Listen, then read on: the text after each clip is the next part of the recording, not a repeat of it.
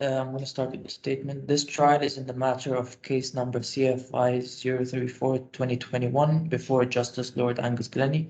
The hearing is being held by way of video conference in the DIC courts in Dubai. Any orders or directions made during or after the course of this hearing will be issued by the registry on the judge's instruction. The claimant is represented by ARAA Group advocates and legal consultants. The lead counsel is Ms. Asha Teresa Bejoy. The defendants are represented by Emirates Legal FZE, and the lead counsel is Mr. Sayyid Mujtaba Hussain. Thank you very much. Thank you. Yes, Ms. Bejoy, I think it's for you to start. Much obliged, my lord.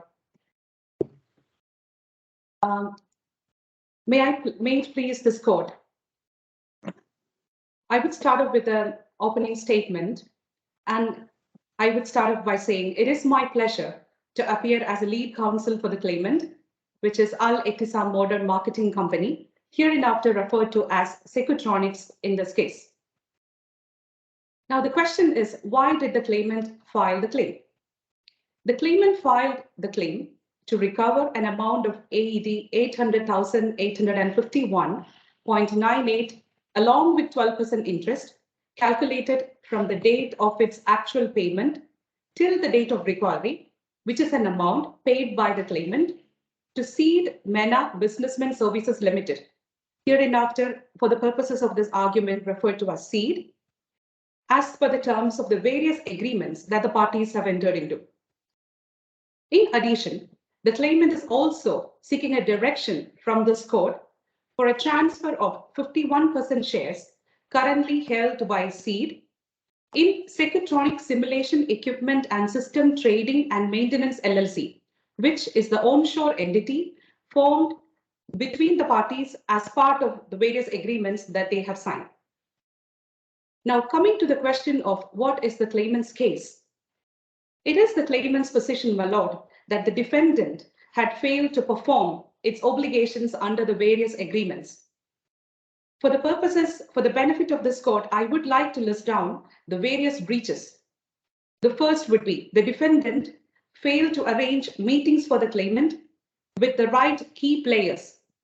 This is a case of breach of the revenue sharing agreement, Appendix A, which my lord will find on trial bundle page reference number D70.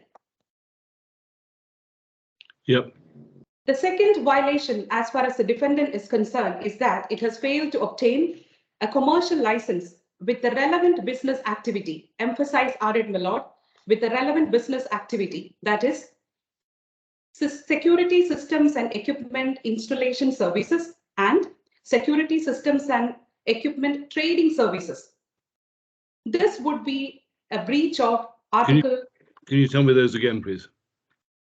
Security systems and equipment trading services. Also, security service systems and equipment installation services. You know, these were the relevant activities that were required for the claimant or the joint venture entity to deliver the services that they were planning to deliver when they formed the collaboration and the onshore entity. So my point is the defendant had failed to obtain a trade license that has these relevant activities listed down specifically, entitling or empowering them to these services. And this is a breach of the side shareholder agreement, which Your Honor will, Article 3, subclauses 1 and 2, which your my lord will find on trial bundle, page number D29. Yep. Coming to the third breach, my lord, defendant failed to obtain SIRA certification, which is a prerequisite for conducting the relevant business activity, that is security systems equipment installation and security systems equipment trading services. And this would amount to a breach of the side shareholder agreement, Article 3, subclause 1 and 2, which can be found on trial bundle, page number D29, my lord. Yeah. Coming to the fourth breach, the defendant failed to give credit facility as they have promised and listed down in the cooperation agreement, Article 2, subclause 1, which your my lord will find that on trial bundle, page number D45. Mm-hmm. Coming to the fifth violation, fifth breach, defendant failed to submit any private and public tenders during the term of the agreements. This is a breach of, again, the cooperation agreement, Article 2, which my lord will find on trial bundle, page number D45. Coming to the sixth breach, my lord, the defendant delayed in conducting workshops as they promised, which would amount to a breach of the cooperation agreement, Article 2, which your honor will again find on trial bundle, page number D29. B29, I thought that was the shareholder agreement. D29. B. D for Denmark. Oh, D, sorry.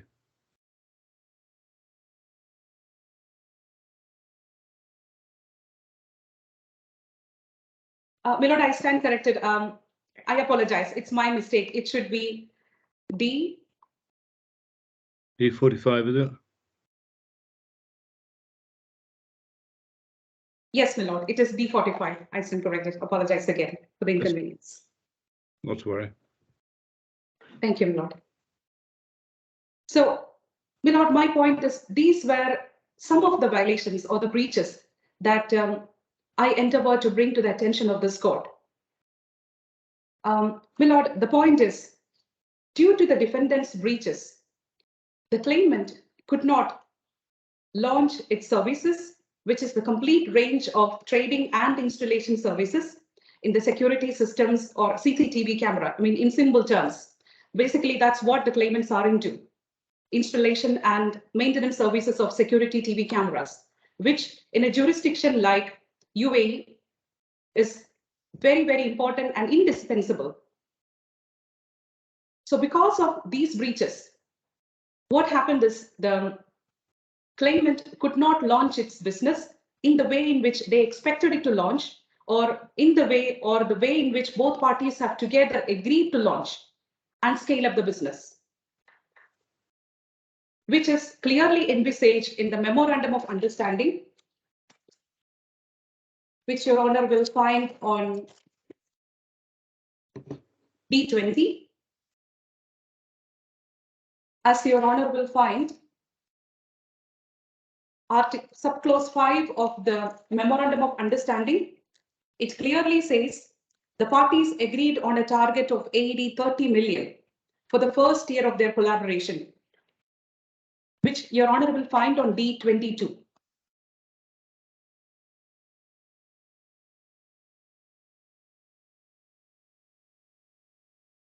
Sorry, what clause was it? Clause 5, my lord.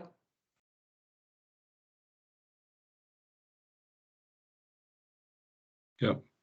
And the clause also reads, once this target is reached, dirhams 600,000 will be fully deducted from the revenue share owed by SECUTRONIC, that is a claimant, to see the defendant on revenues that are achieved together. So, my lord, coming to my submission, the reason why the parties collaborated is because there was an understanding between the parties that with their collaboration, the claimant could scale up their business to the extent that they were estimating a target of dirhams 30 million in the first year of collaboration. Because of the aforesaid breaches, that is, since the defendant could not get a trade license, could not introduce or connect or arrange meetings with the key the term used is right key players in the market. Because of the absence of the requisite certification from CIRA and because of the lack of the credit facility, the claimant lost an opportunity to scale up their business in this country. Coming to the target of the 30 million, Milord, there is a reference in the trial bundle page number D56. D256, sorry, I stand corrected, Milord. Sorry, what page? D256. D for Denmark. Yes, Milord.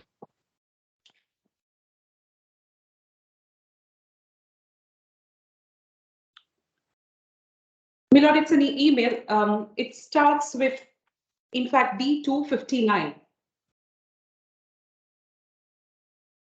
D for Denmark, page number 259.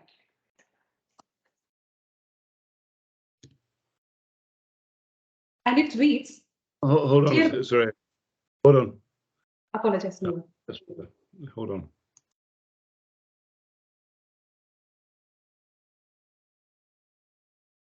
Yep.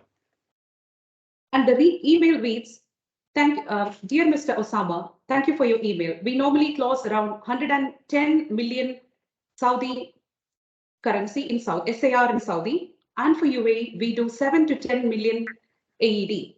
As we are a free zone and works mainly as a technical support arm for our Saudi branches. Initially, we expected to raise targets by 3 to 4 times in UAE after the partnership with the private office. For the coming years, the expectations will be more accurate as we will see the strength of the partnership and the capabilities we have. Milord, this has a direct relationship with the 30 million target that the parties were planning to achieve. This is not a random figure that has been achieved, that has been put in the contract. This email is a communication that was exchanged between the parties on September 2nd, 2018, that is prior to the signing of the MOU.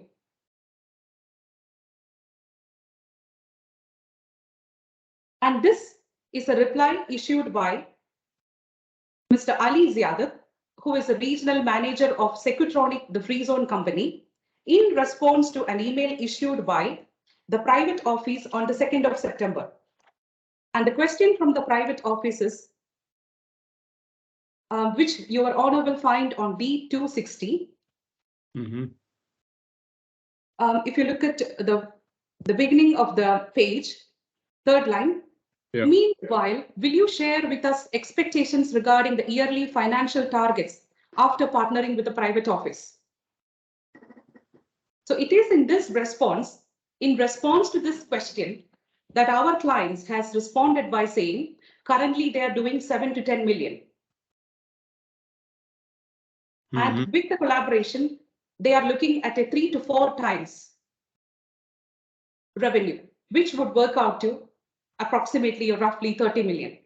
And that is how, and that was the expectations of the parties when they collaborated.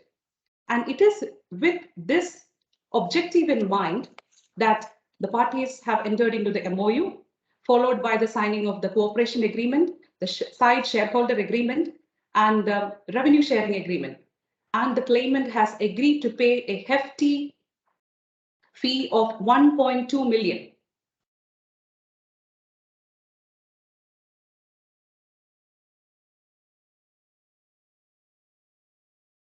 Milord, the point to be noted here is that if we refer back to the email of the 2nd September, yep. The 7 to 10 million was obtained by the free zone company without the support of a local sponsor. Yeah. So the reason why they wanted to have a strong local sponsor or a partner, the strategic partner, to borrow the term utilized in the contract or the agreements, the purpose was to scale up their business substantially to reach up to a target of 30 million.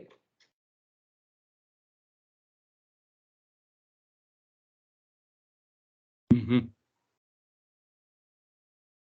The fact of the matter is, Milord, the agreements were signed, parties started working together. Although the expected target was 30 million, by September, or if we look at what the parties have achieved in the collaboration, there is only a single project of AD 14,000. So 30 million versus what has been achieved, AD 14,000.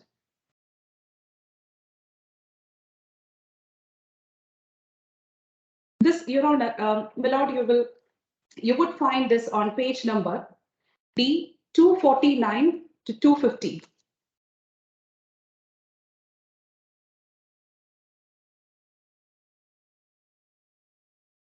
Milord, this is the invoice that is showing the only project that could be signed by the parties through this collaboration. And precisely on D 251, Your Honor would see that it is for the supply and installation of IP CCTV system 5 cameras along with 8-channel. The total invoice value is 14,700, including VAT. So the project value is only 14,000.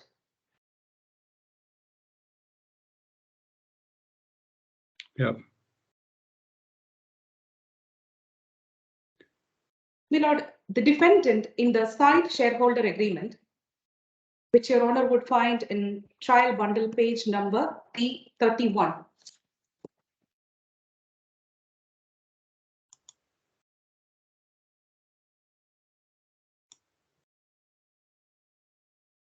D30, my Lord.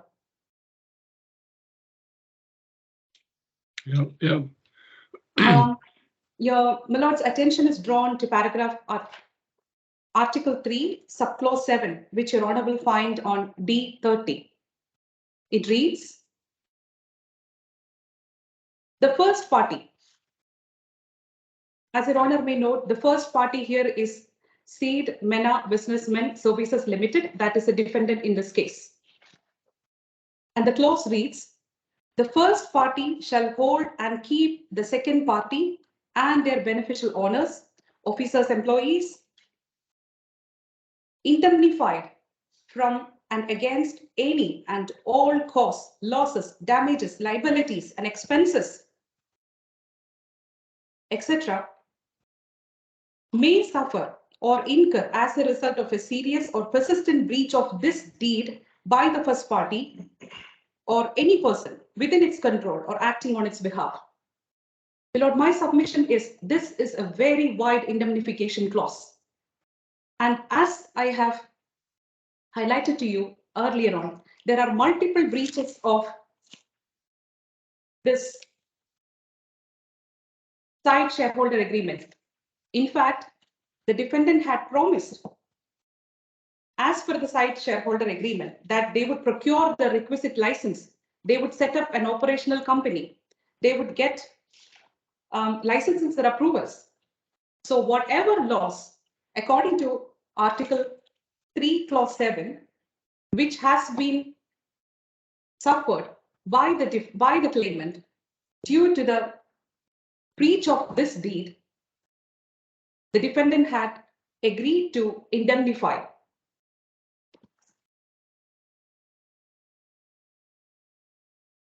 Therefore, in addition, my Lord, even as per the relevant provisions of the UAE law, which I would take Your Honor during my final arguments, elaborately through the provisions that entitles the claimant to seek a full refund of the money that they have paid under these agreements, they have approached this Honorable Court seeking the release of refund, a direction for the refund of the monies that they have already paid,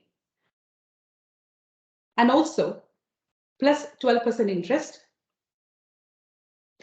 along with a direction to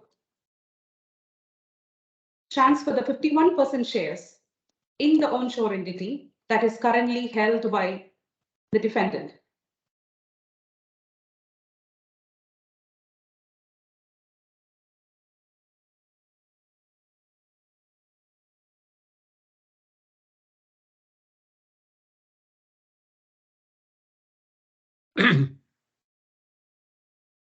Yeah. My lord, coming to the claimant's witness, the claimant has only one witness, and that is Mr. Ali Ziadat. Yeah. Claimant's witness statement. Yes, I have it. Thank you. Ali Ziadat, is to give you a little bit background about Ali Ziadat, is the regional manager of SECUTRONIC's Free Zone. The Free Zone entity. Why don't we get that from the witness when he comes to give evidence? Yeah, yes, my lord. I understand, my lord. But just to give you an understanding as to what the witness would be testifying and the purposes for which, I mean, the scope of the testifying, I mean, that's all my intention was to give you a brief overview of the witness and aspects that he would be testifying to. Yeah, okay. Mr. Ziadat has been personally involved in the negotiations, and he was the one who was directly dealing with the defendant throughout the enforcement of the contracts. And Mr. Ziadat would be testifying as to the background of the collaboration, the negotiations between the parties.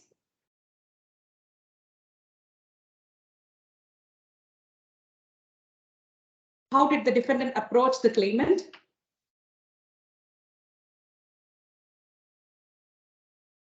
Obligations of the defendant under the various agreements.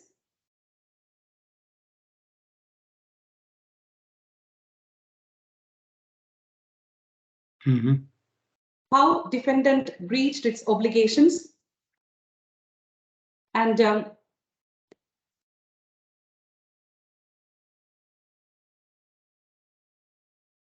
why the parties have decided to extend the term of the cooperation agreement from the initial understanding.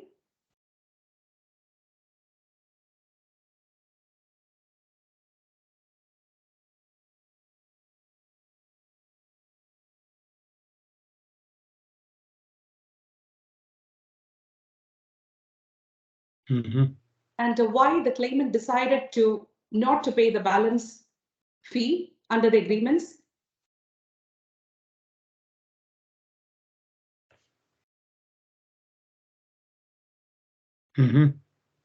And when, on what date, the defendant ceased providing its services.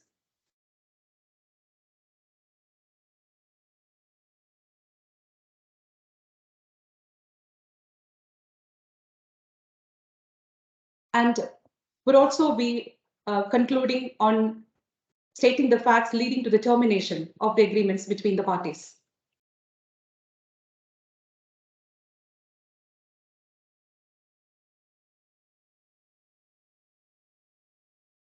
In conclusion, my lord, I would ask that the court may find that the defendant is in breach of its obligations under the agreements, and therefore I would beg that the court may be pleased to allow the claimant's claim as there is a clear provision in the side shareholder agreement wherein they have agreed to indemnify the claimant for all its losses, damages, and breaches, along with 12% interest, and a direction that they be transfer the 51% share in the onshore entity. Yeah. I would also ask and pray that the court may issue an order to the effect that the defendant is not entitled to the balance fee and rejects its counterclaim filed for the recovery of the balance of dirhams 500,000.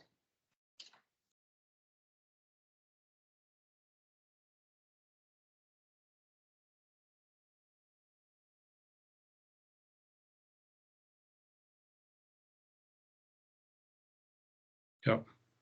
With that, I would like to conclude my opening statement, my lord, unless my lord would like to seek any specific clarifications from me on any aspects.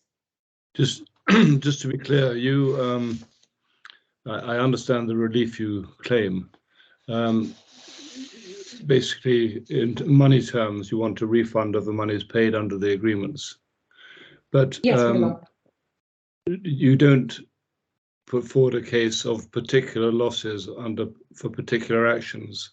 It's more that your case is basically that they didn't perform, and therefore you're entitled to tear up the agreement, to cancel the agreement and get your money back. Is that right? My lord, yeah, my lord. Of course, the parties have, when they agreed on when they have signed the agreements, there was an expectation that they wanted to reach together, which goes back to the intent why they collaborated, which is clearly mentioned in the MOU, which has been subsequently taken fully into the cooperation agreement. So the intention was that through this collaboration, the claimant would reach a certain target, which has been from a combined reading of all the documents and the CA, which has a summary table that clearly lays down the annual target is 30 million.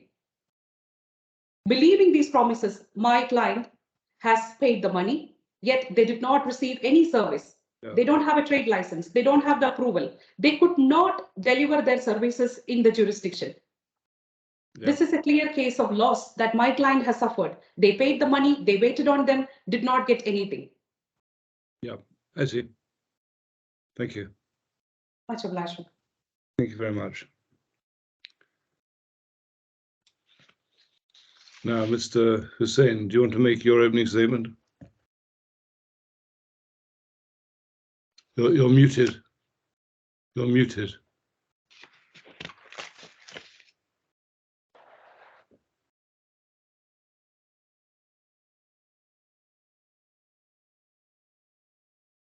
Still muted. I can't hear you.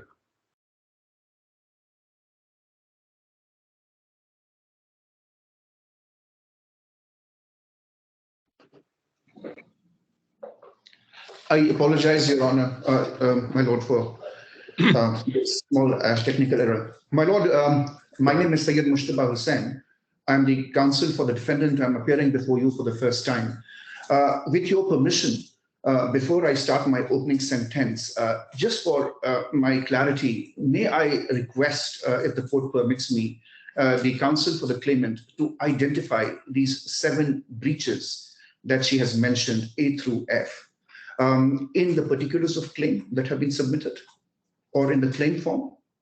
This, I think the proper course would be, if you say they don't exist, if you can identify or you make that point, and then we can discuss that in the final submissions at the end or through the evidence. Right. I think I'll proceed in that manner, my Lord. So, my Lord, I have 3 observations that I note based on the discussion. I had an opportunity to read the skeleton of the counsel for the claimant in great detail. I see that what has been stated in the skeleton has not been discussed.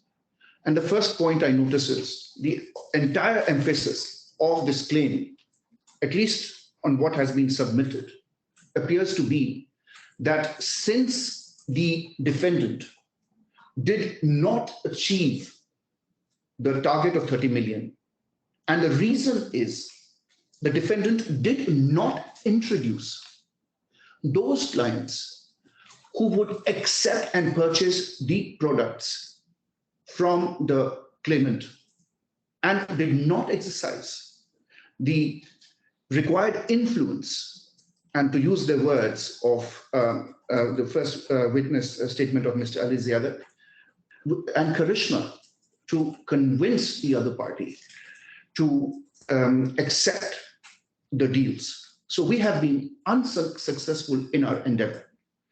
Now, the only document I feel that I would not repeat what I have stated in my opening statement. My arguments are before the court. What I intend to do today is very briefly take you through the documents. What we will do is we will direct the document to your screen, since there is no possibility of a screen sharing at this time. If that possibility would have existed, that would have made my job much easier, but at least I could direct the documents to your screen from our side. So I want to start with two things that today the opening statement refers to. They seem to have dropped the issue that the breach is on account of achieving the target, not achieving the target. They seem to have dropped the issue that MOU is not superseded. An MOU obligation in the MOU still remains. Instead, they have brought in that we have not obtained the relevant approvals and licenses. Of course, I'm going to, rather than telling you what I think, it would be more appropriate for me to take you through the relevant paragraphs and just notify you of those paragraphs. I'm not going to do more than that, so that later in the discussion when we are examining the witness, if we reach that stage, we would move forward. I feel that the particulars of claim, that is A1, if I may take you to paragraph 5 of the particulars of claim, which is A2. If my lord is on A2? Yep. So it's interesting to note that if we read A2, the first line, furthermore, due to the defendant not honoring the obligations agreed between the parties and amongst its other failings, the defendant not making any, the word is any, successful introductions whatsoever. So I emphasize two words, any successful introductions whatsoever for business opportunities. And the word is in order to achieve AED 30 million target set for the first year after jointly signing agreements. And then I emphasize again, and which introductions had been the primary purpose for the claimants signing with the defendant in the first place. And if you read the next paragraph, which is paragraph 6 below this, it says, moreover, and contrary to the objective, cause and purpose of the agreement signed by the parties, and instead of making any successful introductions whatsoever for business to be concluded with a view to reaching the target of AED 30 million, within the first year of jointly signing agreements, the defendant, without advance notice, made internal team changes, etc., etc. Now, when we read these two paragraphs, paragraphs 5 and 6, the important point there is that what they are referring to is not the purpose that you have not achieved you have not achieved 30 million, but you did not introduce successful opportunities that would have helped us achieve the target.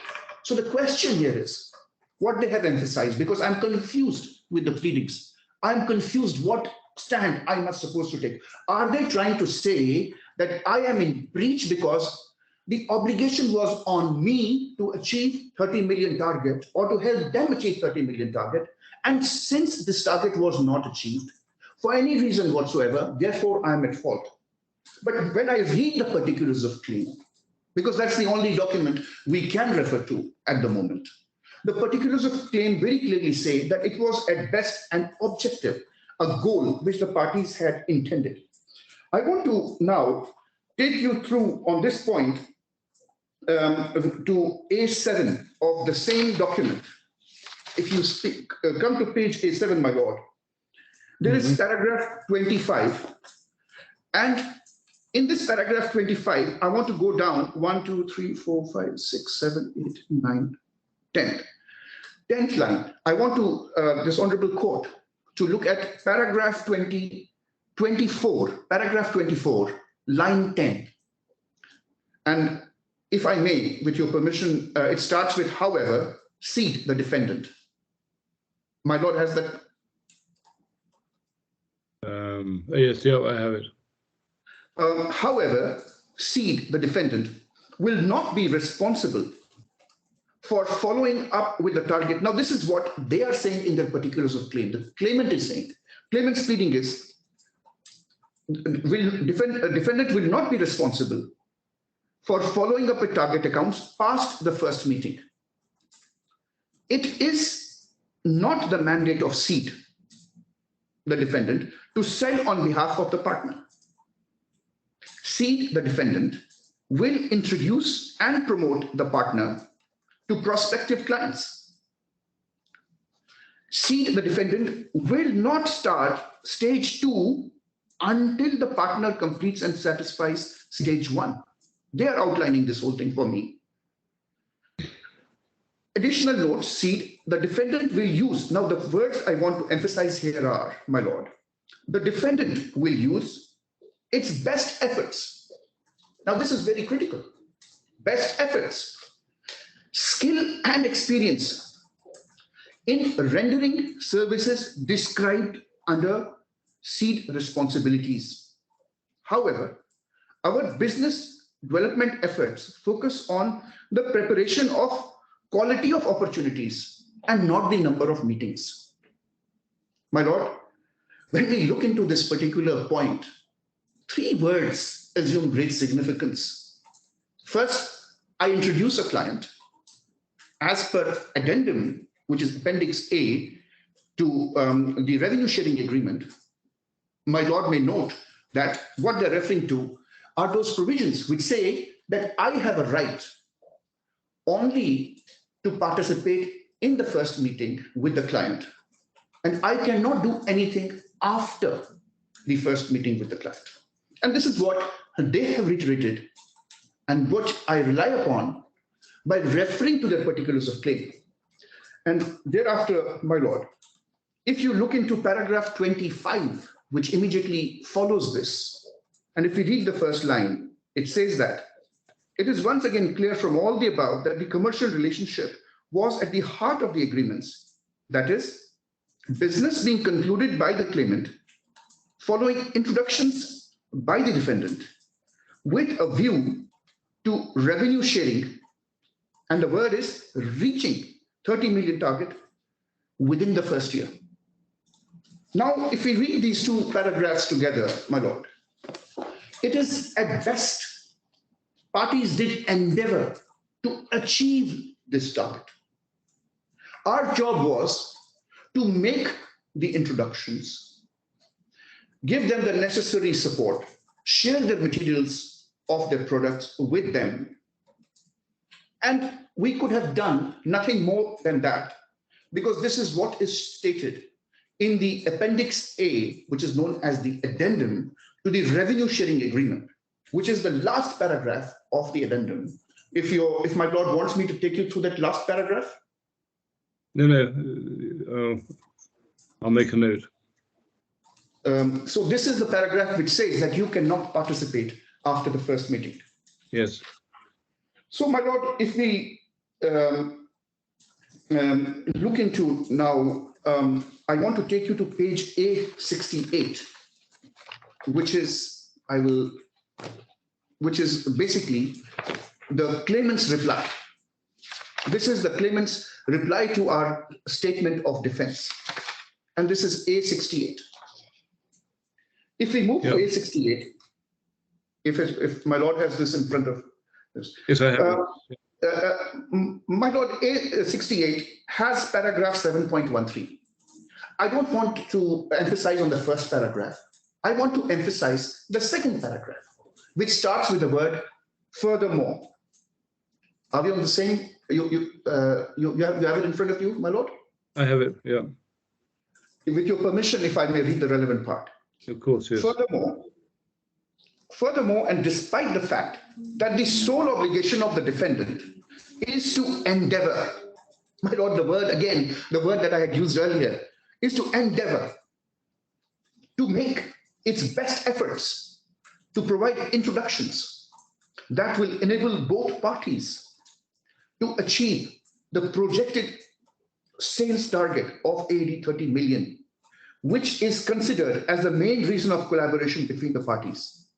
But the fact is that any effort have been provided by the defendant, and the defendant is failed to support the claimant to achieve the goal of the business, even the fact that the claimant made payment to the defendant.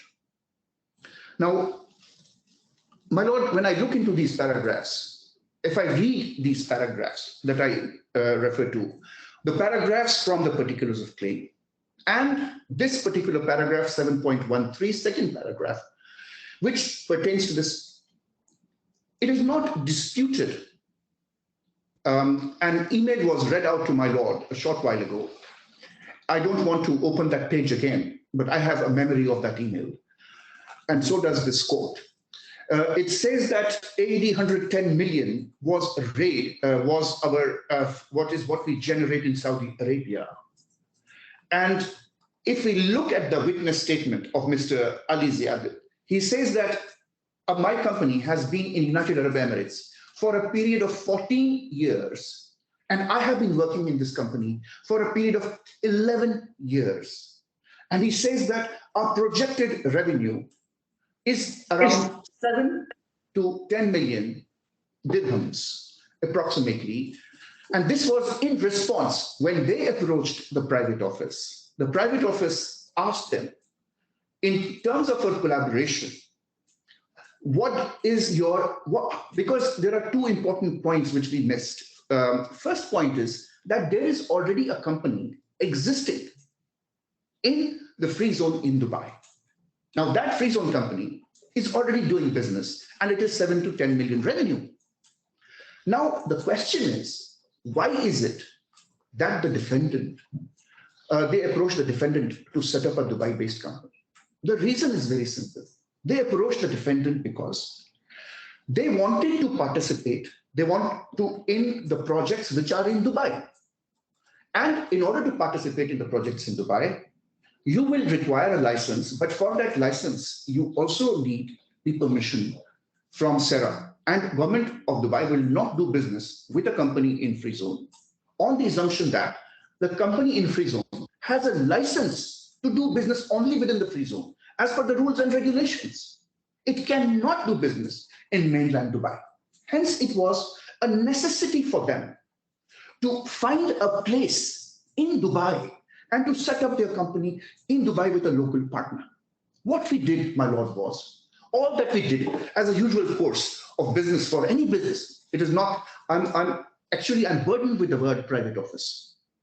I wish I didn't carry this burden of this word and the presumptions that follow with it, reading the witness statement. We are a simple business, wherein any business would approach a potential client and market its services to them. And that's all that we did. We asked them, what is it that you do? How can we collaborate together? They said we make 7 to 10 million. And then we asked them, what are your projections? If we were your partners, how will it enhance your business? We're asking them. And they're saying, we feel 3 to 4 times. Now, we don't know their products. They know their products. We don't know their market. They know their market. So when they tell us, we will make 3 to 4 times, we come up with together jointly, we say, so that means, are you referring to 30 million approximately? And the discussion goes, yes, it is 30 million. So then I say in my initial discussions, our discussion was, oh, can I have 10% of that? Can I have 10% revenue share?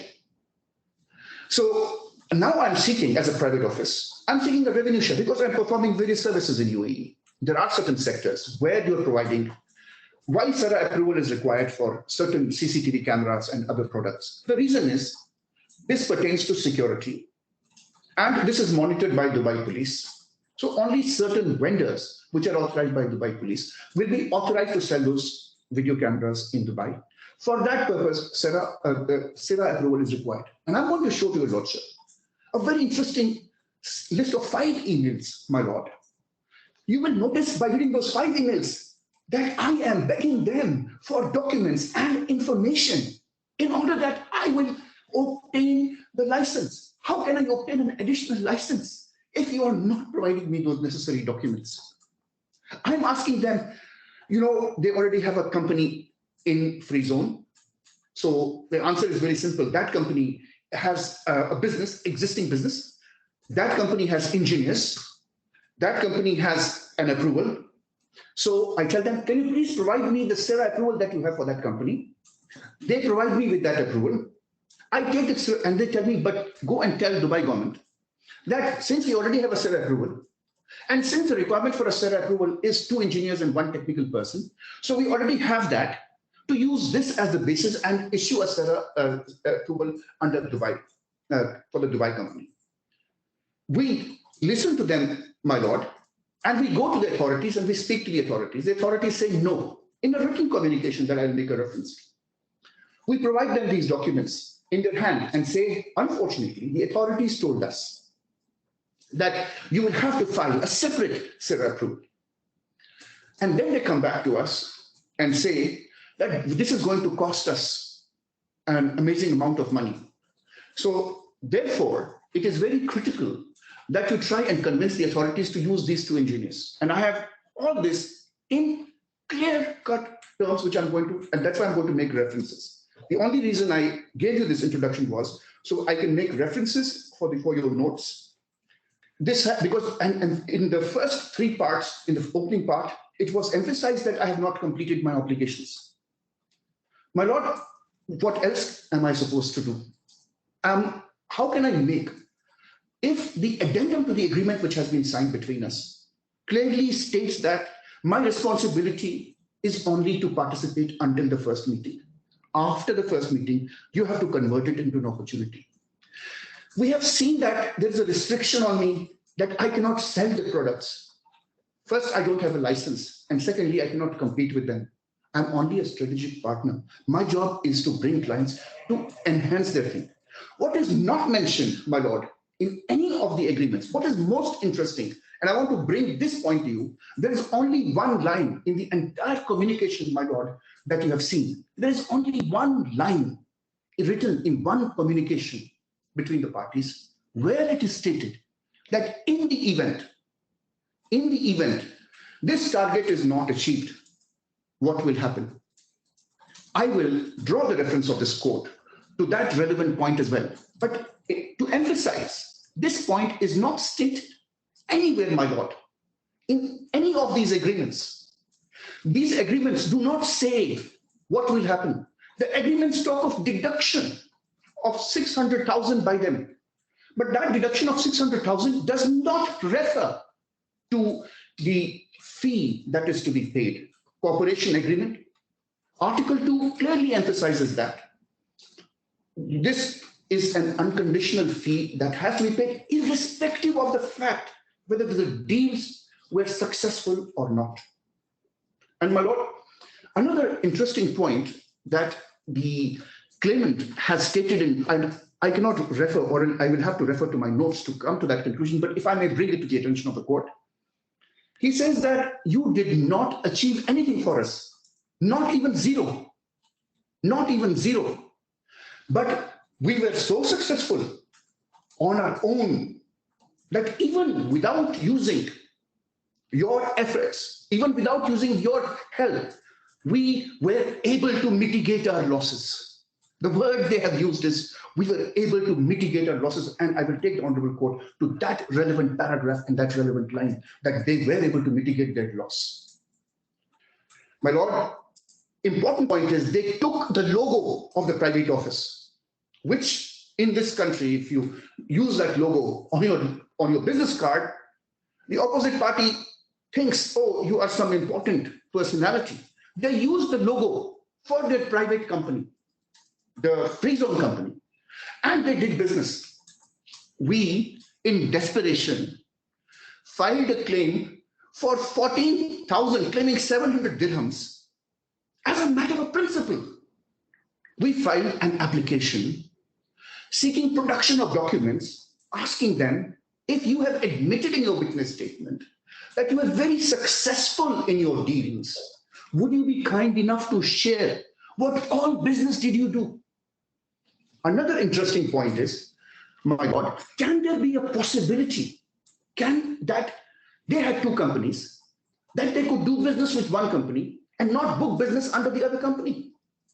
My job was only to bring the opportunities.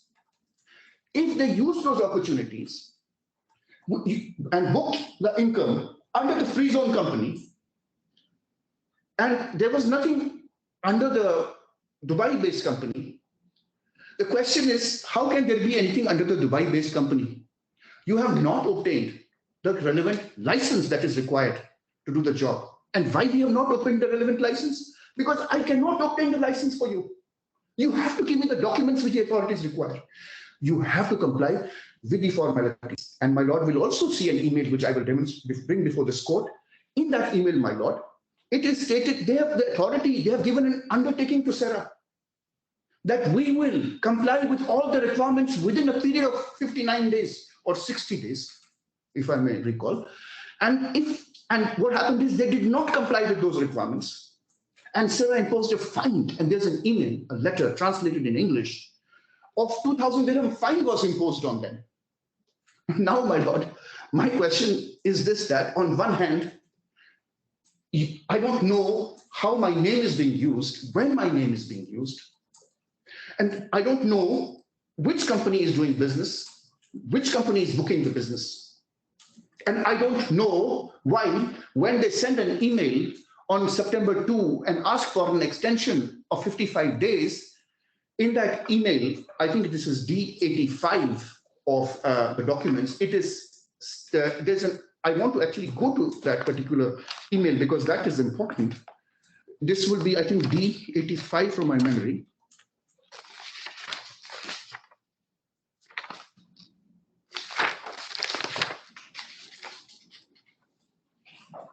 Where they give an undertaking of, we'll pay you within, by this date.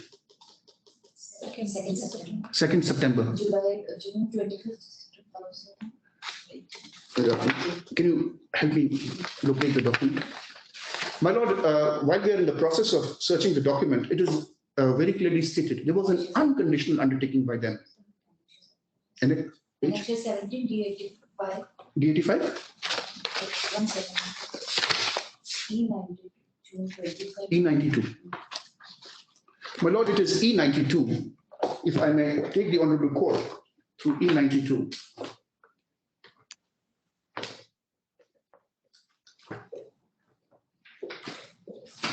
COD. E for echo. All right. This is an email from Mr. Ziadeh. My lord, you have a copy of this email? I think so. Yes.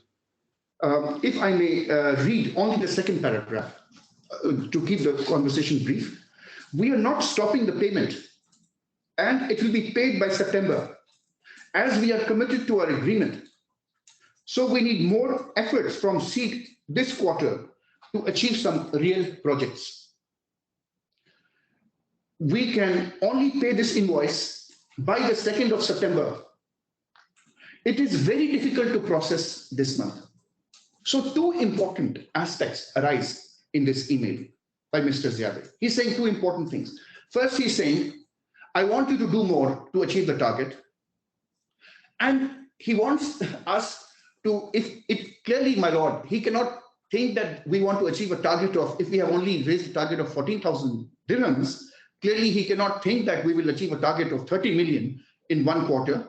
That could not be his intention, which means he never wanted 30 million to be achieved. He wanted something to be achieved. Apparently, that's the impression we gather. And secondly, when he says we will pay this by 2nd of September, it is very difficult to process this month. It clearly means that because of some internal difficulty in processing the payment, they were not able to give us this money on time. And the reason, my lord, they asked for a 55-day extension is that they said you have changed some of your staff members and work could not progress as anticipated. In good faith, the private office agreed to extend the date and agreed to give them time until 2nd of September to make the payment. So this payment, which is referred to in this email, is independent of any deductions.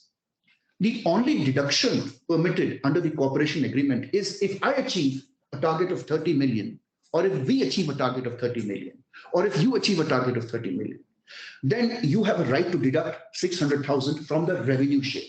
So it was meant to be an incentive revenue share. So it was never intended that this is a guarantee. If this court were to treat this target of 30 million as a guarantee, then it should have been expressly stated that what are the consequences that will flow if this target is not achieved by the parties.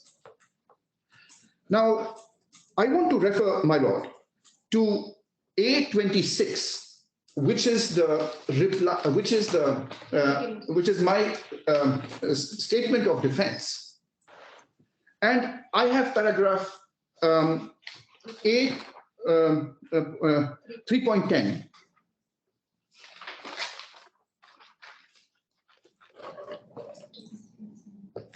Yeah. Yeah. So under this, you will see, my lord, I just want to make this reference. I don't want to read anything.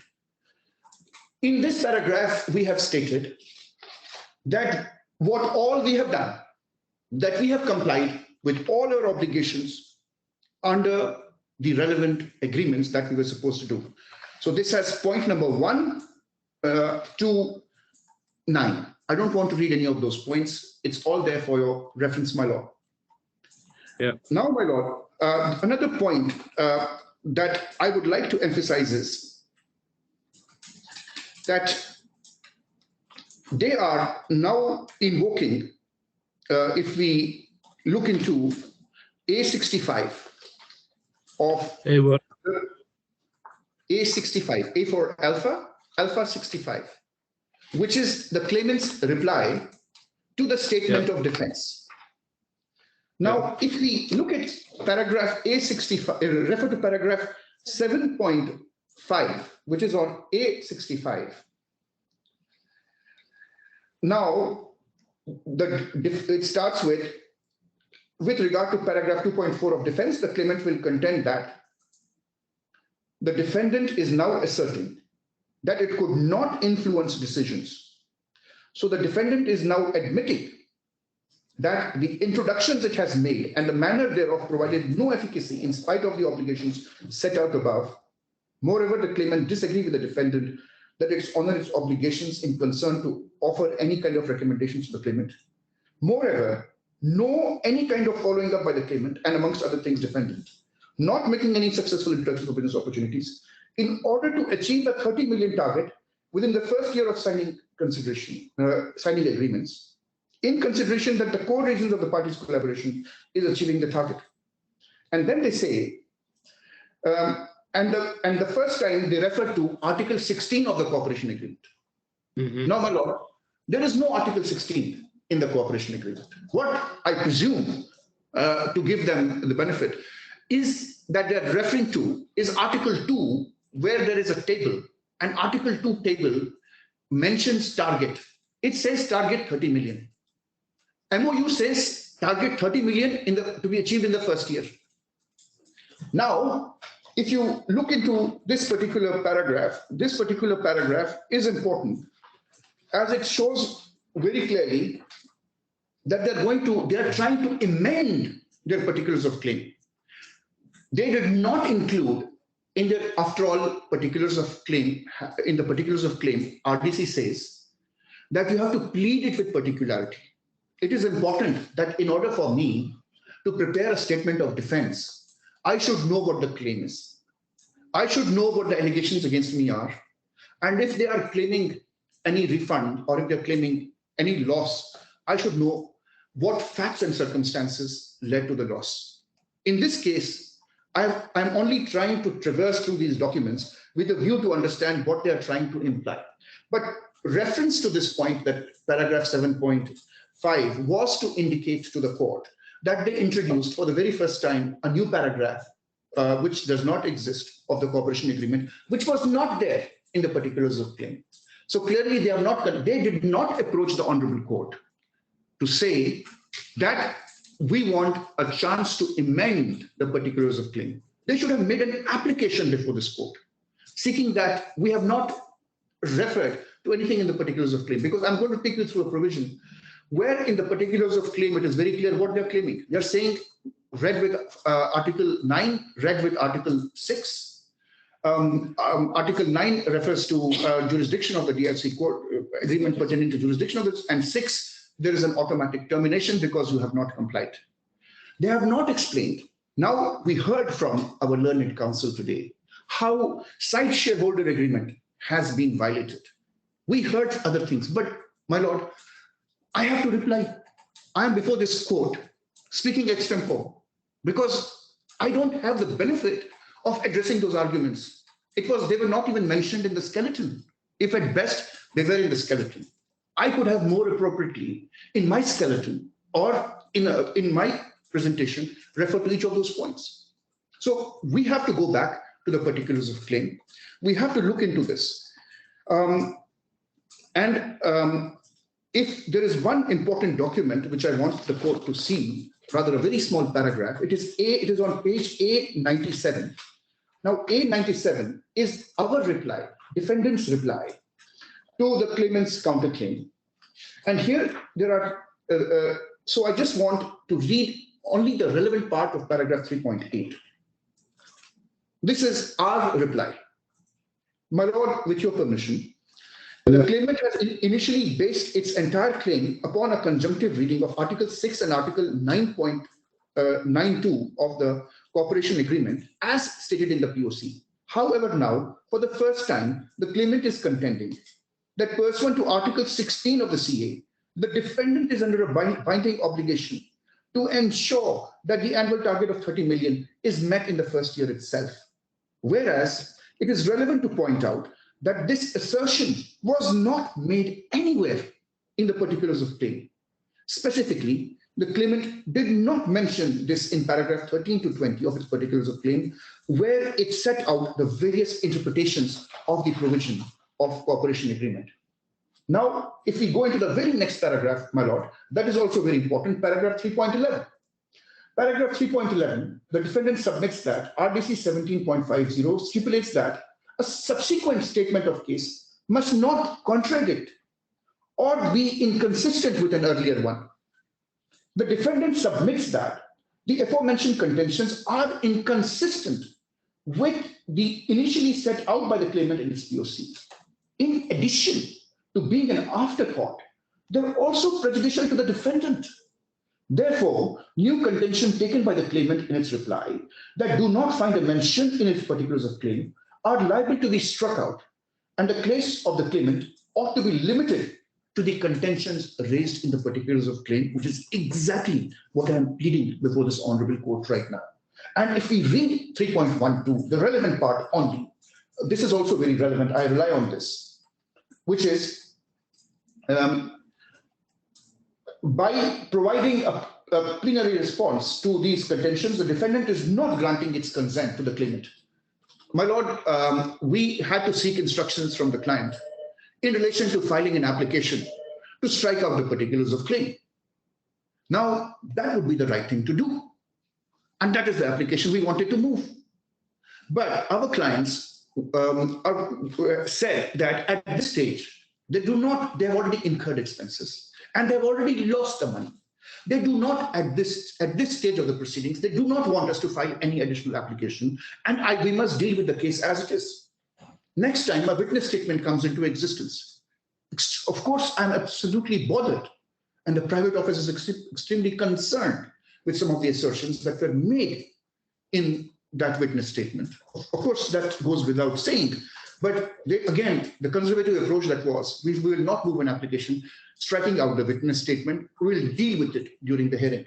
Now, my lord, I can only confine myself to the particulars of claim. What will be argued today, what will be heard today, is only what is stated in the particulars of claim. In fact, my lord, today we should ask the honorable, the claimant to explain its particulars of claim and to see if there has been a violation of any of the provisions of the particulars of claim before they produce evidence. And I think an agreement can be reached between the parties where the claimant can do one of the two things. And I'm suggesting this because I feel there has to be a fair chance for everybody.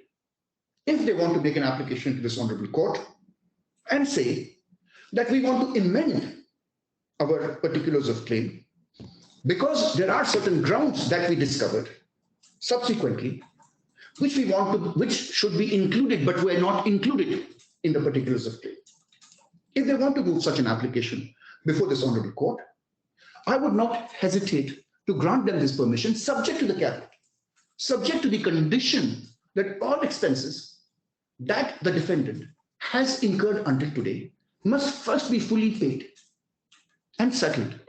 And then they can file their amended particulars of claim. If another option could be that the claimant agrees to withdraw its case, its claim, pays us the money which is due, which is unconditional under the agreement, and bears the legal costs. Because if we will proceed, Your Honor, today with the evidence, because I have 100 questions for the witness, it will, then the question is, we will incur time and costs. Because right now the correct approach will be, we have all seen, the counsel has seen. Of course, I understand the difficulty of the counsel. She came at a later stage when things were already filed. So I understand that difficulty. And as a counsel, I want to extend that courtesy to her. But this has to follow a certain order. So if we go today and have a 3-day trial, which we are very happy to do, and I produce those evidences, because I have so much to show you, my lord. I am only relying on the documents.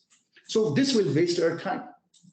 I can confirm to you, I did not see any violation of any of the provisions of the definitive agreements that were executed between the parties.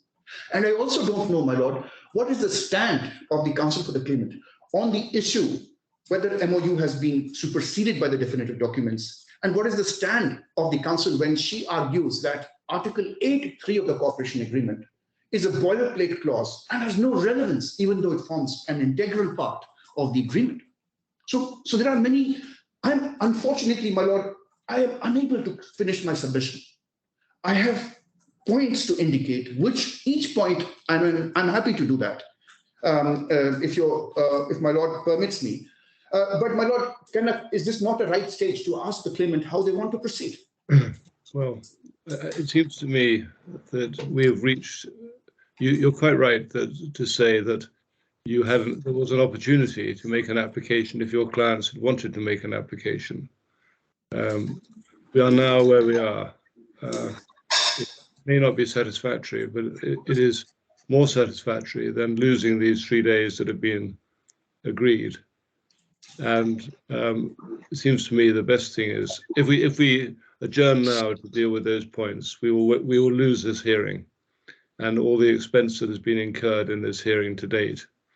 The better course is to continue with the trial along what I may say on the assumption of a fairly generous interpretation of the pleadings, because although I take your point that they have relied on different clauses at different times, the fact is that the scope of the dispute is not, I think, that different, even if they put it under different numbered clauses.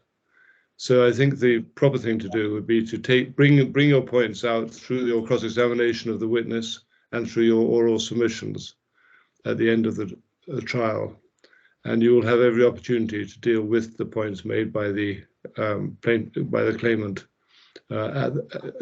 both in cross-examination, in your own witness statements, and in your submissions at the end of the trial. So I think we mustn't get diverted, albeit I see there may be some force in some of your points, but I don't think we should allow ourselves to be diverted from getting through the trial in the 3 days that we have, according to the timetable that's been agreed. So, yes, my lord. What is the next stage? Have you got much more to say in your opening statement? My lord, I can take up these issues. As you rightly pointed out, I was intending to take some of those emails and things in my cross-examination. Yeah. And I think that would be the appropriate place to do that. But my lord, there are certain places in that email where there are references to some, like, for example, if I may just refer to one point. This is the witness statement. Of course, I can take it up with Mr. Jadat in a subsequent stage, but I just want to bring to the attention of the court. This is B5, witness statement of Mr. Ali Ziadeh. B5, and I am Sorry, on. if I may interrupt. Apologize for the inconvenience. The witness is very much present in the hearing, so I'm just seeking the court's direction as to would we want to ask the witness to exit the meeting if we are having discussions on the witness statement. No, I'm absolutely fine with that. I have no objection. The witness must stay. The witness must watch the proceedings. Yes. Because I have genuine questions that need an answer. And I want to give witness even the clue to prepare if they want to prepare its answer. I would not like to save it for cross-examination. In this paragraph 19, if we go to the next page, which is B6, where the paragraph 19 ends. Yeah. Now, this is the summary of my inaction or my breach. And it says that the inaction was from part of the defendant in not using the influence to secure business with those clients or to connect with the higher officials of prospective clients to set a meeting or project on our services. And then the next paragraph, since the defendant had not been performing any of their obligations stated in the agreements, we therefore issued a legal notice to terminate. And of course, there are several other clauses where the word influence has been used in the witness statement. And I will have a discussion and ask Mr. Alizadeh what he meant, what his expectations were in that regard. But my lord, these are some of the very important, I would like to conclude my opening because I don't want to take the, I still have a closing as well. So I am not worried about, I don't want to transgress my time. So I want to conclude by bringing to the attention of the court things that I had some limitation. I could not move an application for striking out the particulars of claim. But I would expect, just for interests of fairness in proceedings, that cross references are made to the particulars of claim so that it will help me understand, as a counsel representing the other party, what is it that we were supposed to do that we did not do? And what is it? And they say that it was a joint obligation of the parties. So if achieving of the target was a joint obligation of the parties, then I would have loved to see what was the obligation of party A and what was the obligation of party B, and if it was any different from what is stated in the cooperation agreement, read with the addendum to the revenue sharing agreement where all the obligations have been mentioned. These, unfortunately, these pleadings do not make a reference, my lord, to any of these points. So it is, I have to second guess the argument. So my presentation is based on second guessing what they would have been trying to say. So my cross-examination is more of a guidance to me as a counsel to understand what is the essence of the case. So my lord, I would like to conclude with these words that we will follow the timetable as my lord has suggested and proceed in the usual course, but my submissions should be taken on record that I feel that they don't, that the particulars of claim do not address any of these issues which we are discussing right now. Well, I note that point, and Ms. Bajoy will no doubt take it on board when she comes to make her final submissions. And it would, of course, be helpful. It's a matter for her, but it might be helpful if she's able to address those issues in her final submissions after the evidence. But I think for the moment, I don't think that will affect the cross-examination on either side. But as I say, it may be taken on board in final submissions after the evidence has been heard. Very well, thank you very much. Now, the next stage, I think, is to take Mr. Ziadat's evidence. Do you want a 5-minute break just to get things in order, 5-10-minute break? Yes, that would be helpful, my lord. Well, let's meet at,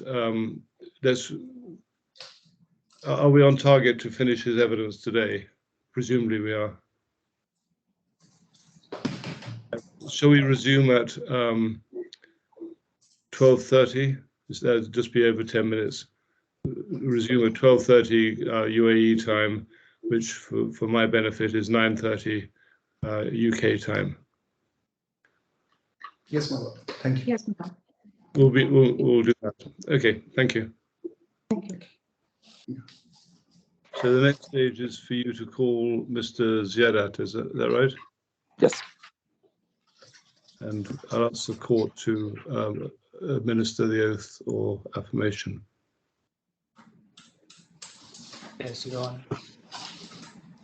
Mr. Ali Ziadat, would you please state your full name and occupation for the record? Okay, my full name is Ali Tawfiq Ilayan Al-Ziadat. And your occupation? My occupation is the regional manager for SECUTRONIC FZE office in Dubai. All right. Will you be swearing or affirming? Yes. Sorry? Yes, I swear to God that I will say the Just a truth. would you please confirm if you have the Holy Book in front of you? I cannot hear very well, sorry. Would you please confirm if you have the Holy Book in front of you? Holy Book, yes, 1 minute. Can you make it visible for the camera, please? Yeah, yeah, this one. Okay. Can you say after me, please? Yeah. I swear I swear by the Almighty God. Hello? By the Almighty God. With all my thought To tell the truth. to tell the truth, The whole truth. the whole truth, And nothing but the truth. and nothing but the truth. Thank you. Thank you. Thank you. Thank you. Ms. Bajoy. Yes, my lord. I would like to ask one or two clarifications on the skeleton argument that the defendant has filed and questions relating to that. Mr. Ziadat. You Yes. first of all want to get the witness to identify his statement and confirm its truth. Mr. Ziadat, would you please refer to bundle page number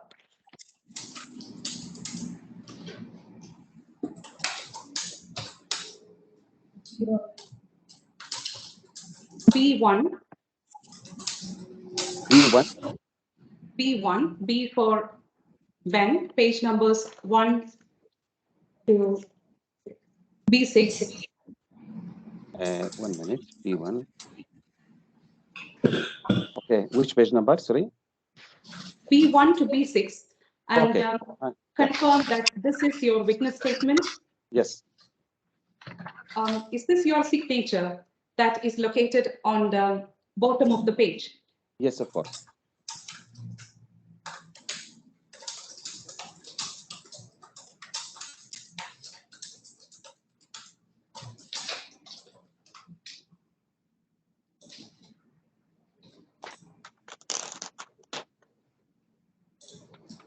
Could I please ask you to explain to this court the background and the purpose of the collaboration between the claimant and the defendant?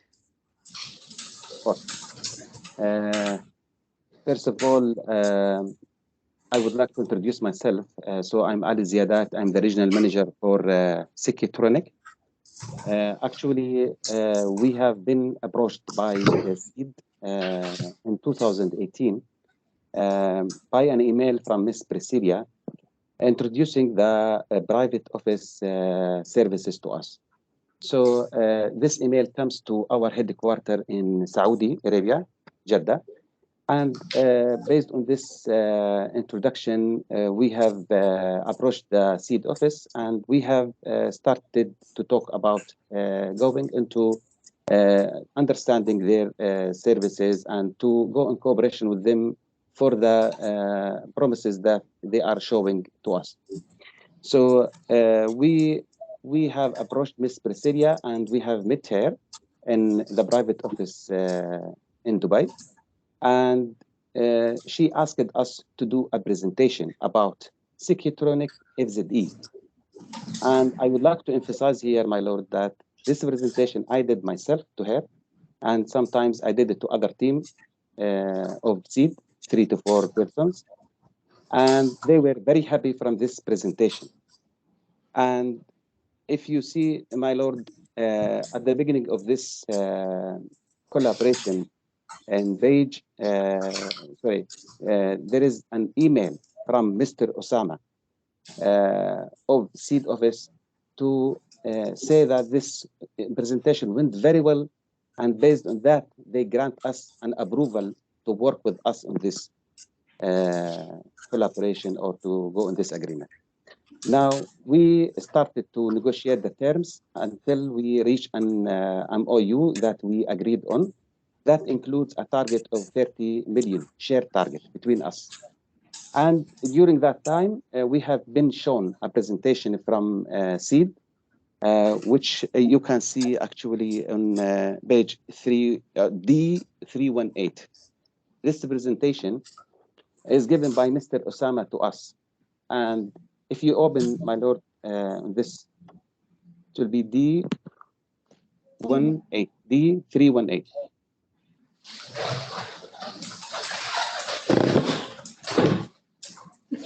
So this presentation, if you open, even if it starts from D307, this is the beginning. Sorry, there's too much noise in the background. I think if we can ask those who are not speaking to turn off their microphone, to mute themselves. Thank you. Yes, carry on, Mr. Ziad. Yes, sir. If you go in this presentation, sir, on page, D318, which it says at the top, license approval and regulator pursuing. They are showing us how they have the power to pursue the authorities and how to get licenses. And in the same presentation, we have been shown and they have talking to us about their capabilities of achieving the target of 30 million. That was even in page 307. If you can open 307 in the same. So they were talking about the target achievement strategy, and before it, there are also in page 305 goals and targets, D305 goals and target, how we can achieve in 2019 30 million together. So during this presentation, actually the office, the private office, showed us their muscles, I can say, and power. And even if you see their logo is like a government logo even. And as a Saudi company, we get the trust on this relation, in fact. And we said, why not we have this collaboration if this party will give us business of 30 million, for example. In fact, if they give us 10 million is good, 15 million is good, but we agreed on 30 million after some discussions with them. Because SECUTRONIC FZE alone, we can achieve around, normally each year, around 5 million, 7 million, something like this. So we would like to expand our services. In fact, we do not need a local sponsor as what we are hearing now, because we are a GCC owner. So the GCC owner, as per Dubai regulation, he is authorized to open a company in Dubai. He doesn't need a sponsor. He is considered like Emirati or UAE national. So, and that, what I want to say here, as an FZE, we also have the SERA approvals and the licenses from the police because of that. Otherwise, how we can do business in security since 15 years back? So we are doing the business 15 years back, and we are dealing with the government and the private sector, and we have successful projects with them. And we are okay with the authorities and the regulations and the certifications for our engineers.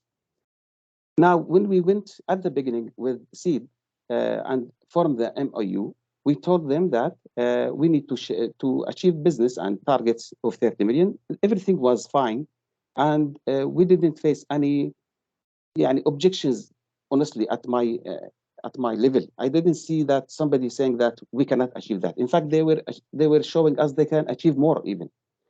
So their power to us is really attracting us.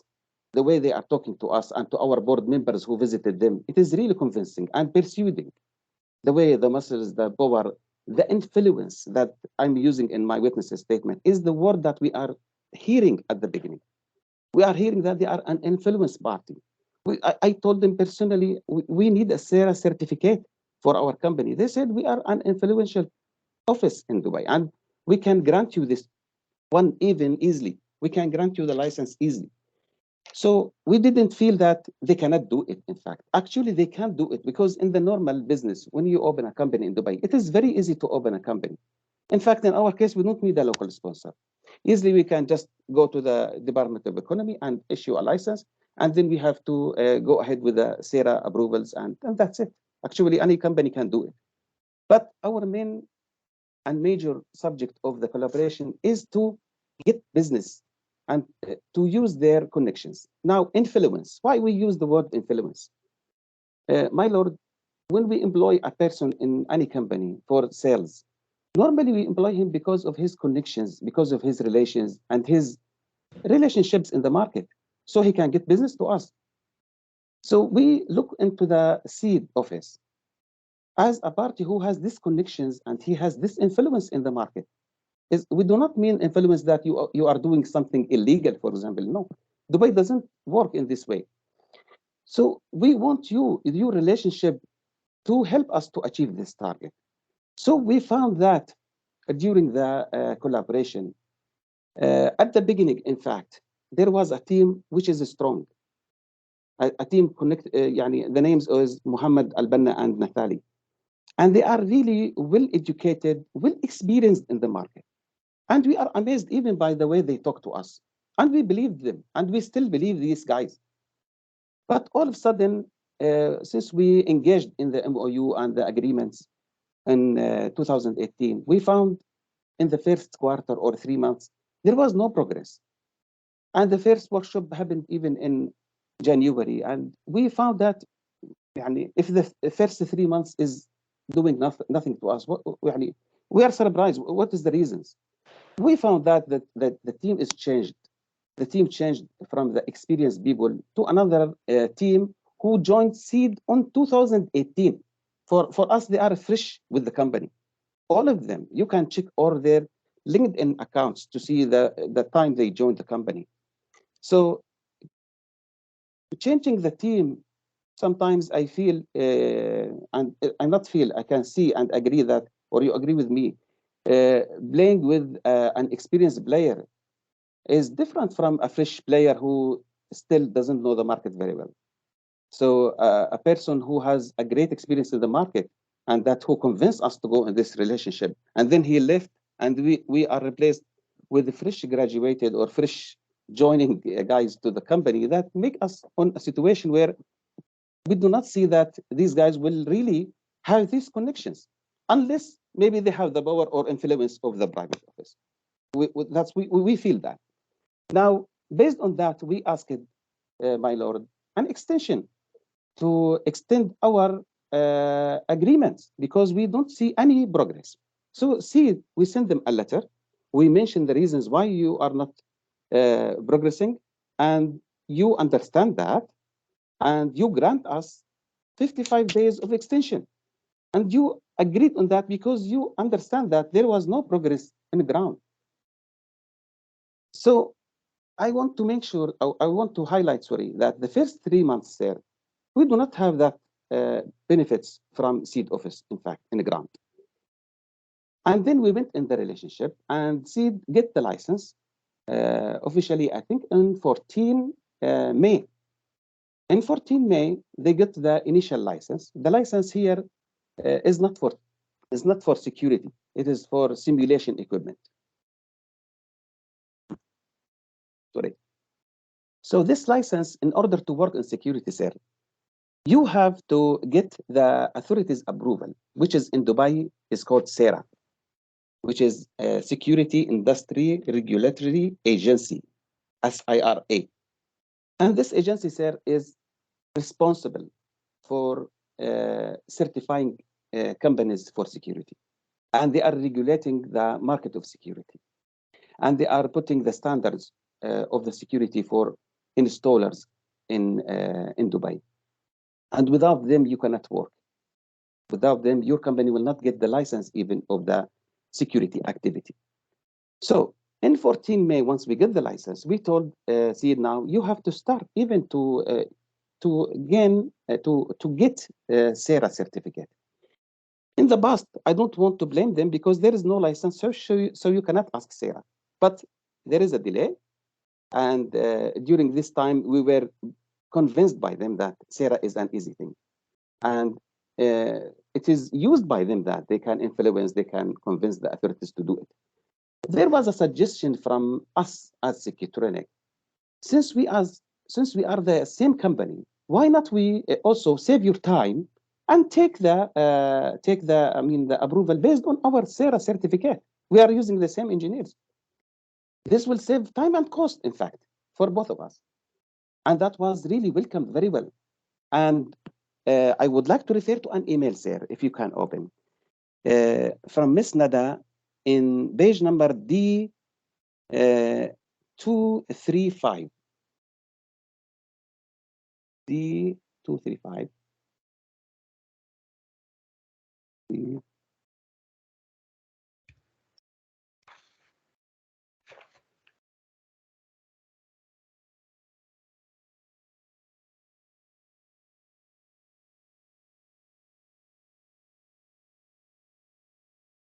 Yes, 2-3.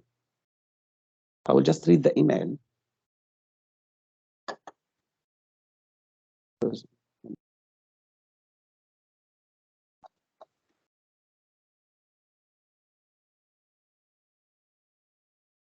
Yeah, sorry, because the document uploaded late.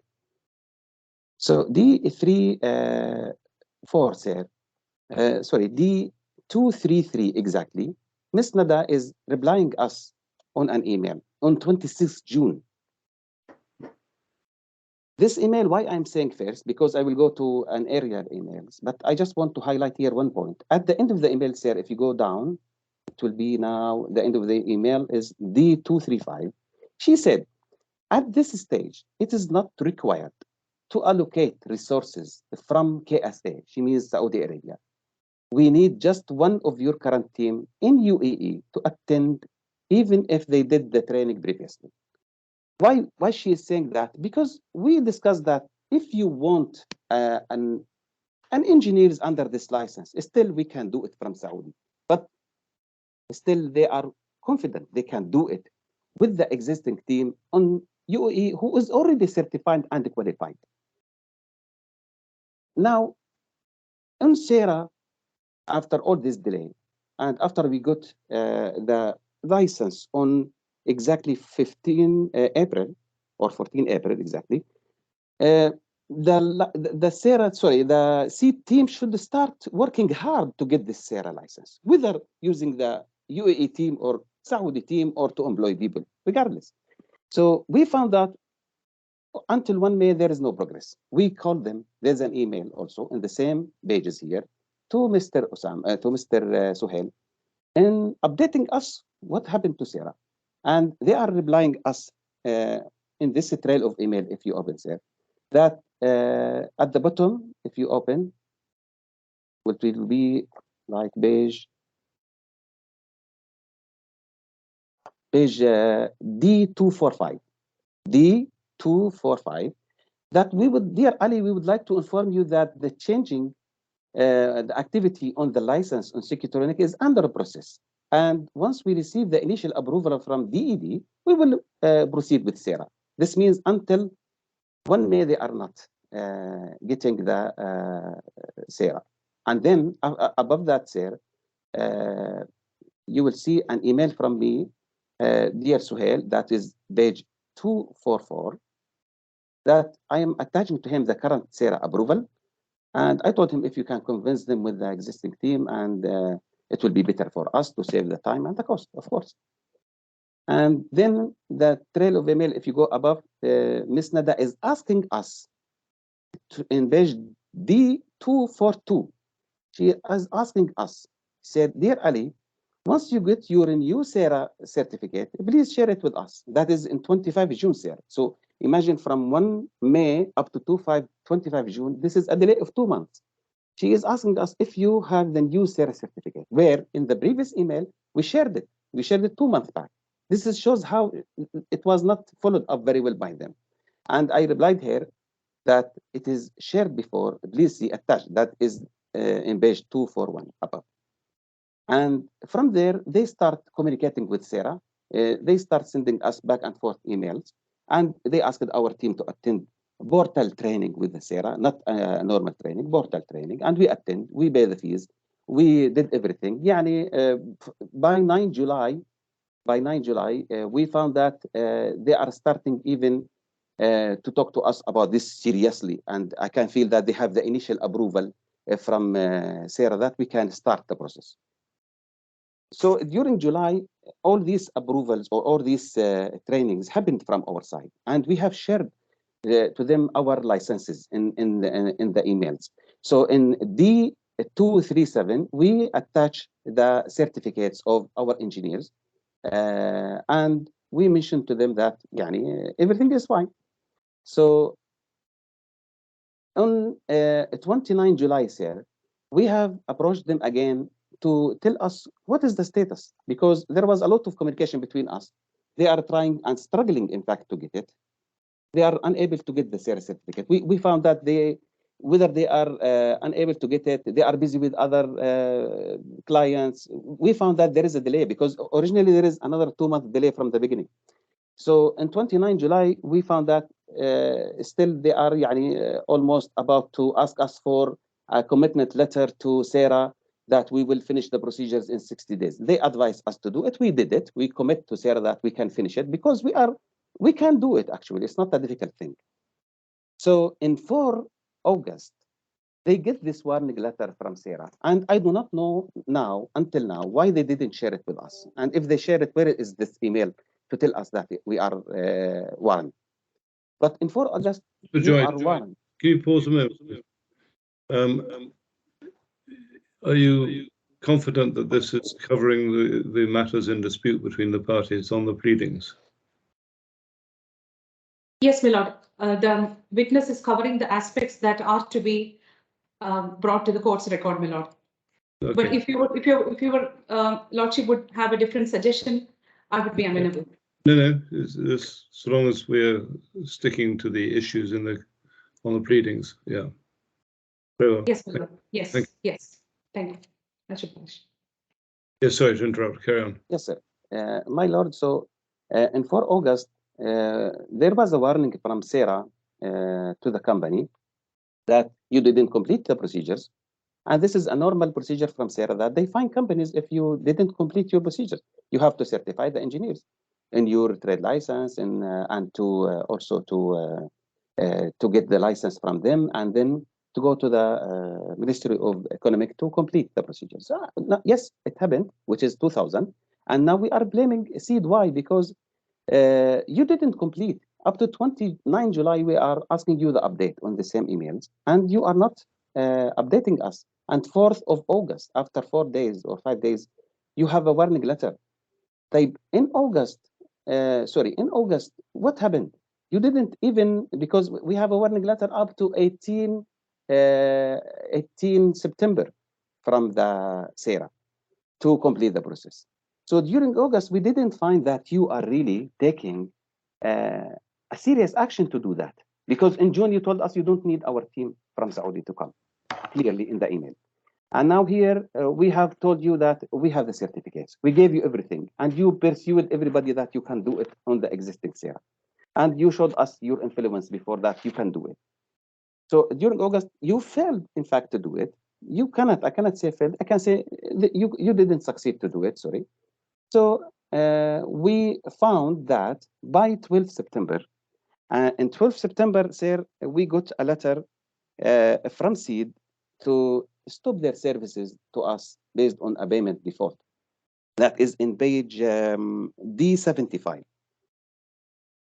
D75. I will open from my side also.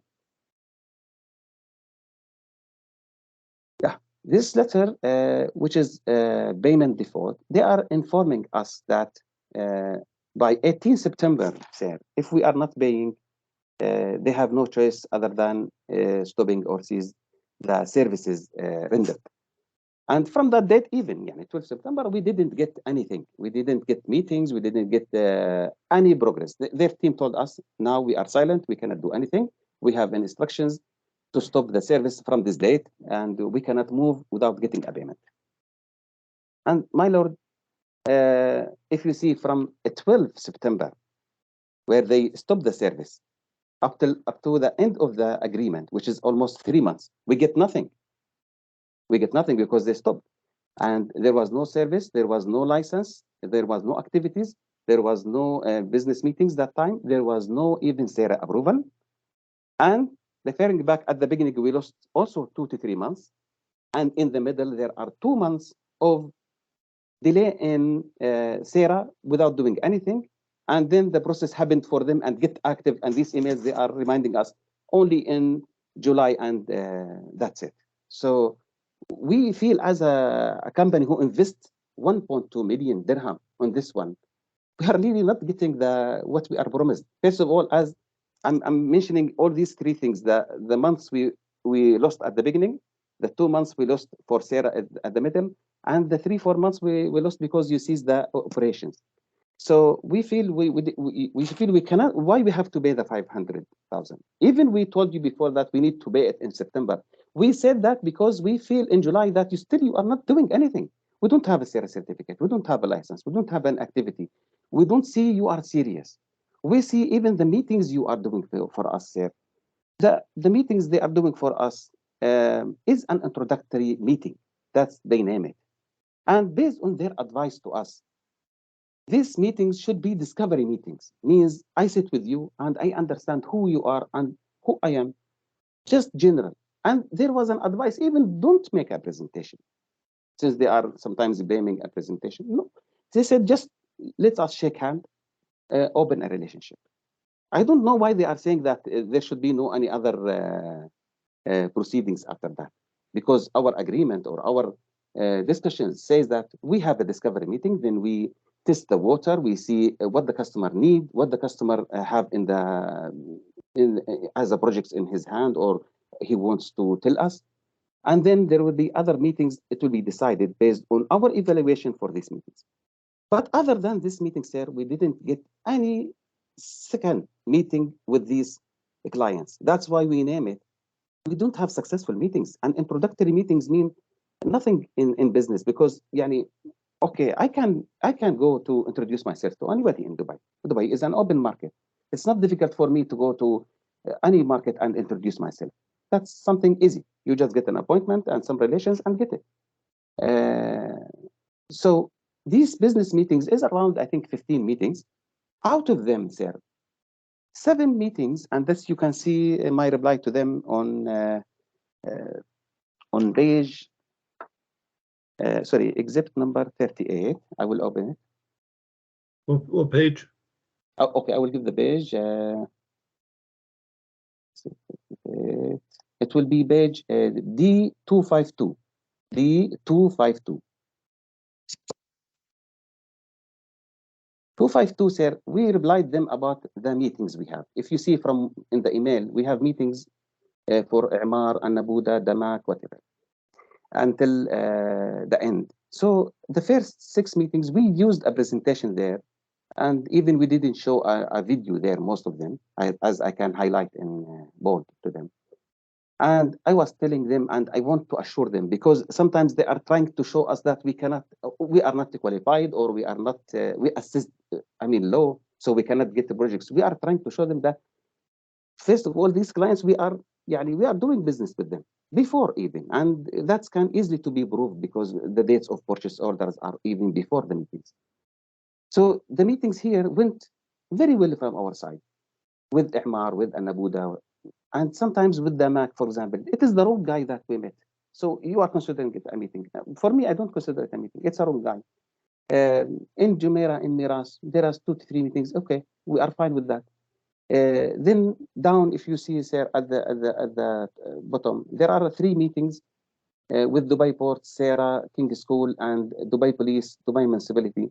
And the following meetings, there was no presentation or no video shared. Why? Because the meeting there, and especially that was during the holy month of Ramadan, most of them.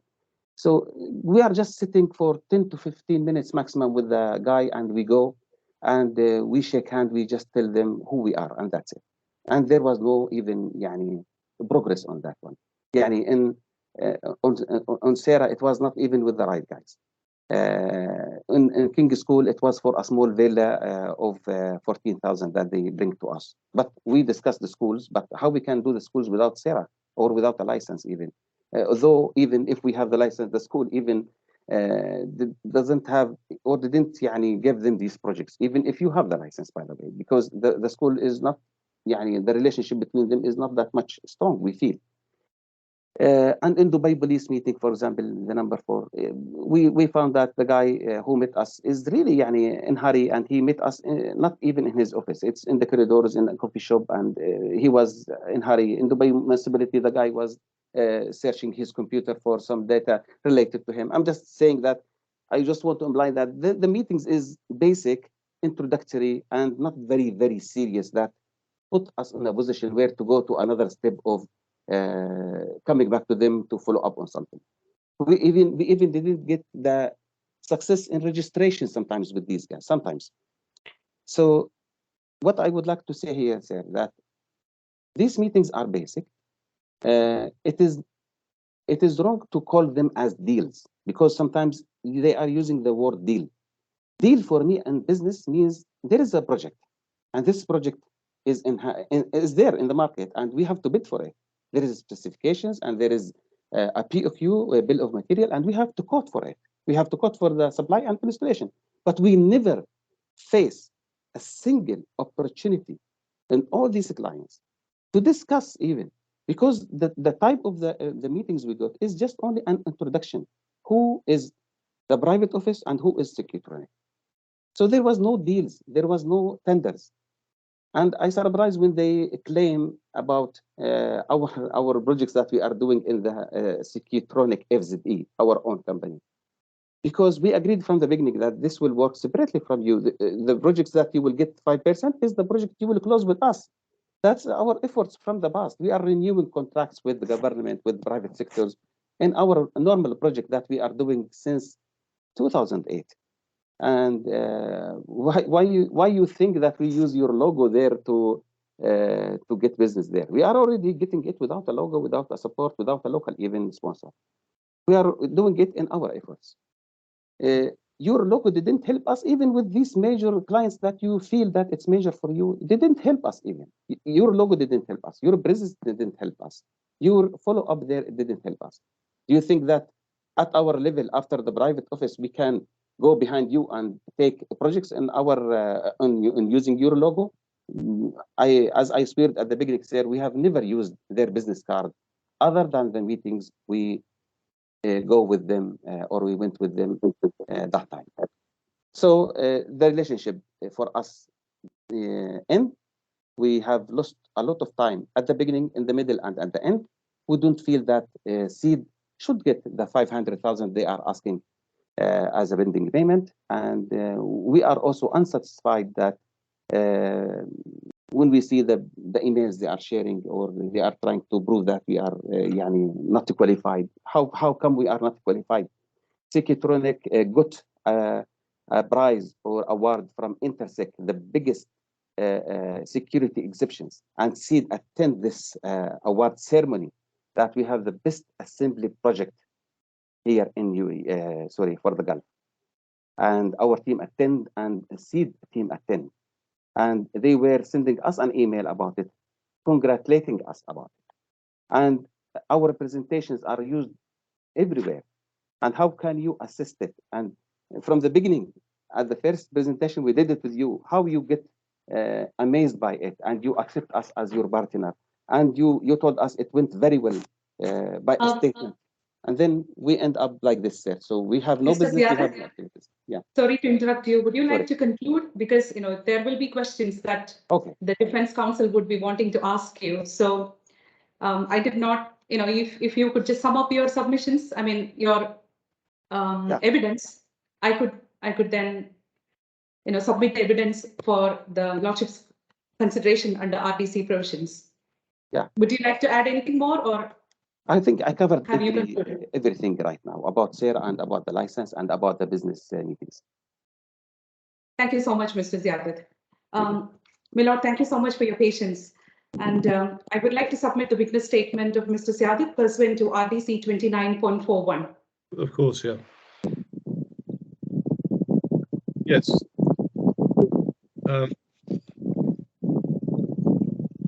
Hussein, I think it's your opportunity now to of the witness.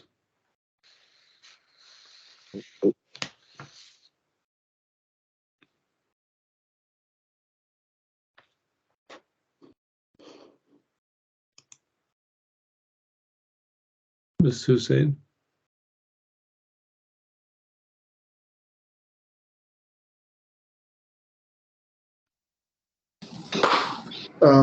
My Lord, with your permission.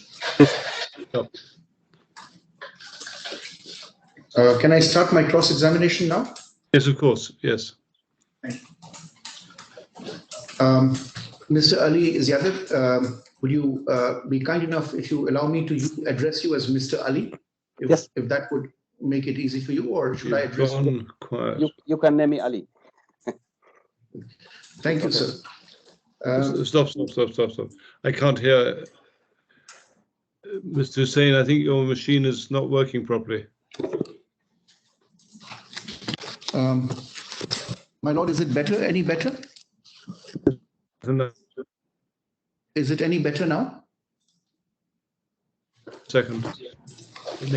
Maybe my. Give me a second.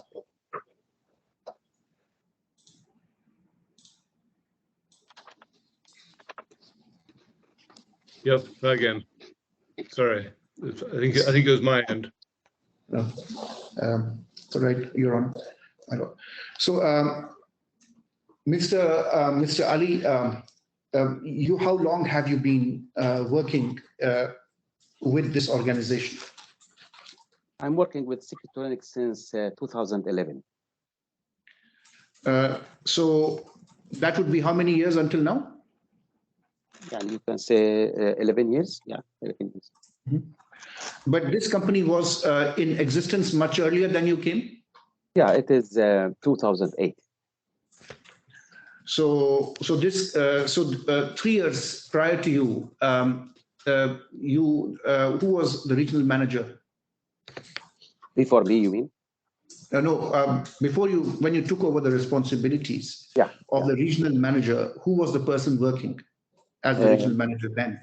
We have Alexander Smilanges in 2000. Sorry, by the way, when I joined the company, 2011, I was not the manager directly. I got being officially like a manager in 2017 and 16, something like this, So my managers at that time is Alexander Smilanges. And so he was the one before me as a regional manager. So when he left in 2016, I became taking the to manage the office in Dubai. Right. So you have been in your capacity as a regional, when you took over as a regional manager, until then you were reporting to Mr. Alexander. Before 2016, yes. Mm-hmm. And at that time, when you joined the company, it was only 3-year-old in Dubai. What was the revenue or the turnover that the company was generating at that time when you joined? Yeah, it's approximately sometimes 3 million, something like that. 3 million approximately at that time. And when did the revenue increase to 7 to 11 million? You can say at 2012, after I joined, and also Mr. Alex with us. So we increased up to 5 and 7 and 10 during these years, like from 2000, you can say 11 or 12 up to 16. Mm. So you have done a fantastic job in that sense that you were able to convert deals into opportunities. So if I may ask, what was the method that you employed while dealing with your clients who you met? And how did you meet your clients? How did you market yourself? Actually, marketing ourselves, first of all, is based on connections. يعني, in Dubai market, the more you know people and connections and friends in the same field you are working, it will show you opportunities. This is in general. And plus, there are tenders, and there are, for example, tenders coming from government or a private sector sometimes that comes, and you have to then visit the clients and investigate about the opportunity and to bid for it. Aside from that, we always do like an introduction about our company. We go to clients, we meet them, we tell them about our services. We sometimes do it in a way like, if we see that today I have something really needed for the government. As an example, normally I invite my supplier from UK, for example, or USA, and he come with me, and we share a presentation together there. We tell that almost our client knows us and knows us based on personal relationships for sales team and the company in previous projects. So once we have a new technology, we invite the supplier from outside to come here and to present his new technology or the solution that he feels it is will be needed and it is unique, for example, or it will attract the customer.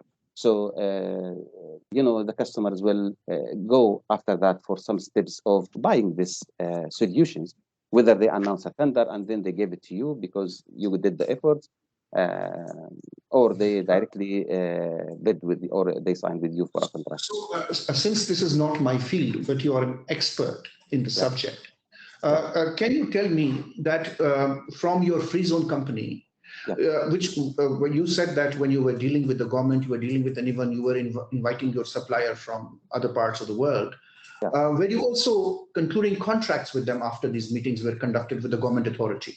Yes, of course.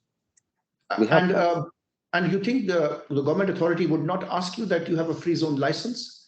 How are you conducting business with an entity outside of the free zone? Because normally when we give a solution to a government and they accept us as a free zone, they ask us for an NOC from the free zone authority. Otherwise, we cannot do business then. So do you recall of instances, how many instances do you recall where you had to obtain an NOC? Because I would presume that for each new deal, you would go back to the free zone and you would obtain an NOC. So does the free zone give you an NOC? What does the NOC state? What are the terms of the NOC? Actually, we have been asked by only one client of us for an NOC, to be honest. For other clients, normally we have never been asked for an NOC. Yani, when we did with the MR, we have never been asked for an NOC, But for example, when we deal with government like Road and the Transport Authority, they normally ask this thing from Dubai Silicon Oasis Authority that to allow us to do the project there. And actually, the client, we didn't face a problem of that we are a free zone company to not do business, and that's why they are signing with us. So this NOC that you are obtaining from the authority, what does it state? What are the contents of this NOC? What does the free zone say?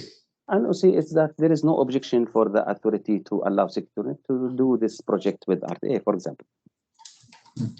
And after this NOC is obtained, you will issue an invoice from your free zone company in Dubai, correct? We issue, yes. Once we did the service or supply the equipment, we do the invoice, And you receive the money in your free zone company. Yeah. Which means, and you, of course, you have a SIRA approval, correct? Yeah, correct. Now, let us say that you have two companies, one in Dubai and one in the free zone. Yeah.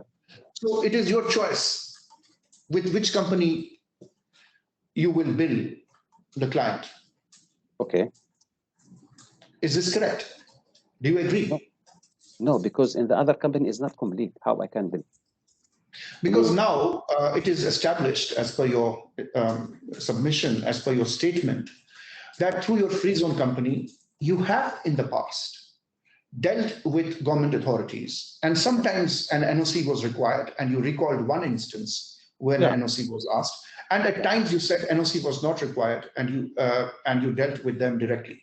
Which do you agree, if I make a statement, that through this free zone company, you could do business at any time from with any authority in UAE? Is the statement correct? We have sold government like RTA and even Dubai Police. I will tell you something, Mr. Said. The government here in Dubai, like police or RTA, why they are okay with you? Because of your service, because they need you. They need the solution you have, you know.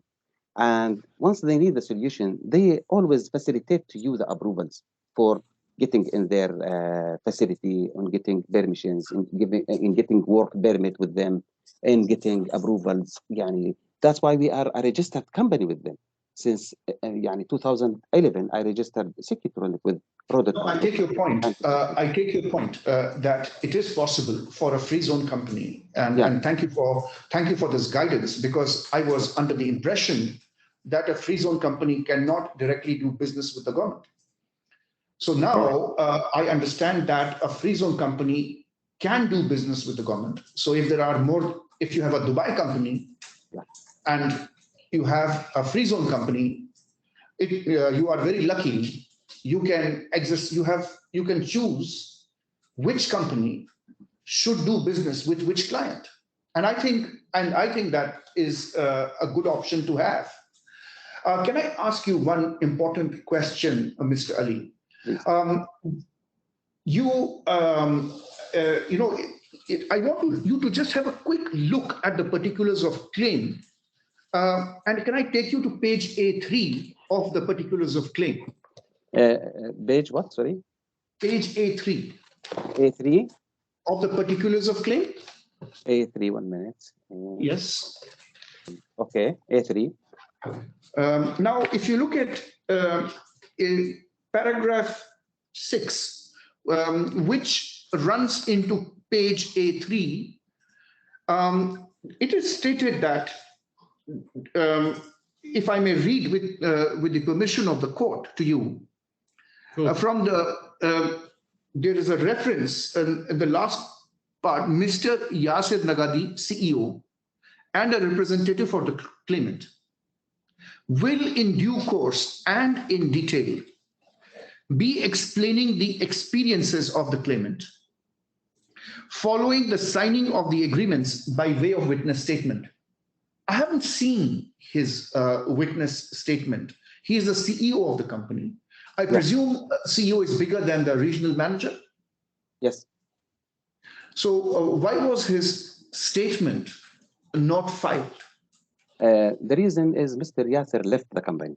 That's why when the witness statement time came, he was not working with us, because he resigned and he went to another company in Riyadh in Saudi Arabia. So we didn't ask him for a witness statement. So because I am the guy who dealing in Dubai and following up in the projects and the meetings with SEED, so the company decided to put me as a witness for this one. So Mr. Yasir Nagadi, was he a CEO of the Dubai-based company? He's the CEO of the SECUTRONIC or AL-EATESAM in Saudi, and he is the CEO for the whole group. And he is my CEO even in Dubai. So at what point in time did you join the negotiations that took place between the parties? I have joined from the beginning, from the first email I received from them. Yes. So when you say you have joined from the very beginning, you mean to say from the time that first email was sent by Ms. Priscilla? Yeah. You have been engaged from that time? Yes, from the first email came from Priscilla to our head office in Saudi. I'm the one who went to Priscilla to investigate and to see what they are doing and why they are contacting us and why they are approaching SECUTRONIC. You know, so this email came from the Saudi office. There is one. You remember when the MOU was concluded, sir? Concluded in 2018. Exact date should be something in October, I think, something. And you know that there is one email that was exchanged between the parties with regard to the discussion, because after the MOU was signed, if you read, the parties agreed that they will enter into definitive agreements, correct? Yeah. Were you part of those discussions? I was involved in all the meetings with Mr. Osama, because from the side of SEED, your representative was Osama for this MOU. You, not even Mr. Hisham. But he was telling us he is backed by an executive committee, and I was representing SECUTRONIC, and sometimes our CEO come to Dubai to join me and his team sometimes to attend these meetings. So all the meetings happened with SEED for the MOU, for everything I attended here, because I'm the one who joined my team and sent them there and discuss with them physically in the office. Also, the emails, I'm involved in all of them. If you see, for example, one email or two emails that I'm not CC'd, that doesn't mean, for example, I'm not involved. Maybe it's an additional email, but I attend all the meetings. Do you recall if there are any emails when you were not CC'd? That's why, because you are telling me that in one email you are negotiating with our I'm team. not saying in one email. Are you presuming that I'm asking you this question?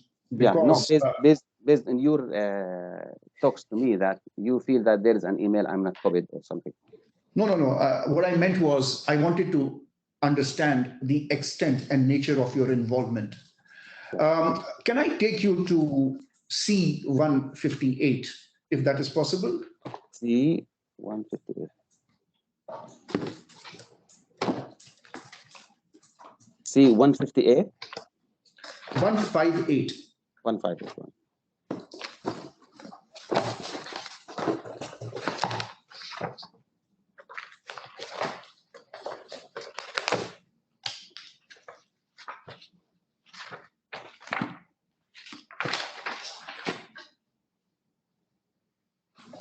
If you see this, there is this, if you ask me, the relevance of this email is that 1 minute, it is done on November 25th, 2018. You have the same email in front of you, Mr. Ali?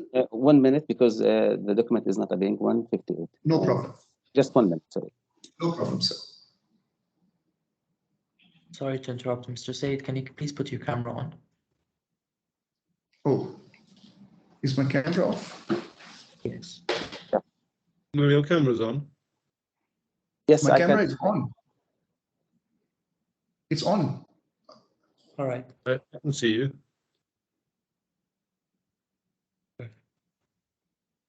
I think you may have to shift if you make this speaker viewer, I don't know how Teams work, you will have all the parties.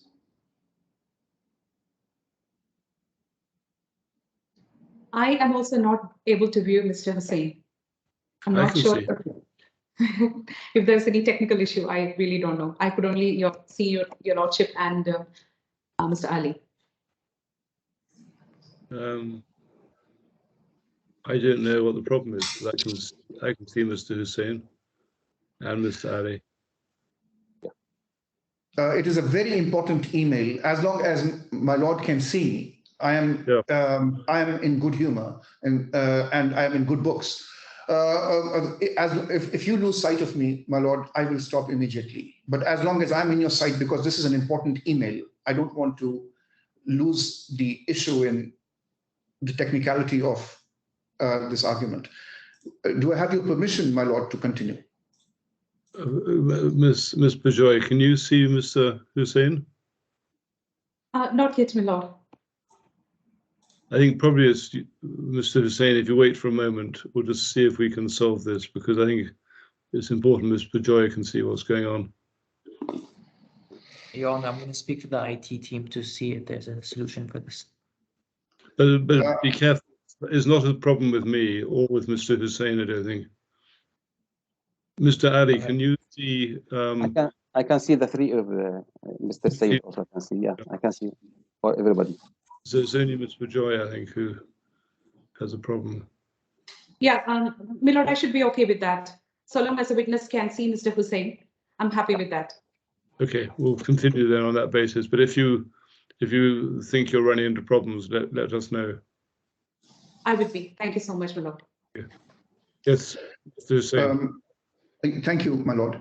Mr. Ali, sorry for the interruption. And if you look at, do you have a copy of this C158, Mr. Ali? C158. I am on this page. Yeah. Fantastic. Do you see this email? This email is from Natalie Barake. From Natalie. Okay. And this is addressed to Yasir Nagadi. Correct. And Osama from the private office. Are you on the same email, sir? Yes. Yes. I just want to bring two important points. I can understand that merely because this is an important email, and I'll show you why this is an important email. Yeah. And I can understand that there must be just a mistake on part of the parties not to copy you. And I'm not trying to draw any adverse inference that you did not participate in the meetings from the beginning. And my presumption is that you had an opportunity to review the contents of this email. Do you recognize this email? Let me read it quickly. And this is something sent by Ms. Natalie to our CEO that time. Yes. Yes, I'm not copied, but I remember there was a discussion like this between them. Yes. But did you see, because you said that you have participated in the discussions, and this email is critical because all that the parties discussed, the essence of what the parties discussed is contained in this email. So do you recognize, do you get a chance to read the contents of this email, or you relied on your team members who told you about this? No, what I mean, I involved in all the meetings physically with SEED for the negotiations. This email, I can see it is our CEO who was dealing with or taking an opinion from a lawyer in Saudi to advise him about maybe some articles in your agreement. So basically, he sent it to you or to Natalie, sorry. And yes, I was not copied in this email. But is there anything major you see that I? No, but this email is interesting. And Mr. Ali, I wanted your guidance in this regard. Now, thank you for confirming the points that you have said. In this email, I have in black and white. And for your purpose, I'm not sure if you have it in color or if you have in black and white.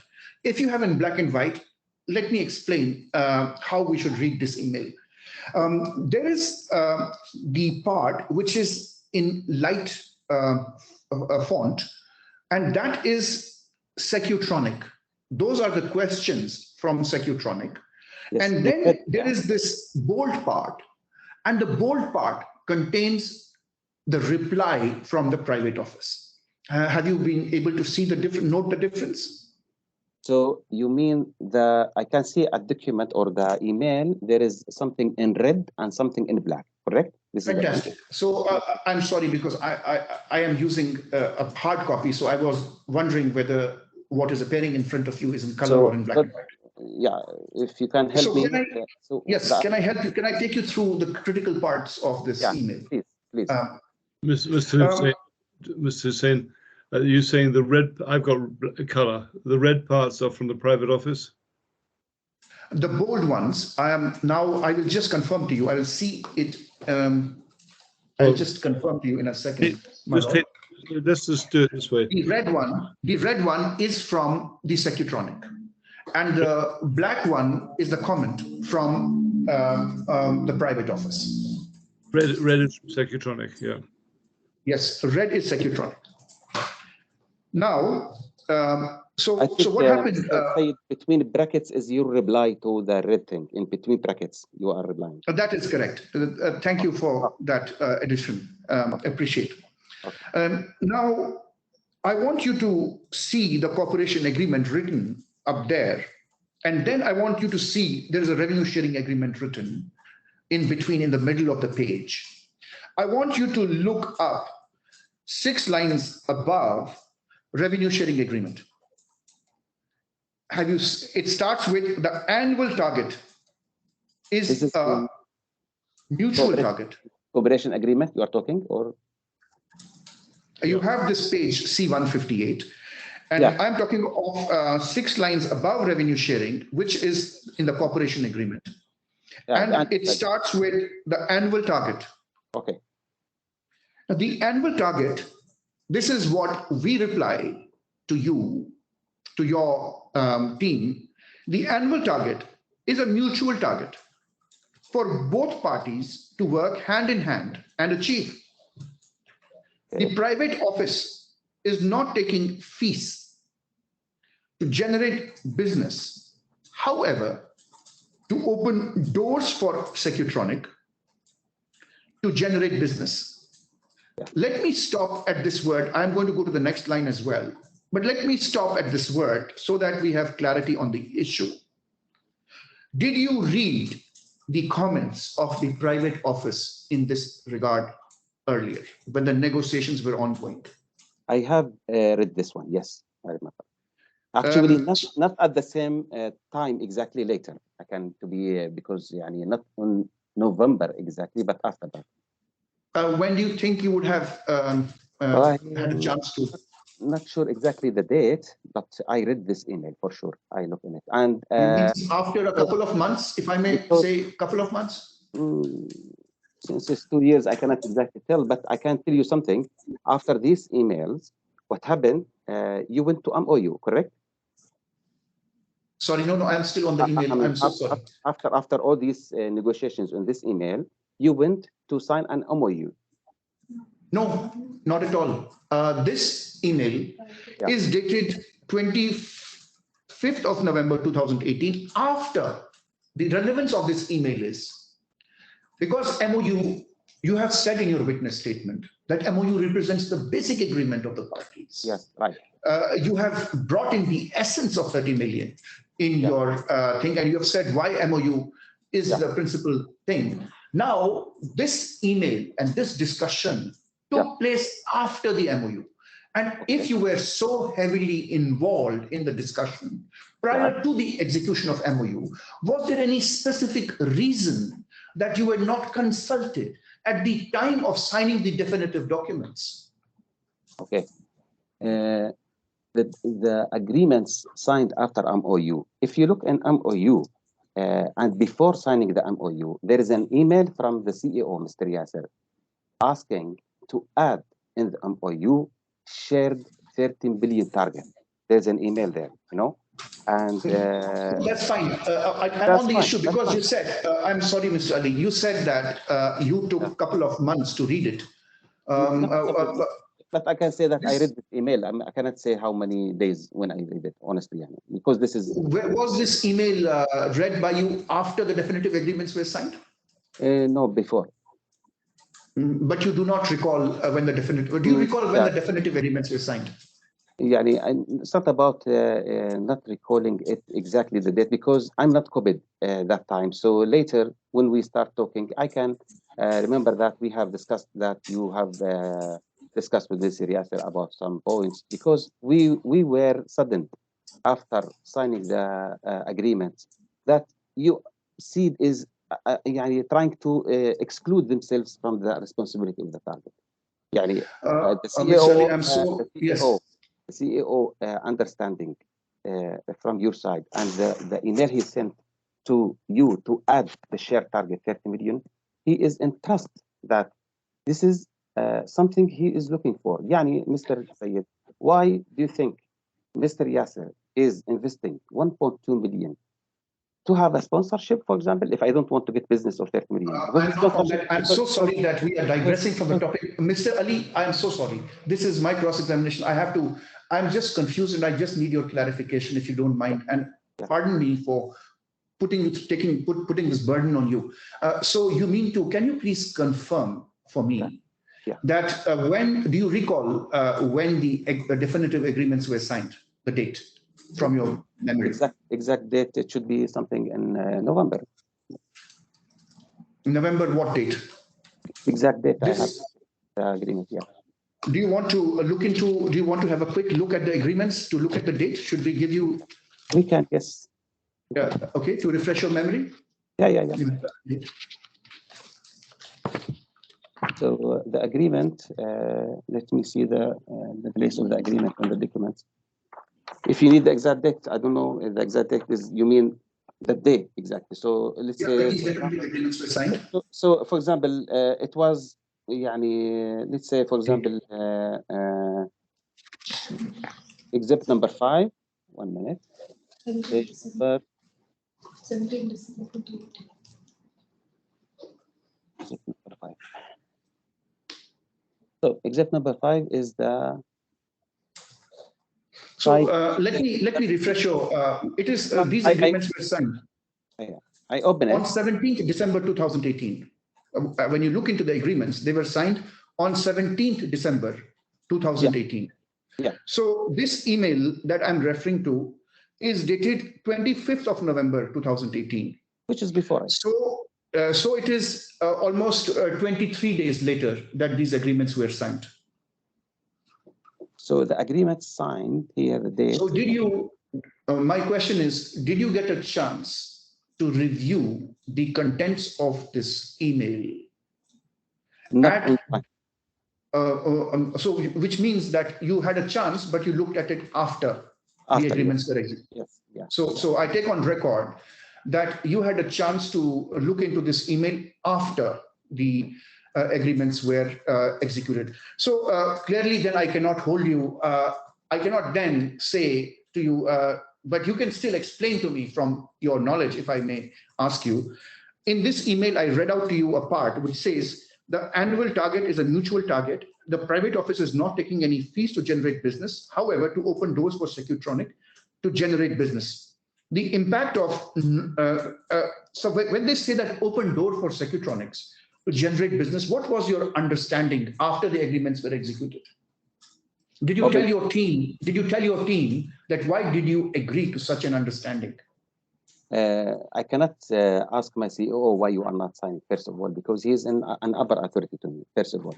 Second thing is opening doors means opening a deal, discuss a deal for me. We have no deals to discuss, Mr. Said. Where is the door? Just to go to a department and to meet a security manager there? That's anybody can open this door. No, I understand. So is your, let me to be more specific, what it means is that their responsibility was to make the necessary introductions, introduce their contacts to you, participate in the first meeting, and thereafter it was up to you to convert it into an opportunity. Unfortunately, that's what is written in the agreements. And I understand that you did not have a chance to participate in this internal discussions, and you could not have gone against your CEO who was negotiating this deal. So this email, no, because I attend all the meetings with him. So these back and forth emails, maybe he's in Saudi and he received an email from them for a clarification. That can happen. But when we met together physically in ground in the place for seat office, I'm attending and seeing everything. So when we signed, we insist and we understood your power and influence, and I can name it your connections or whatever it can be named, that you can open business for us. Not only arranging an introductory meeting that is easy to arrange, is to make a discovery meeting, then to test the water, to understand the client, what he wants from us, and to come back for different meetings actually. And even we were not getting the second meeting after that. It can be drafted in agreement. So Mr. Ali, we can say that you did participate in the meetings with your CEO, but you may not have at all times, you were not connected with the proceedings. And you have knowledge, of course you have knowledge of what happened, but you do not have the sole knowledge. Now, in your witness statement that you have filed, what you have not explained first is why Mr.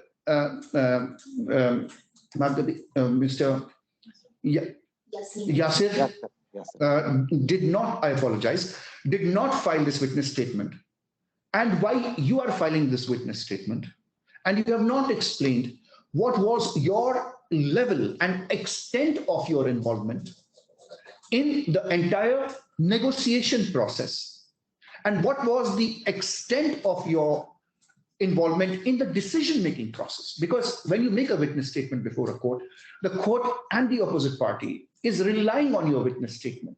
We have a reason to know the statements that you are mentioning, which are within your own personal knowledge, and statements that you are making based on what you heard from others.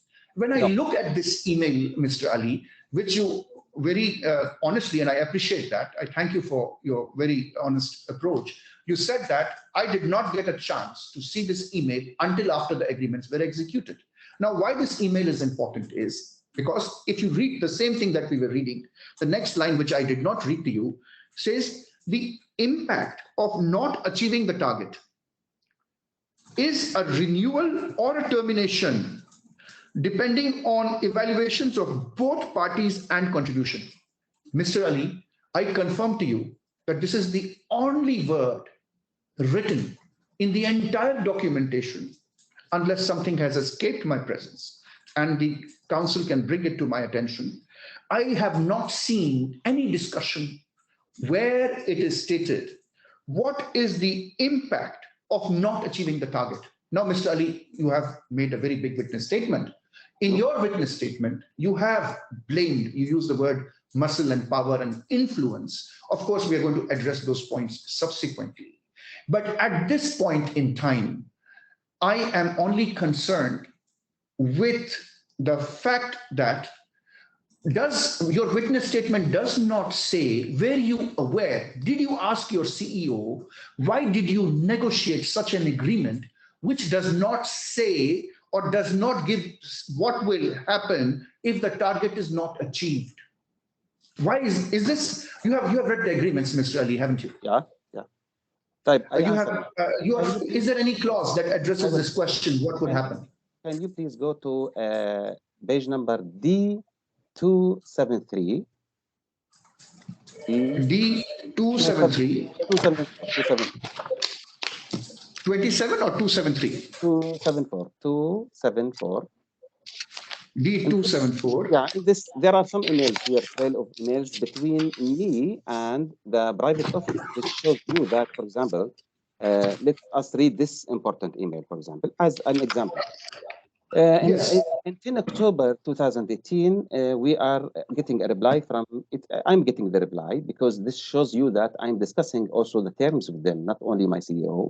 All of us discussing. So he's addressing it to me, dear Ali. I had a meeting with our committee and presented your counter proposal and managed to receive their final feedback. If you see, we have number 1, 2, 3, 4 about the agreement, and number 4 is in red. In red is your reply to us. I mean, see, share revenue and gross will be commission on stated in point 3. So sorry, number 5 target is at least 30 million AED for year 1, and will be discussed for year 2. As soon as we reach 30 million AED, 600 AED will be deducted from shared revenue commission. So here, as this email shows that I am in discussion with that. To show you physically and here. The target. Well, actually, this was my next question. But even in red. Yeah, Mr. Ali, this was exactly my concern. My concern arises. I was about to point out this email, and I thank you for pointing it out to me. If you read this email, it is dated 10th of October, correct, sir? Mm-hmm. Correct. And if you see the email I'm referring to, that is 25th of November. On 10th of October, you are participating in such an important discussion. And on the most important and critical email that pertains to the definitive documents that were to be executed, you're not a part. Could it be that, and can you confirm to us, if you were asked by your CEO, who was leading the negotiations, that, look, I will take over from here. Is there a possibility that that could have happened? It didn't happen like this at all. Maybe this email, I was not copied. I don't see that there will be any other email that I'm not copied. For example, if you go to Exhibit 4, 1 minute. No, first, since we are on this email, let us address the issues in relation to this email. Let's close this issue. So, Mr. Ali, now that you have raised this email, let us address this email, what you have opened. You have asked me to read these 274. Yeah. What is there in red are our comments, the comments of Seed, correct? Yes. Yes. So now you see what it says is, what you have written is, annual fees will be 1 million for first year, correct? Yeah. And then you say for the coming years, it will be decreased by 50%, which means half of 1 million, 500,000. Okay. And then you use the word regardless of the target, meaning I will pay you 500,000 for year 2, even if you don't achieve the target. So which means target of 30 million was not the basis, was not the sole foundation. It was, would you agree with this conclusion? No, the conclusion is exactly SEED approach to us, that if you achieve a target of 30 million, which I assume they cannot achieve, because together what we say that they cannot achieve, and I feel they have a knowledge that they cannot achieve. I have this feeling now. So if you achieve the 30 million together, then we will deduct this 600 from our fees or our revenue, you know. So in order to achieve, this will happen as an F clause. But that doesn't mean that. No, that's fine. That's also written in the agreement. But Mr. Ali, you just mentioned a very important point. If I may raise that point for clarification. You said you were aware, you know, that they would not achieve the target. You said you knew or you have knowledge that they would not achieve the target. If you knew, if you knew that they would not achieve the target, why did you enter into a contract with them? I'm not saying this that time. Now I'm telling you, I can say because they are not achieved, or they are not confident to achieve this target, they are mentioning they can detect 600, because I feel they know that this is difficult for them maybe, so they mentioned this sentence to you. But for us, we really went in trust in this relation. We didn't felt that the meanings of share target or commission or whatever will be interrupted in this way now, you know, because so at that time you didn't have knowledge. So at that time you did not have knowledge that they will not achieve the target. Only now you feel that you are thinking in in retrospect, you're thinking that, you know, I wish I had known earlier, I would not have done this, or I would not have done that. Is it correct? No, I mean, during the relationship with Seed, personally, we start feeling that you are not able to do it.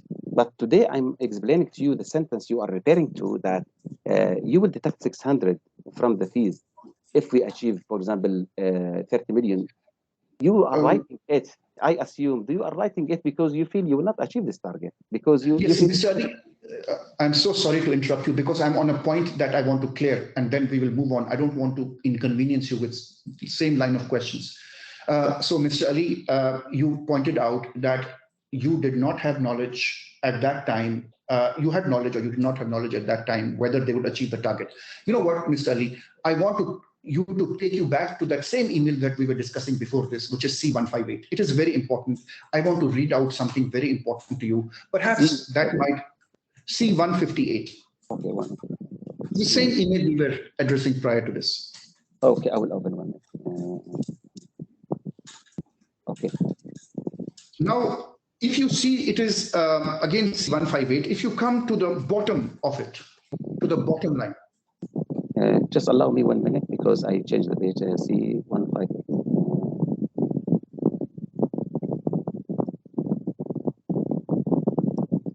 It starts with SECUTRONIC must assign a senior representative. Okay. Which line now? C158. Okay, I'm on the page. So yeah, last paragraph. SECUTRONIC must assign a senior representative to attend all workshops and meetings. Under that.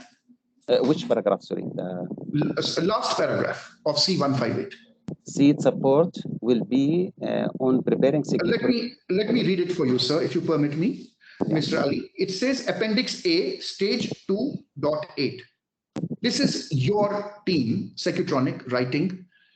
It says, in summary, complete sales cycle is SECUTRONIC responsibility, which is correct, which is also mentioned in the agreements.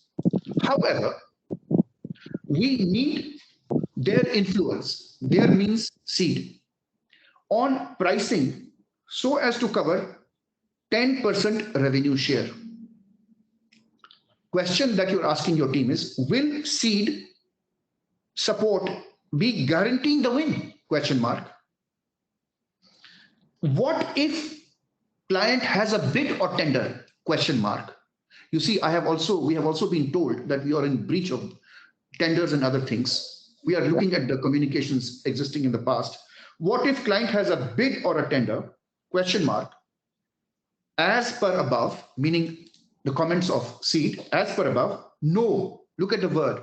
It is NO, all capital. No influence by Seed to the client. So your team is acknowledging that Seed has told you that it is not going to exercise any influence. Hence, the target should not be on SECUTRONIC as we are testing the waters. Practically, Seed is expecting, important part, Seed is expecting 1.2 to 3 million, 10% in 1 year of the revenue that will be generated. I want to, in relation to this statement, I want to seek your comments on the following. Number one, it says that you have expressed a concern in your team that Seed is not going to guarantee. How will we generate the revenue and pay them 10%? And what they are expecting is 1.2 to 3 million. And they have said they will not use influence. Can you explain to me very specifically what was your concern here? And you can refuse to answer this question if you did not participate in the meetings then, if you did not have information about this clause, and I can understand that.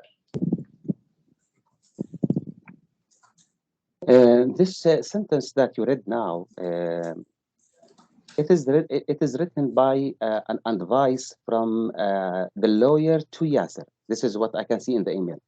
So the lawyer is questioning Yasser himself before he sent it to you, and Yasser is forwarding the question to you.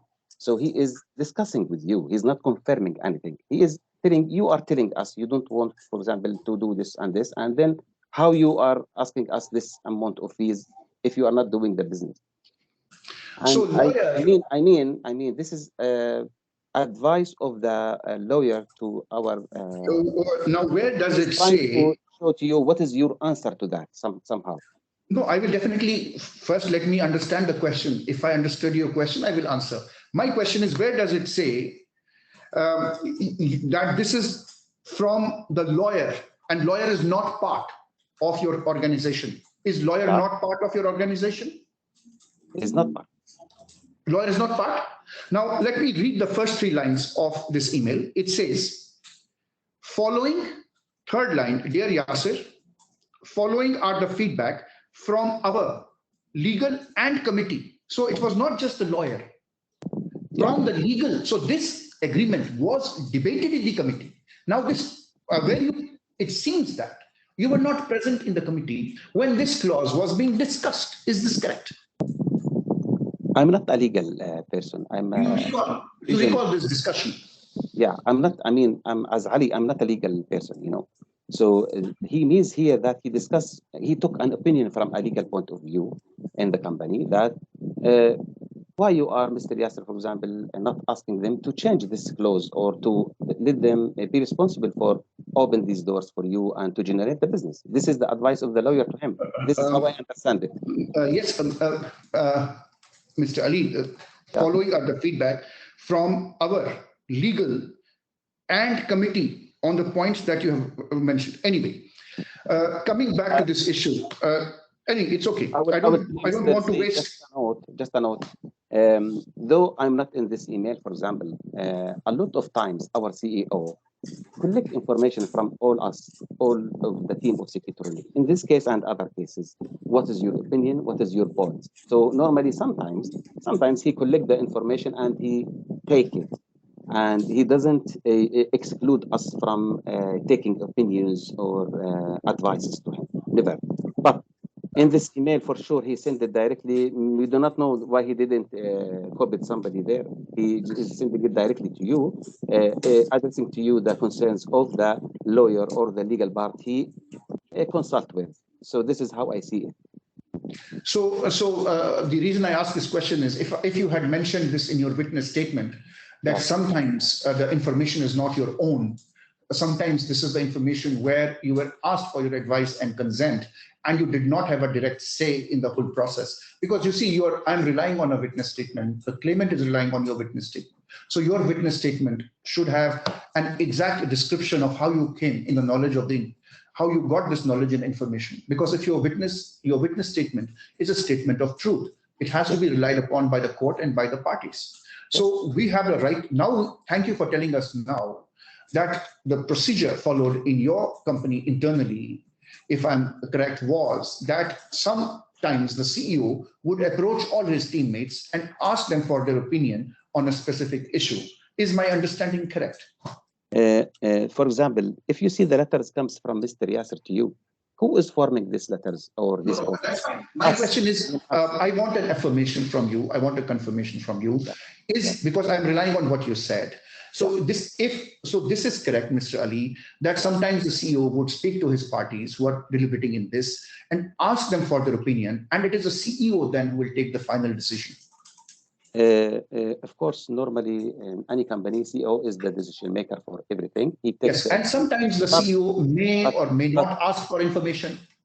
He always asks us, and we attend with him all the meetings, and we attend with him all the negotiations. In fact, he cannot come here in Dubai without our presence, because we took him to the seed and we sit with him and we did all the negotiations there. So even another team other than me joined him that time, Mr. Mustafa and sometimes Mr. Khalid. So they came and they see the seed, and they impressed by the promises that they gave to us. So I mean by what I said in last sentence, that Mr. Yasser, for example, if he didn't copy us in an email to seed or any part, doesn't mean that he doesn't consult with us. If he sent something, normally he takes opinions. He asks our advice. Here in this email, he is only sending you the legal advice of his lawyer, nothing else, not my opinion or the opinion of my colleagues. He is sending the lawyer, and he wants you to clarify it or to help him to cover this thing, because he doesn't see it's fair that he pay 1.2 million for just a sponsorship or introductory meeting. Me and you know, Mr. Sayyid, that in Dubai, to get a sponsorship local, we can pay only 10,000 and get it by the way, very year. 10,000 dirham. So do you have do you carry your business card? Do you have your business card with you? Yes. When you present a business card, and you had a card earlier as well, I know now you would have removed the logo of the private office. Was the logo of the private office on your business card? During the relationship with them, we have their business card, and it comes in the middle of the agreement. Yeah. So you would go on behalf of your FZE company, the free zone company, which was in operation, and would go and meet the. So you're talking to somebody, sir. You cannot talk to somebody while I'm posing the question. No. I object to this. Business card. I was thinking to show you the business card. Nothing else.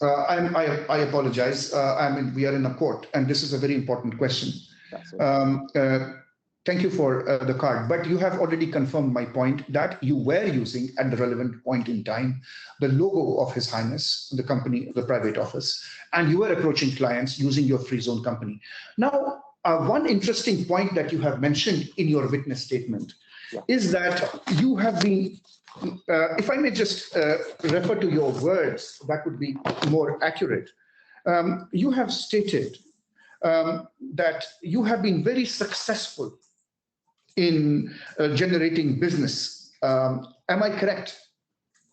For yourself, in your witness statement, you, despite the fact that they offered no support to you, the private office offered no support to you, but you have been very successful in arranging the deals for yourself. You have mentioned that in your witness statement. Okay. You have also mentioned that private office did nothing. But thanks to you, you still managed to get business, and you were able to mitigate the losses that would have otherwise happened had you not brought in this. Am I correct on this point? This is written in your witness statement. Mr. Sayyid, what I mean here, in all the time of the relationship with Seed, they have underestimated SECUTRONIC. I can see that. We cannot sign with companies like A'mar, or we cannot open projects with so and so. What I mean by this one, successful projects, the SECUTRONIC is capable of signing contracts and getting projects and getting approvals and performing these contracts and getting their payments easily. And this record is there before even 10 years back, before seed relationship. So I mean, at our own efforts, we can get this business, but you are unable to do even 1% of that, because achieving 14,000 out of 30 million is not even 1%. No, I understand your grievance, Mr. Ali. I do understand your grievance, what you have against my client. I note your grievance. I may not agree with you, but I note your grievance. But the point is that you just mentioned that, yes, you were using the business card with an emblem of the government, because earlier you mentioned, oh, the government, they would show you your emblem. This was the muscle and power. I have your words when you started your statement. Yes. And this emblem represents muscle and power. Now, this muscle and power, which you refer to, is on your business card. And now when you go with this business card and meet all these clients, and you said that you were very successful in negotiating the deals, could it be true that this emblem carried some weight in the whole process? Sir, the using of business card that has the logo of the private office is only in the meetings we did together with Seed, not with any other client, first of all. And with those clients, we didn't get any deals. Even the power of this logo or whatever, didn't get any single deal there, other than the 14,000. We cannot use this in our private company as a logo, because this is a different business card. How I can present SECUTRONIC as the private office? No. With them, just let me continue, please. With them, we used only this business card. With the clients, we met together, and we didn't get a single deal from all these clients that we met together. We didn't get, other than the vela of 14,000, a single, other than this single deal, we didn't get. The meetings is introductory. I told you, it's not deals as they are describing in the claim. So for me, I'm telling you that other than these meetings, there is no use of the business. No, we will have to take word for it. By the way, you see, we have no other, I have no other way to prove that when you entered a meeting with the clients, and you were free to enter the meetings with clients in Dubai, and you could do what you want, but you do not have, but you say, your statement, that I did not use this card at that time. Did you have another card at that time that you were using simultaneously? Our card for our small business, for our own business, is this one, the SECUTRONIC logo. Yani, I mean, Mr. Sayyid, to clarify this, if the logo has a power, in your opinion, why it didn't make any single deal with all these clients that they met with their business? No, I'm not on the issue. So we are on the issue of card. We are only on the issue of card. Was this card which you are showing to me in your hand, which you're holding in your hand, was this the card which you were using at that time when you were, you had a relationship with the office, private office, and you were sharing this card and not the card with the logo? Is that correct?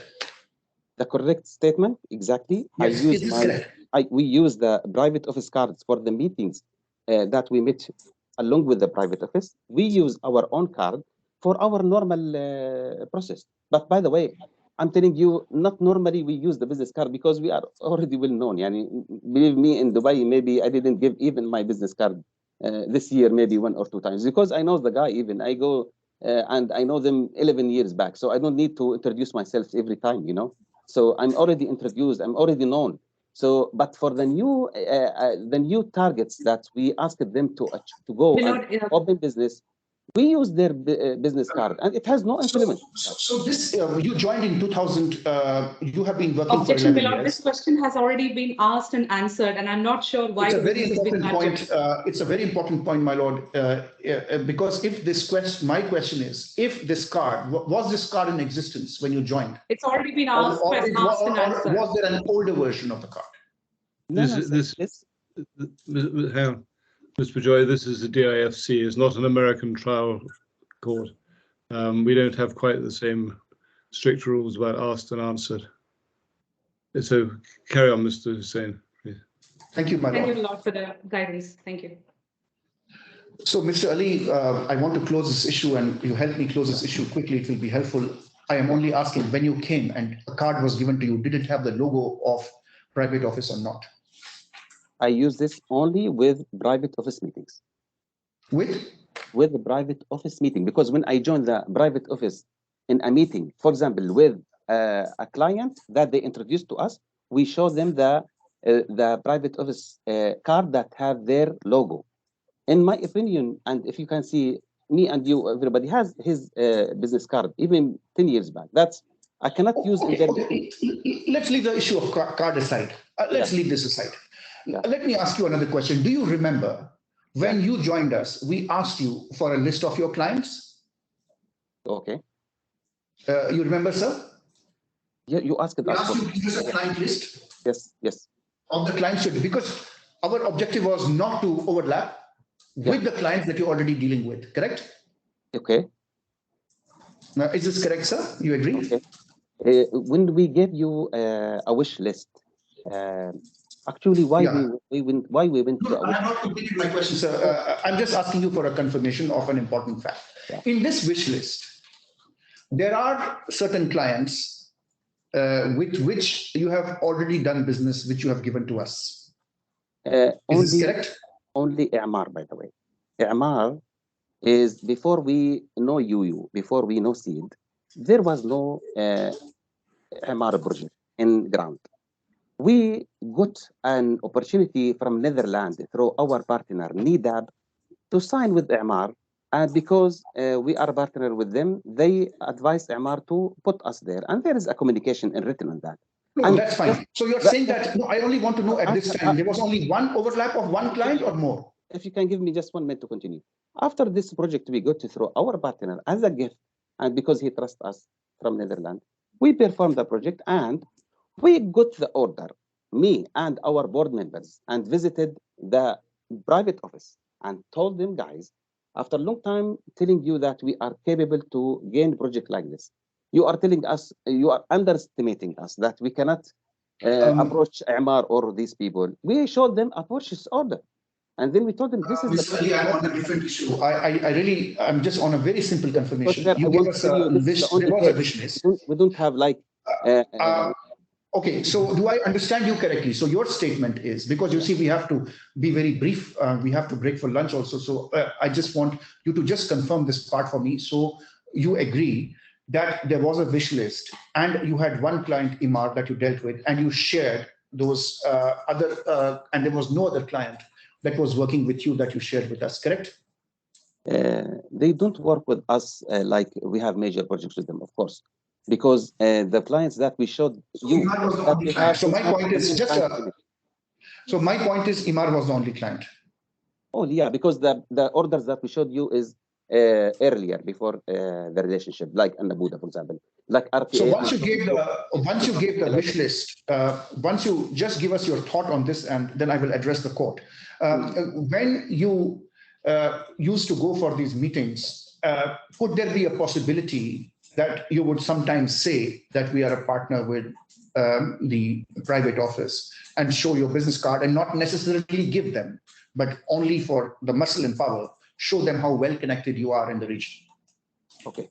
Now for is this something you would do? No, because we are. I'm not sharing a business card now. That's fine. You have answered. You answered my question. And I'm really known to my clients. You know. And could there be a possibility? For 10 years, then I gave you a business card today. You know. Okay. I don't have business card like that. Now, Mr. Ali, when there is a business running in Dubai, an already existing business, you have a business card which you are free to use wherever you want. Correct. And by the way, does this business card say the name of the free zone company? Our own business card, yes. It's mentioned with the logo. Does it say the name of the? No, not this one. The one which has the logo. Does it say the name of the Dubai company, or does it say the name of the free zone company? You mean the main card of the private office, or our card, SECUTRONIC? This is your card. Now you also have a card from the private office. Yes. Are you using the name of your free zone company and a logo of the private office? This is the card. Okay. This is the name. No, this is right. This is right. Thank you for that. But you also have, you said that you were not using the logo, you would not go into the meetings. So why would you, if you would not use the card of the emblem of private office or logo of private office, in your personal meetings, why would you have the name of your free zone company written on that card? Why would you? What would you do with it? Actually, sir, this card is with us many years ago. Even when we print this card, we I'm not print talking of thousands this card. it. I'm It's talking not of the second printed card. day of I'm talking of the second card. There was a second card with you, which we spoke about, which has a logo of the private office. SECUTRONIC. Can you please answer that question? Can you repeat it again? Because I understand you want I me will explain. the bright. Mr. Ali, I will be slow and in my speech, so perhaps that might help and assist you. Mr. Ali, we discussed earlier, and you agreed with me that you have two cards. One is your private card that you have been using since you have joined. Okay. And the second card is the card which has the logo or the of the private office. Right. Now I'm asking you about the second card, which has the logo of the private office, because you have also given this card to some people we know. You have also shared this card with us. So I'm asking you, does the logo that appear, is the name under this logo of your free zone company mentioned? It's mentioned. Yes or no? It's mentioned SECUTRONIC. Yes. Yes, thank you very much. That's all I wanted to know. Yes. So, my lord, I think we have also to, I don't want to go into lunch break, and I know people must be. Yes, what time? How long do you want for lunch? How are you getting on time-wise, Mr. Hussain?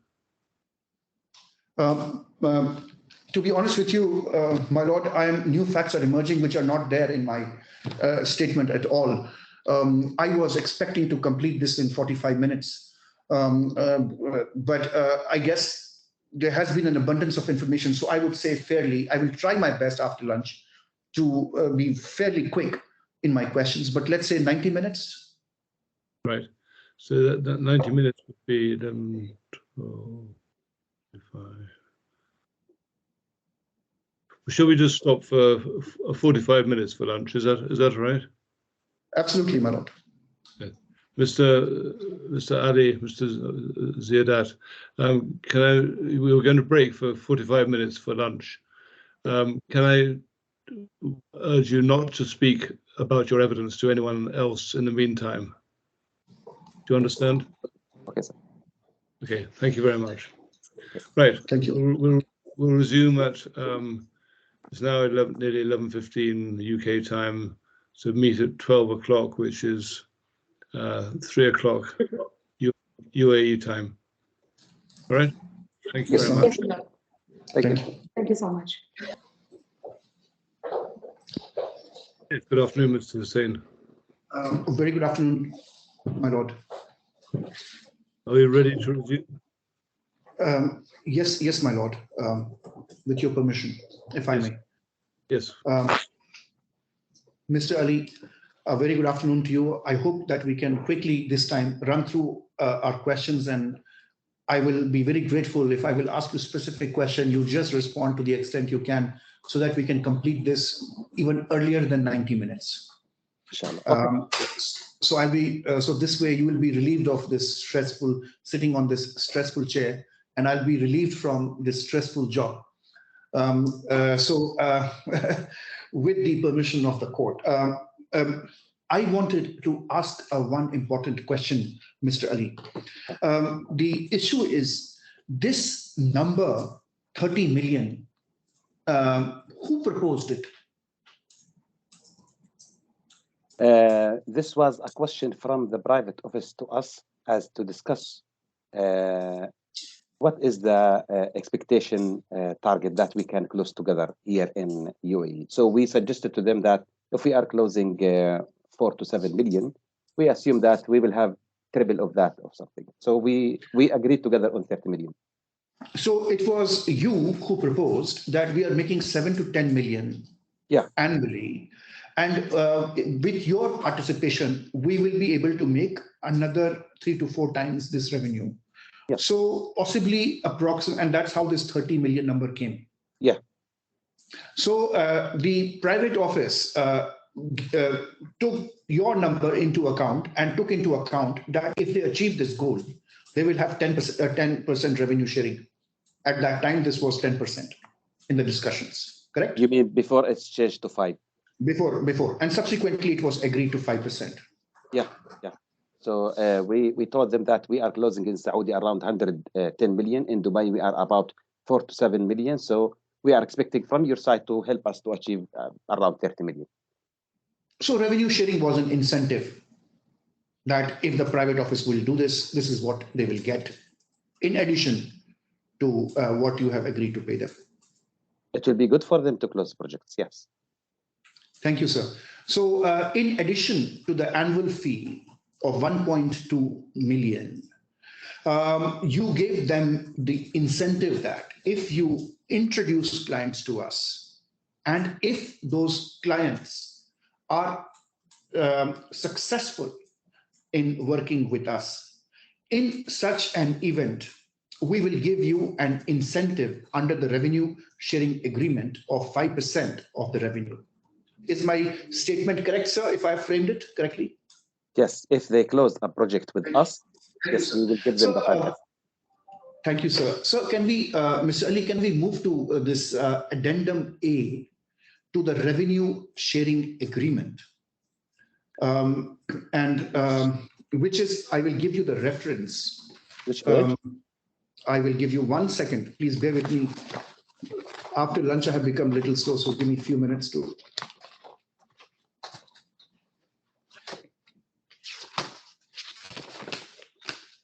So this is B54 is where the revenue sharing agreement is. But I want D54 is where the revenue sharing agreement is, but I want you to go to D67, Delta, D for Delta. D67. Delta 67.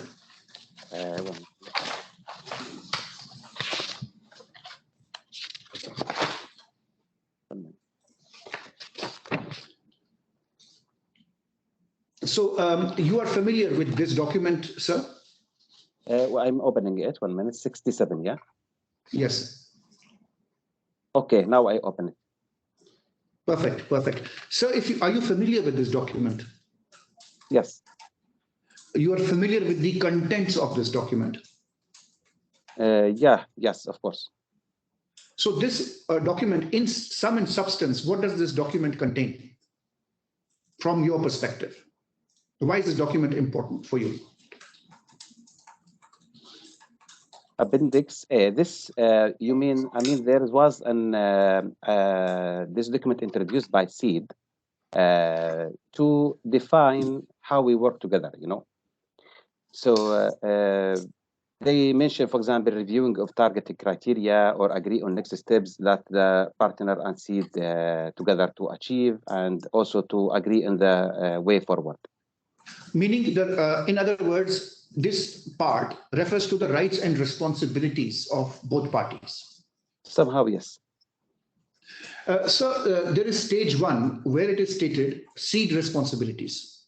It is on page D68. 68, yes. If I read this document, there is stage 1 and there is stage 2. Mm-hmm. In stage 1, it says that introduction workshops, coordinating joint strategy, no time constraint, could vary in duration based on progression of workshops, and various things which they are supposed to do up in stage 1. And then there is stage 2, where they will set up the meetings. SEED will identify and introduce partner to prospective clients for services supplied by partner pursuant to terms and conditions of the project plan, will commence after the conclusion of stage 1. So then it talks of various things of how you're going to move into stage 1 and 2. Then if you see on D69, next page, there is the word in addition. Do you see that page, sir? In addition? In addition, 68 you refer, yeah? D69, I believe, if I'm not mistaken. In addition, okay. In addition, SEED will not negotiate or conclude terms for supply of partner services to prospective clients. Okay. So SEED is not allowed to negotiate or conclude terms. SEED will provide support with target accounts throughout the sales process. However, seed will not be responsible for following up with target accounts past the first meeting. So what is your understanding of this sentence that seed will not be responsible for following up with the target accounts past the first meeting? How will then seed generate revenue for you, sir? I will tell you, sir, because what we mean by the first meeting as SECUTRONIC, not seed. Seed, now they write it in this way, but for us, a successful meeting, I mean for a project, I mean today me and you, Said, we go to EMAR as a contractor, and we have a meeting for a project where Seed will introduce us to that, and they support us in opening the door. And now it's, of course, they are not experienced how to do the technicalities, how to program it, how to design the solution. This is, we can do it, of course, we will continue all the steps, but we didn't get the chance to have a discussion on a deal. It was just only an advice from them before we go to such meetings, like to discuss a deal, we should do a discovery meeting. So the meeting that you refer to here is a meeting for a project, not a meeting just to introduce me, for example, to Mr. Sayed. Introducing me to you is, I can introduce myself to you, that doesn't guarantee business. But when we discuss a deal and go to a project, which we also share some projects with them, by the way, not only this wish list, we share, but we didn't find any good result out of that. It was excuses and projects is serious, not serious, or whatever. So a meeting, Mr. Said, a meeting for us is a deal that we discuss, put us on the door, and we will continue, of course. But you never put us on the door. You are just making a discovery meeting for us. So where should we stop and where should you start? Where does the responsibility of seed end, according to you? How do you draft? Because you mentioned that this is not the way it should have been drafted. Let's say you are the person who has to draft and you have to negotiate. What would you say? I would say that you introduce us to a project or a deal, and then you put us on this deal. For example, the deal is for installing a tower of 60 floors, needs CCTV, and then you need us to, after you introduce us to this deal, you need us to continue. So I would say to you, thank you very much. You already put me in the track. I will continue. This is, I know that you cannot design it. I know that you cannot make the quotation. I know that you cannot make the pre-sales for that. I know that you cannot make the technicalities. It is our responsibility. We are the party who will do that, for sure. But we are not coming to this side of discussion. We are coming, Seed, in our discussions with them, they said, before we come to this part, let us do a homework that we discover what the client has, deals. Let's go to EMAR, for example, and see they have projects, which project, and then let us enter this project. So we didn't go to this step. I mean, so my define, I can define if I need to write it another way, that I need a meeting with a consultant or a contractor where I have a deal, a project, a tender, where there is a real deal there that SECUTRONIC has to quote and to design. And I will say, thank you, Mr. Seed, that it's my turn now to start. But I didn't get this start anywhere, except So in other words, Seed should have accompanied you in that meeting. Seed should have been present in that meeting with you, introduced you properly to the client, told the client that they are our partners in this business and we are working together, and we offer, they have the products which are unique and you need these products. If Seed would have said these things, you would be okay? No, Seed, now they are doing a discovery meeting. Their suggestion, this is the suggestion of Seed, is to do a discovery meeting. The meaning of discovery meeting based on their workshops to us is to test the water. Does this client has a need for CCTV? Do they have projects? And then from there, we will come back to them from a second meeting and let us discuss the project. And then if there is a project, we will tell them that it's our turn and to start. But I can tell you that there was no meeting for a specific project. It is a meeting for a discovery meeting. It's just only, hi, how are you? And we are just the SECUTRONIC and Seed. So it is. So you are saying that this meeting referred therein should be understood as a discovery meeting, which is the initial meeting. I believe, and then a second meeting following the initial meeting.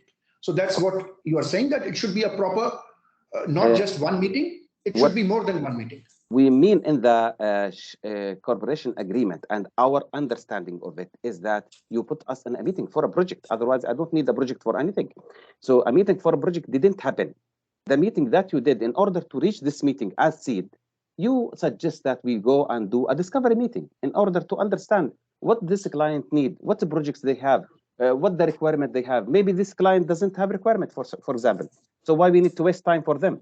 So in all the clients we met together, it was only discovery meeting. We didn't go to a step where to come and to put us in the track or on the door or to open this door for us. Hey, SECUTRONIC, I put you here. I want you to go start your job and do it. I will think of another client for you. This is what we do normally in our business here. Yes, you know? Yes, Ms. Ali, but you had a wish list. You must have prepared your wish list on some basis, on some ground, on some understanding, and given it to the private office and say, this is my wish list. So at least you have done your initial discovery. You have found out the reason why you prepared this wish list was because you knew that this client had a requirement, correct? Of course, all these clients that we introduced has requirements, for sure. Now, let us talk of the wish list clients as an example. Now, if our client, if the private office would have gone to these clients, done 1 or 2 meetings, taken you there properly, done everything which they could do to introduce you properly, discuss the requirements, you would be then satisfied? We will be satisfied if we get what we promised for. That if you put me in a meeting today as Ali, in a meeting with a consultant, and you put me in this table, that, hey, Ali, you are in the deal now. It's your team. It's your responsibility to gain it, not to put me in a discovery meeting. Discovery meeting is not a deal. So you didn't put us in this meeting. This is our point. But if you I have to put you in a meeting. I have to put you in a meeting, explain to the other parties you are in this meeting, and then tell you, okay, now, Mr. Ali, you are in a position to take a decision. Will you relieve me then? Am I excused then if I do this much? Or I have to do something more? Now, if you put me on the door for a real opportunity, you cannot do more than that, because you already opened the door for me. The client will understand that we are from your side. Thank you for that statement. Thank you for that statement. That's all I wanted to know, that I don't have to do anything more than that. I have to put you to the right client. I have to knock on the right door. I have to open those doors for you, and then my job is over, correct? No, because when you put us a door means you are getting us into a real opportunity that you see that we are on there. Yani SECUTRONIC is discussing a deal. So we will, by our work, that we will design it, we will make it, we will follow up on it. But you didn't put us, you didn't help us to win or to go to this meeting, you know? So now you are saying that I should not put you on the door alone, but I should also help you break open the door, if that would be the correct term to use. Means the meeting that we opened the door for us is we are on a table. We are already getting an advice or a recommendation from your side that we are really a good partner who can do this job for this client. And because you have relationship with them, so we are a preferred partner, for example. Let's say, all I want to know, Mr. Ali, you could say it in one word. I want to know, when will my responsibility end? Does my responsibility end after a good first meeting? In my opinion, your responsibility shouldn't be end. But then this is written in the, how do you interpret this particular agreement? Because in reality, when we discuss a deal, you as seed, you will not leave us if you put us in a real deal without following up and getting the second and third meeting to get your commission. For example, in the school project, because it was serious and the Vela, you are engaged in different meetings because you see that there is an opportunity that cost some good amount, and then you will get commission. So here you are active, you are meeting, you are going in this meeting alone.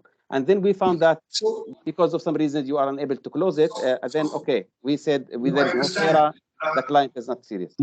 I take your point that the way this agreement, this addendum has been drafted, you're not happy with it. And I understand that you did not get a chance to participate in the discussion in relation to the finalization of this addendum. And that is why this addendum finds itself in the manner in which it is. Is my statement correct? Do you agree? I agree that our team, Saudian team, when they signed the 3 agreements after the MOU, they went in trust that this target is a target shared and the project should be real, and that's it. And I can see that your agreements or drafted in the way it is in the favor of SEED, of course, but our guys in the beginning when they signed, they are in trust that what we agreed initially on the MOU is that what we will get, because it should be reflected here. But you cannot say that I am not involved here or they are not involved. Now it's based on trust for us that we are working on an agreement where we have to gain projects. We believe SEED should even win projects because they want to make also a benefit out of it. So we feel my that question was that there is my question was to seek your guidance on however SEED will not be responsible for following up with the targets accounts past the first meeting. My question was only this, and I got an answer from you that first meeting should be understood as a preliminary meeting, then another meeting, and even though this clause is there, SEED should be with us forever and follow up with the clients and get the meeting done. Is that what you are saying? If they put us on the first meeting, a real meeting with a project and a deal, they open the door, that's for us is okay, like the school project. We did it. So then, thank you for that. Yeah. So then the responsibility of SEED will end if they do that. If there's a deal. If they do that. I'm saying if they do that. Yes. Correct? Is my statement correct? If there is a real deal introduced to us that is recommended that SECUTRONIC should quote for it, but we don't have that. I didn't understand the word when you use the word real deal. Deal is a deal. If I have a client who has an interest, I will introduce my client to you. And it is then up to the client to see your product. How can a client, without having knowledge about your product, without meeting you, without knowing the technical specifications of a product, accept or reject a product? See, sir, we are a company who is named as a system integrator in the business of security. Means we are installing the CCTV and access control that even our competitors can do it. It's not something that only SECUTRONIC can do. So here, our expectation that you put us on this step that you are chosen here, you are preferred. Like for example, when I put my company in a project, I put them here in the core of this project that, oh, they need SECUTRONIC now because of the way we convince them. But we don't have such convincing power from your side to put SECUTRONIC in a deal. I mean, a project. There is a project, real project. I mean, there is a tower. There is a requirement for installation and maintenance, for example. Okay. Look, I have got your answer. I understand that you don't have clarity on this issue. Now, you see, in your witness statement, you have stated at paragraph that there is inaction on part of the defendant, and that is paragraph 19 of your witness statement. 1 minute, I will open witness statement. Okay, paragraph 19. 1 minute. Can you give me the page exactly? 1 minute, let me read. Huh? Page, which page? Sorry. B5. Wait.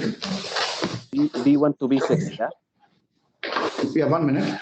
It is. Page B5. They will help me with the page. B5. Oh, this is, I'm on the wrong file. I apologize. Yeah, here. Yes, I apologize. It's B5 and B6. In the last part, which is if you turn paragraph 19 and if you turn to B6, where we are talking about the last few things, there is paragraph 19 and paragraph 20 is there, and this is above paragraph 20. Do you have it, Mr. Ali? Now I am on paragraph 19, okay. In fact, the inaction was from the defendant. You are saying that which inaction was from the part of the defendant in not using their influence to secure business with those clients or to connect with the higher official of the prospective clients to set a meeting.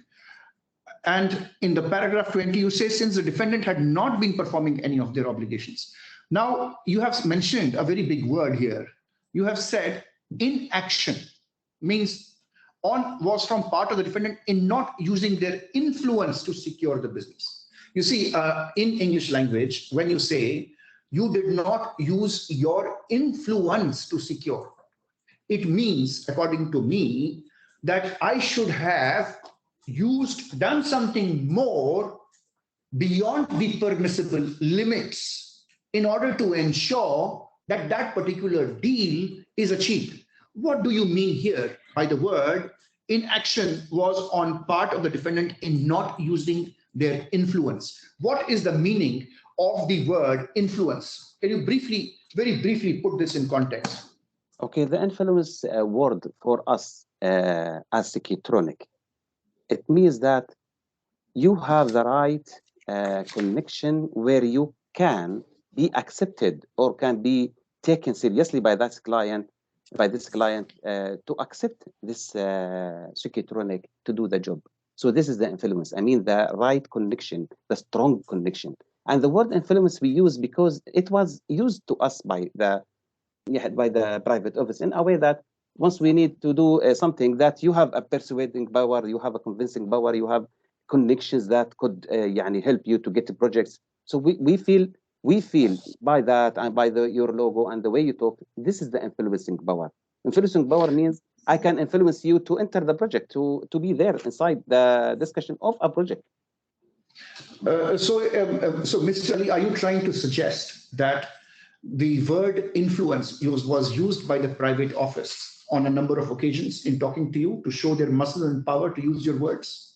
I can say before we signed the MOU, the way we see it from the way you talk to us, that you have an influencing power.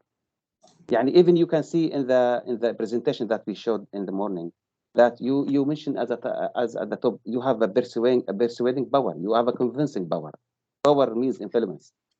So do you have any email, do you have any reference in the documents that are on record to show at any point in time the private office said that we have influence, we can do this for you?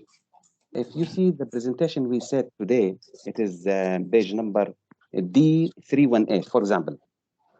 If you open D138, as an example, because no, it's okay. We did not go there, but just convey this small point to me. Let's open D138.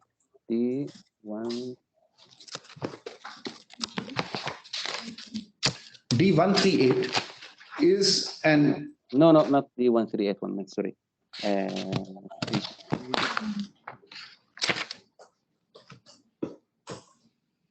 You mean D78?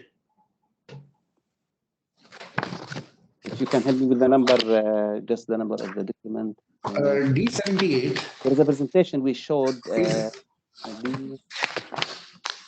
Yeah, it is, sorry, D302.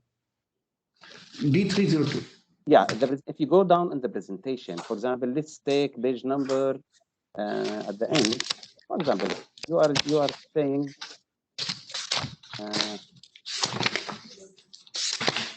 How is this relevant to my question? I want to first understand. For example, license approval in 318, D318, you are saying license approval and regulator persuading. You have the power of persuading. Like this word, for example. I'm using it here, for example, for license. Yeah. Okay. So I told you that I'm able to obtain this license. I don't have like an email saying to me like we are an influencing power as written like this, but the way it talks to us, the way it is presented to us in the meetings, like you are powerful and influencing. Mr. Ali, since we are on this file, D section, can we go to D78, please? D78? Yes, this is a letter that you have written. This Mr. Yasir Nagadi has written. D78, yeah. September 17, 2019. Yeah, 1 minute, D78. 1 minute. D78. Okay, this is a letter from Mr. Yasser in response to the email or the letter comes from Seed about the payment that you ceased your operations with us. Yeah. So he is summarizing here the reasons why we didn't pay. Yeah, no, that's fine. I have not posed my question. I only made a reference to the documents. If you can read number 2 from it that you referred to. He said, we agree Ali, on 30 million. Mr. Ali, if you wait for the question, Yeah. then there'll be a precise question, I think. Okay. Yes. Mr. Ali, while I will look at number 2, I promise, but you please look at number 3. Point number 3. Point number 3 reads as follows. Please, we did not, means your group did not see any influence or charisma of the private office by approaching the senior management decision makers at any prospective client side. Are you familiar with this letter? Yes. You have seen this letter before? Of course, I was part of forming it. Did you see this letter before it was written or after it was sent? No, I was part of writing it also. So you will endorse the decision of the statement of your CEO? Yes. And possibly this statement, as you told us earlier, that your CEO always discusses with you all aspects of the case. Is that correct, right? Correct. This thing is even. So he discussed point number 3 with you. So will you be able to tell us what does this mean? We did not see any influence or charisma of the private office. What is the charisma of the private office? Okay. I understand the word influence. He means the influence and the charisma means if I go to a client today, as you told us before, that I am private office of Sheikh Saeed, for example. This word should have an impact that you are, for example, an influence power, as you were translating it to us in the beginning, that you are from a powerful side, that you can easily enter into projects or easily enter into contracts. So we do not see this charisma. And we do not see the other party that we meet is taking you serious that you are a private office. Yani example, when we meet Dubai Municipality, he spent all the time in his laptop while he is looking on us. So where is the charisma of the private office? If I am Dubai Municipality and I'm taking you serious, I will even open the meeting room for you and sit with you and discuss with you in details. I might even take you more serious and, I have a relationship with you. I have to respect, I have to give more respect to this, I can say royal, for example, bar. But that's fine. Mr. Ali, that's so clear. That is clear. So now I want to close this particular issue by asking you one last question. So you confirm that what is stated in the addendum, which is the agreement, and the reason I ask you to do that is because your lawyer is relying on this addendum to say what the responsibilities of your company are. And we are also relying on this addendum to say what our responsibilities are. So will it be fair to conclude that your point is that if they would have put us in face of a potential client who is actually interested in the job, then the responsibility of SEED would end? Or would you like to say that no, the responsibility of the SEED does not end and until the deal is concluded and SEED has to do more than the mere first introduction? Which of these two statements would be accurate? Accurate for me is SEED job will end when they put SECUTRONICS onto the deal. Deal means the project itself. We are recommended now. We are discussing. Means they have to secure every deal. So you're trying to say they have to secure every deal for you. Somehow to secure, I can say, to entry to this project. We are into this project. The project is chosen for SECUTRONIC. When SECUTRONIC start designing, start making the BOQ, start making. Yes, and you agree, Mr. Ali, that this what you are saying is not written in the agreement in its current form. In the agreement, it's in the favor of SEED. Yes. Okay. And you did not participate in any negotiations in drafting this agreement? This agreement is drafted by SEED only, and our team honestly signed it after that, based on trust that they will get what they discussed earlier before the meetings. That is fine. Now, may I take you to a very important issue that you raised in your opening statement? Yeah. And I want you to have a look at some of the emails just to gather your thoughts and then ask you some questions, and I promise you this will be very simple. This issue pertains to SIRA approval. This issue pertains to not incorporating the company for you, and according to you, the default on part of our client in not meeting its obligations. And you have, as you have stated in your witness statement, referred to in the skeleton, that you have terminated the agreement because we have kind of not done what we have promised to do. So may I draw your attention to C116. C1.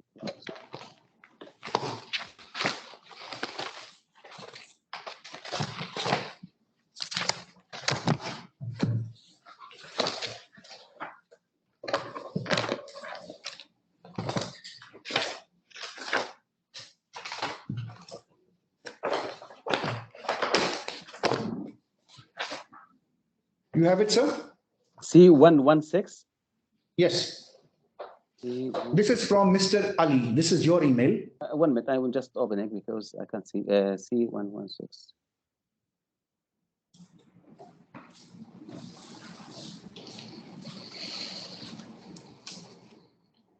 116, yes.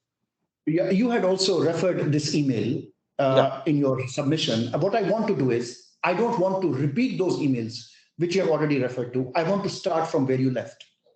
Yeah. So let us look at this email. This email is to Suhail. It says, please find attached our current SIRA approval. Yes. We need to convince them, meaning the government, that this is on company and to avoid doing SIRA again for the new license. Right. And you are giving reasons. You are saying, I don't want to do this again because it's a long process. I need 3 visas under the new license. There is training, there is exam, and there is this registration, which takes 2 to 3 months. Is this email correct? And this is your view currently, correct? This is the email. You asked about, and this email is dated May 1st, 2019. Okay. Correct? Okay. Yeah, this email is correct. Thank you. Let's go to C117. This is the next page. In the next page, there is, now this is June. This was May 1 email. This is June 18 email. Yeah. In this email, you receive a reply from the private office. And you had also referred to this email. In reference to the above subject, please be advised that we have tried to get the approval based on free zone license, because you had told them, try to get the approval based on our free zone license. Okay. So private office is writing to you. We went to the authority. We approached them, but they turned down our request and they said it is impossible. However, to avoid any complications to the free zone, we have to proceed with separate and proper SIRA approval for the LLC. So the private office is telling you that to avoid any complications. What does complication means? Means any further delay in the process. Okay. We have to proceed with separate and proper SIRA approval for the LLC. Then it says what you have to do. In order to get the approval, you are kindly requested for the following. A member from SECUTRONIC must attend 2 to 3 hours training. On Saturdays, after attendee will receive username and password.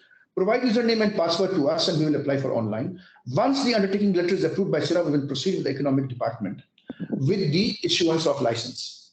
Yeah. Now, with regard, you have seen this email and you have already recognized this email.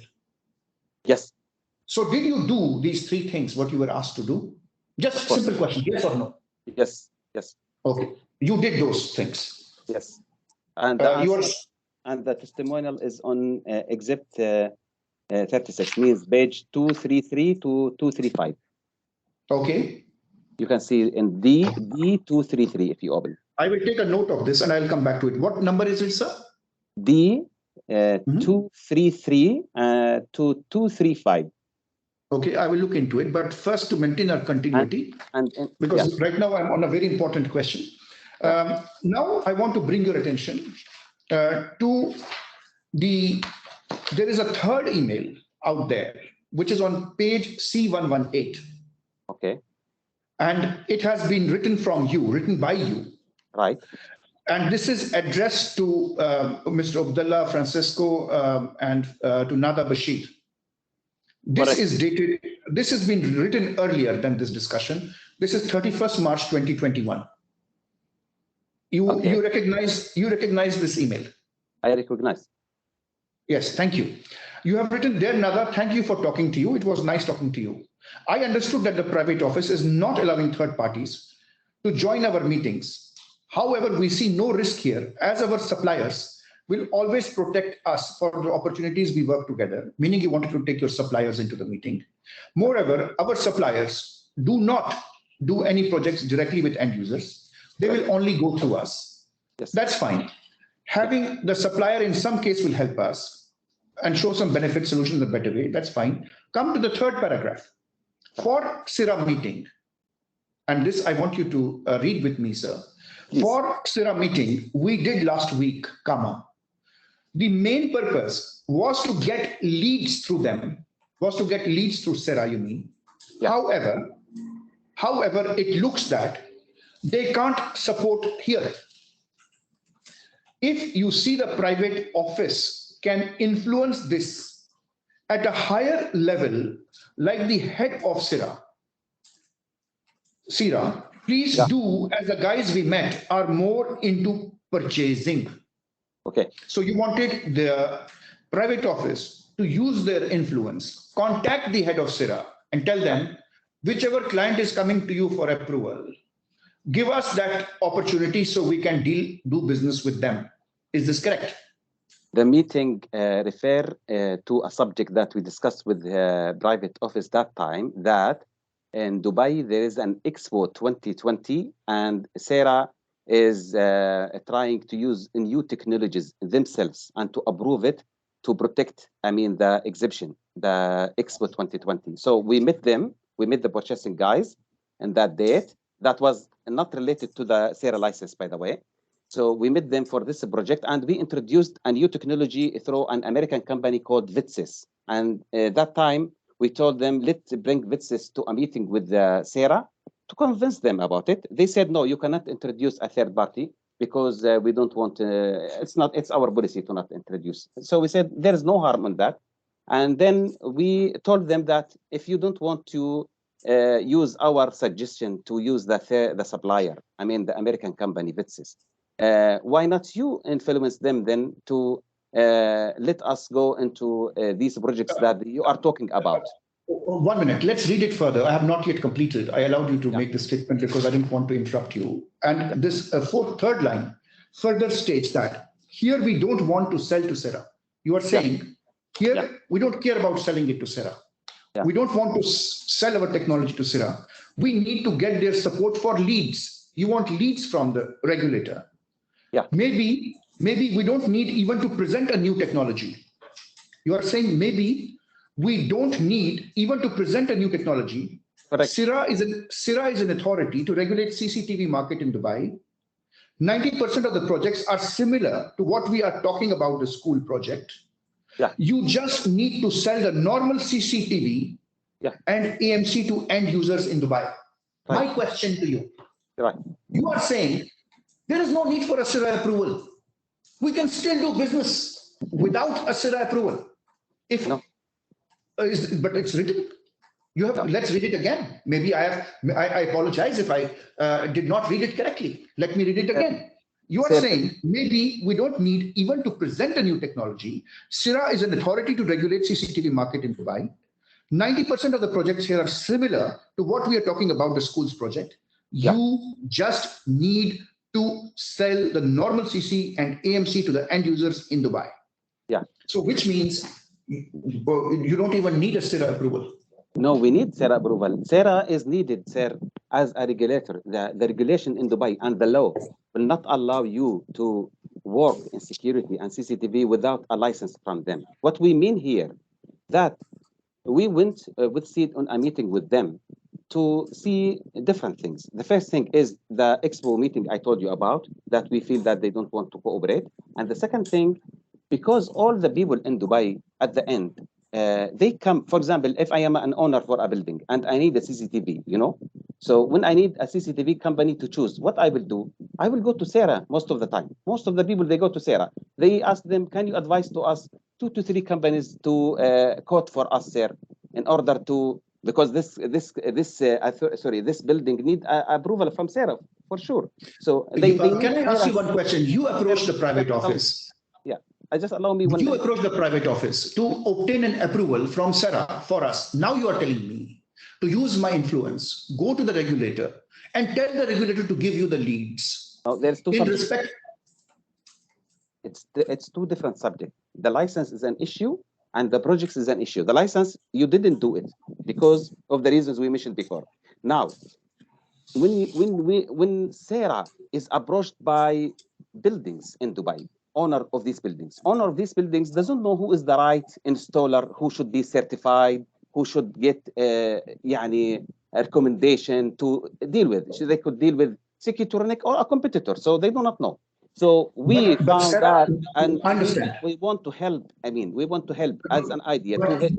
Sir, this is a very important statement, and we have a strong objection on this statement. You have told us that you should approach the regulator and ask the regulator who are the people who have approached you, and you should approach that. You have said private office should use their influence and meet the head of SIRA, because the junior officials will not give you this information. Is this a legal object of a contract? Yeah. Can you ask my client to do this particular thing? And does my client have an obligation to follow your advice? There, if you can allow me 1 minute to explain what I mean. Answer my question. Is this the right thing to do? Yes or no? It is right. Why? Because what we are asking is not something illegal. Sarah is recommending to any building companies to do with any system integrator. So we want them, if they have this relationship with them, why not you tell them that when you recommend companies like 2 to 3 companies, keep us part of these companies. You are recommending to building A in Dubai that there are 4 companies who do security systems and we recommend them. Please approach Sarah and tell them that we are one of these good companies and you know that we are good and you partner with us. So since you have a connection there and since you have a relationship, we want from you to advise them to put us as part of these recommended companies to clients. This is what we mean.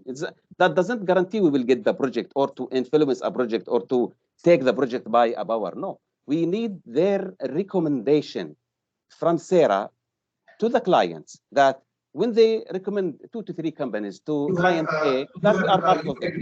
You agree with, anyway, you have what you have said is very clear. You have written that you have to use your influence and meet the head of SIRA to get this information. You're not at this stage talking about a SIRA license. I understand that. You are at this stage talking about obtaining business from the regulator, which I want to bring to your attention off the record, that private office cannot do that. This is beyond the scope of the private office to approach the authority and ask the authority for its leads. Maybe some other office can do that, but not this office. Anyway, can you move to C171? Just one clarification. Sarah doesn't give leads. Sarah recommend to the lead. They recommend to them, to the clients, 3, 4 companies, because the client is they don't know who is the right company to do it. So they suggest to them a list of companies. So we won't be part of this list, you know. But you didn't have a SIRA approval then. You were. This is the responsibility of the private office. Why we don't have it? We are in this email date is 25 August. I asked you and I'm going to show you by documentary evidence that fact. I want to do something. I want to obtain a license for you, but you have crippled my hands. The information I'm asking you, you're not giving me. Unless you give me the information, unless you satisfy the requirements of what it is, how can I obtain a SIRA approval? And that this email will show. Can you move to C171, please? C171. Yes. C171. Again, this is an email of March 14, 2019. C171. So you have what is in light is the email from our side, and what is in dark, in bold, in red is from your side. As early as in March, we approached you and asked you, activity of the company, dear Ms. Suhail, Thank you for your email. Below is my reply in red. Yeah. Name of the company, Secutronic. Activity of the company, the suggestion is to start with a normal activity that does not require SIRA's approval and change it later on. The activity could be electronics trading. Okay. What you have written in your reply, okay. And this is Mr. Ali Ziadat who has said, okay, please do it like this. Please do it like this. And later you add the activities. Because you blamed us for doing this and not obtaining even the relevant license. Now, this is an important point. Is this point correct? Is this what you have said? You are understanding it not the right way, because this is, and when you take the license from the Department of Economy, you cannot put the activity of the security directly. You have to be certified. That is correct. You have to submit certain. Thank you for that. That is exactly my case. But we were asking him to put from the beginning our name, so he said you cannot. No, that is absolutely fine. And so the point is that, but this, you did not change it. Please, you're talking over each other.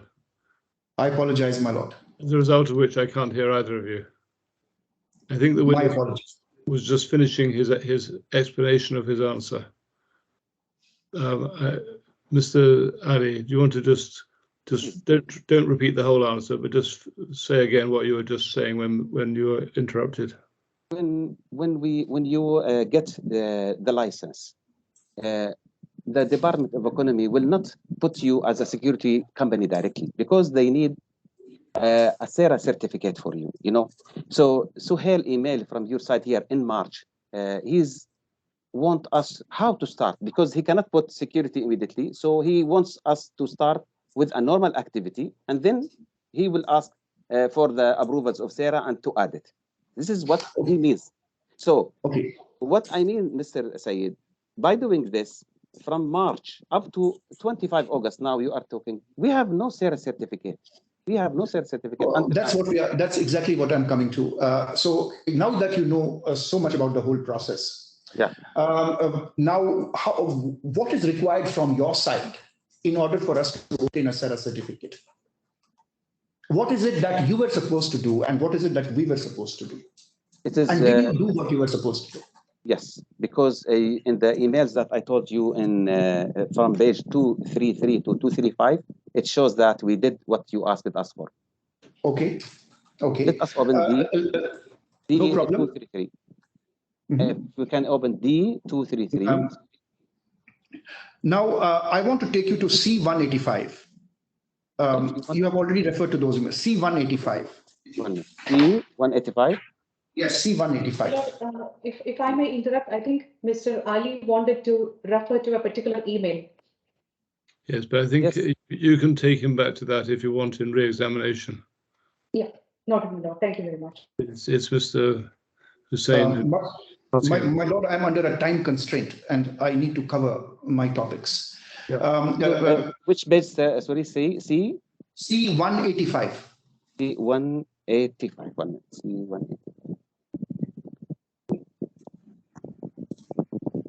Yes, now I have C185. So, Mr. Ali, C185 reads as follows. This is an email from Mr. Ali, from you to Nada. You say, dear Nada, and this is dated 25th of June 2019. Yeah. You say, please find attached our engineer certificates. Yeah. For Rajiv, we applied and his training is next month. Attached is your payment receipt by SERA for Rajiv. Yeah. Then you say what we should do. You are saying, please inform SERA that our engineers are already having SERA certificate, meaning engineers of the free zone company. Correct? Okay. Can't we, now you're asking Nada to tell the authority, can't we use them for the new trade license as we are one company? Okay, correct. Correct. If this is not working, we will have to certify some 3 guys from Saudi. Yes. And this will be costly. Yes. Please try to avoid it. Yes. Initially, before this email, you had said please tell them that if they can use our old SIRA certification. Yeah. Now you are saying, please tell them that the requirements for filing for SIRA application in respect of our old company should be followed here. Who is delaying the process for obtaining a SIRA approval? Is it the private office or is it yourself?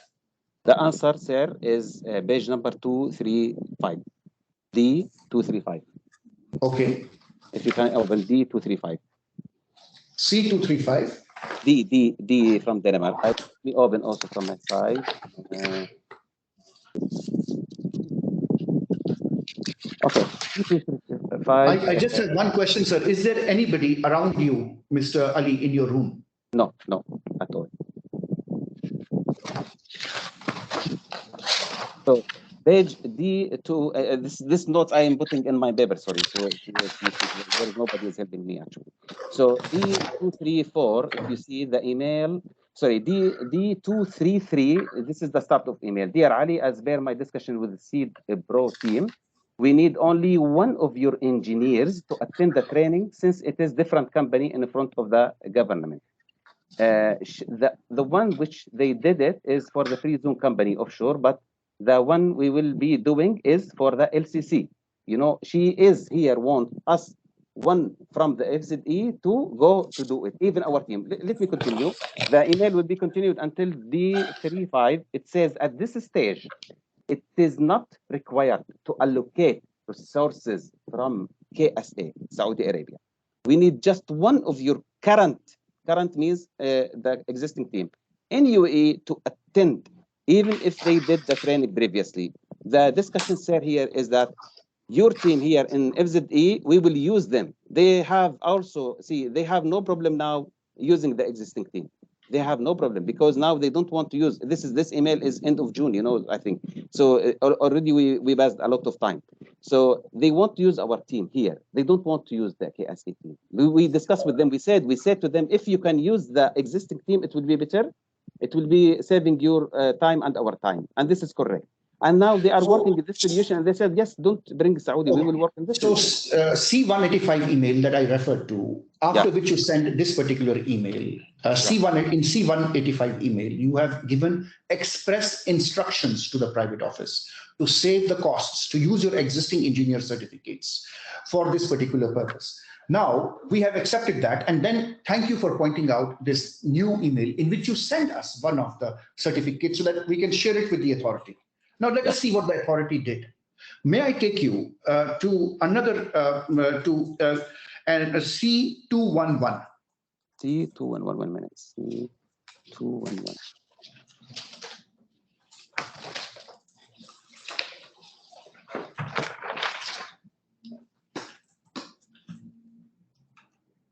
Now, in this particular document, you have it in front of you, Mr. Ali? C211, 1 minute, just give me.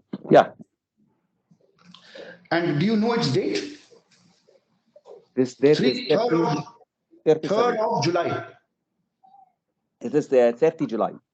Yes. So now let us see how the discussion progressed. Now, Sarah wants you to give an undertaking because we are doing our job.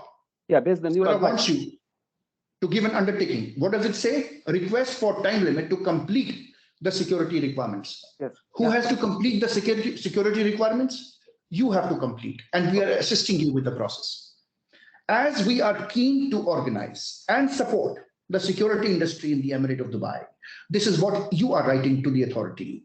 And as our company, SECUTRONIC Simulation Equipment and Systems Training and Maintenance, LLC, issued by the Department of Economic Development, wishes to add the activities of installing security systems and equipment and trading in security systems and equipment to our current license. Therefore, we kindly request your esteemed agency to give us a time limit of 60 days. We undertake to comply with all the applicable procedures.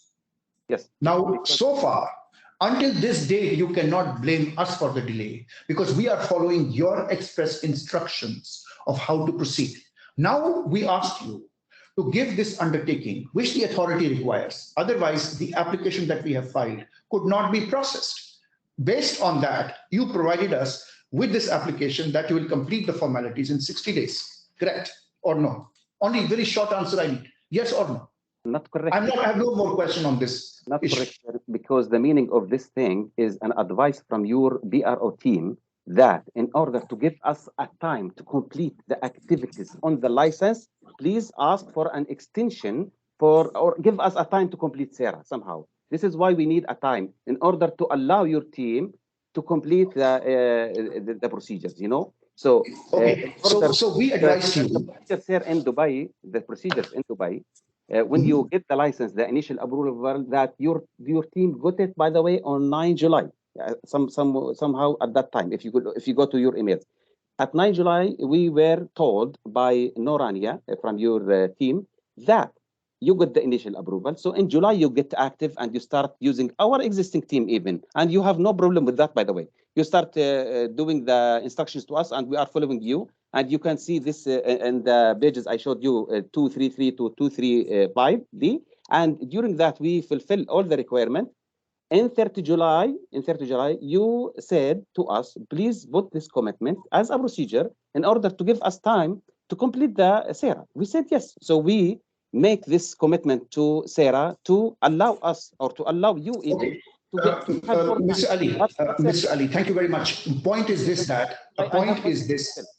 point is, after 5 days, we found that after the commitment that SERA is warning you even because you are the company with us that you are not fulfilling until now the requirement. So we gave you. I will come to that email just now. But first, my point is that you yourself have stated if you had an obligation to either bring new list of 3 engineers, which was the requirement to obtain a SERA approval, but you did not do that.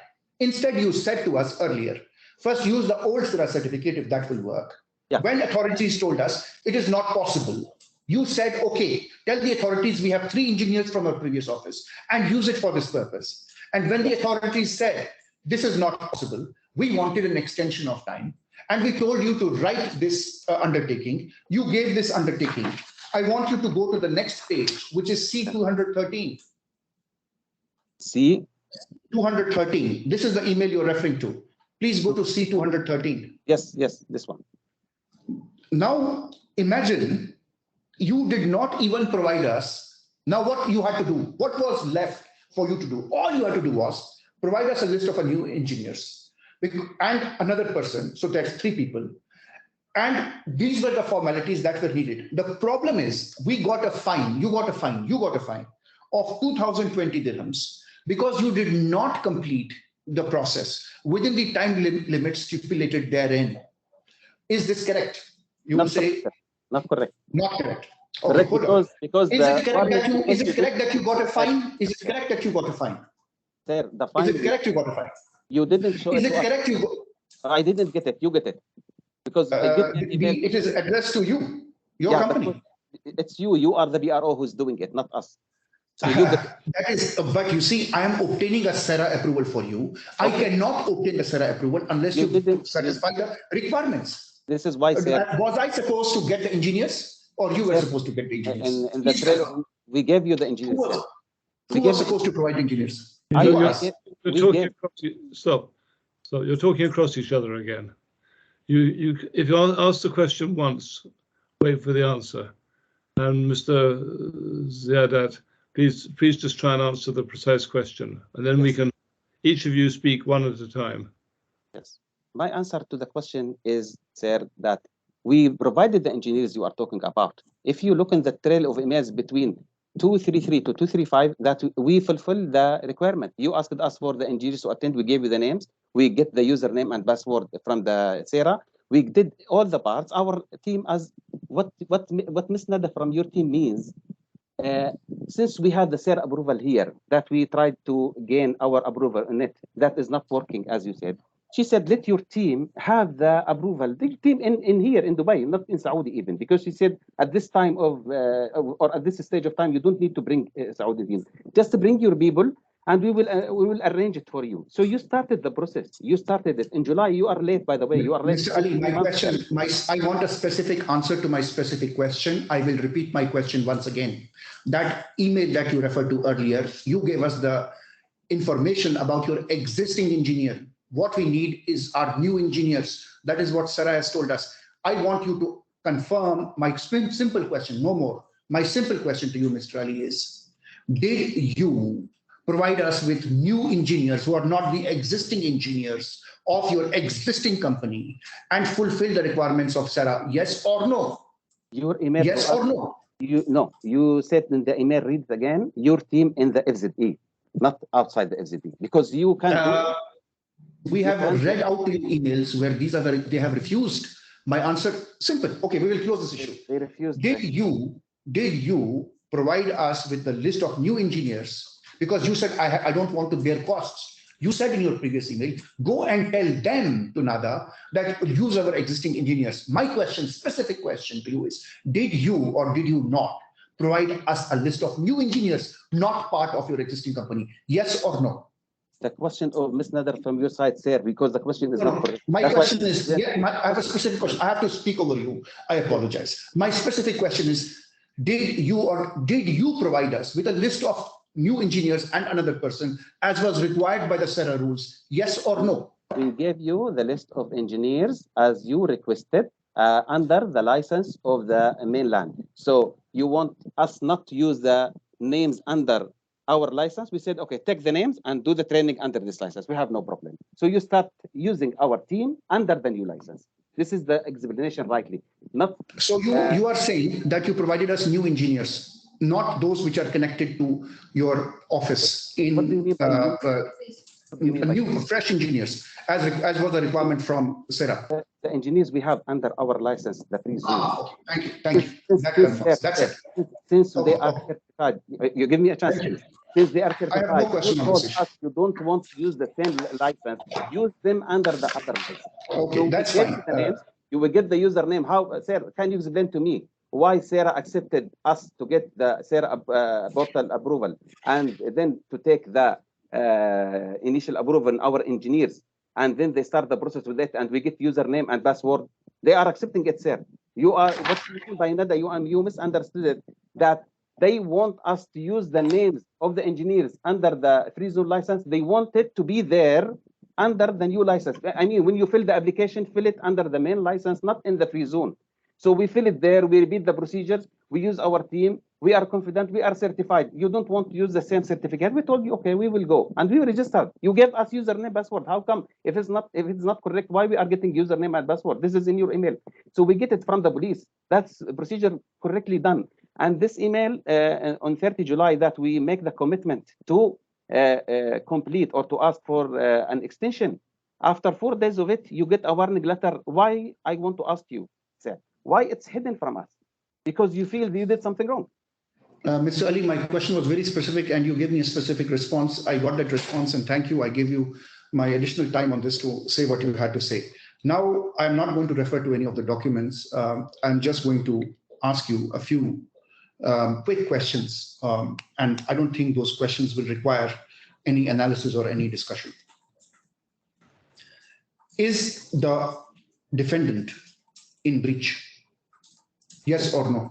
Yes. Is it in breach of all the agreements or a specific agreement?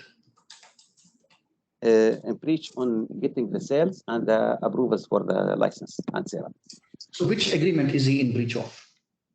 For the sponsorship, for example, when you sponsor us in order to be giving us what we asked you as a license with an activity of security, we didn't get it. We didn't get it, the SERA approval finally. And despite that, we gave you the engineers under the new license. And also, we didn't get the leads. So we feel it's a breach. But which agreement has been, which agreements? Because you filed this claim and you are the person who has knowledge of all facts. You have made a witness statement. You have made some very important statements in the witness statement. So you are deemed to have knowledge of every agreement. Which agreement has been breached? Sir, the corporation agreement is talking about sales, correct? And targets and whatever. So here, so corporation agreement has been breached. Corporation agreement for the sales and for the other agreements that for the establishment of the company and to get the license and to get the approvals. This thing is not happened to us. We don't have a license that have a security. Understood. Have you gone through the particulars of claim that are mentioned? The particulars of claim which have been which are in the which are before us? I didn't understand. Sorry, if you can repeat. There is a document known as particulars of claim.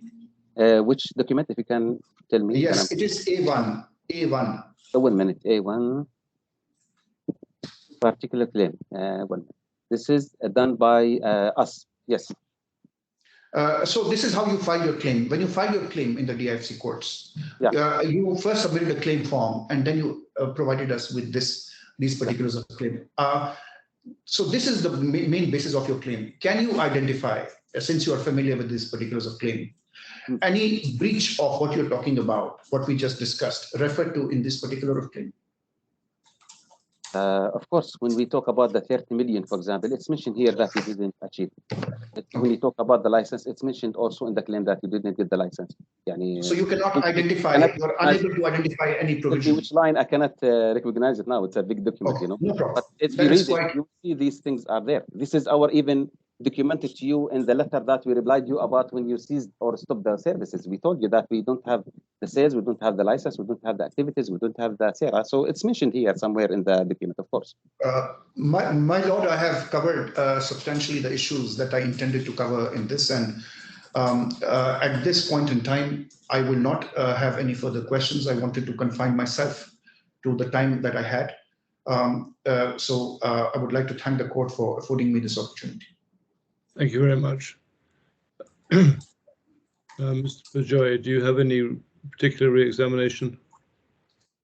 You may feel the witness has done his own re-examination. Yes, my lord. I would keep it very brief. I would not go beyond 10 questions. If Your Honor may please permit me. Right.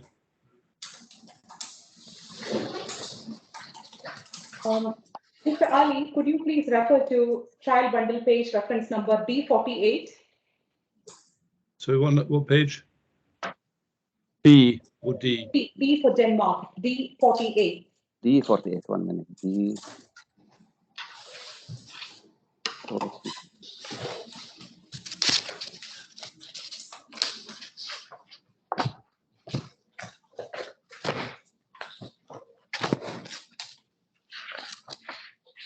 D48, yes.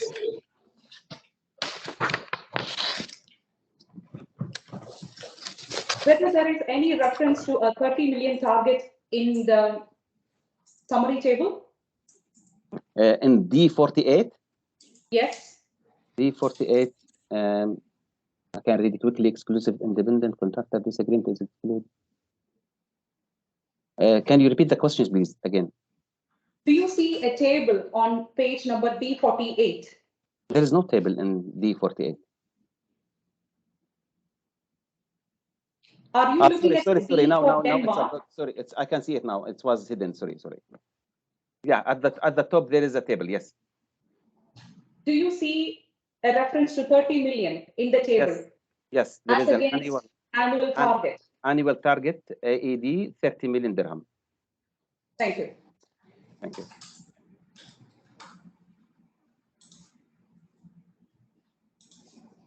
Could you please now refer to page number C for California 158? C 158. Yes. C 158.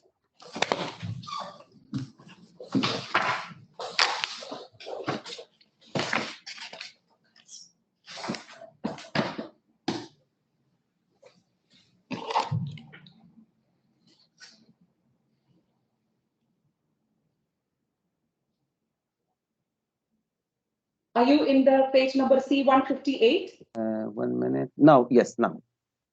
What is the date of the email on page number C158? In C158, the date of the email is 25 November 2018.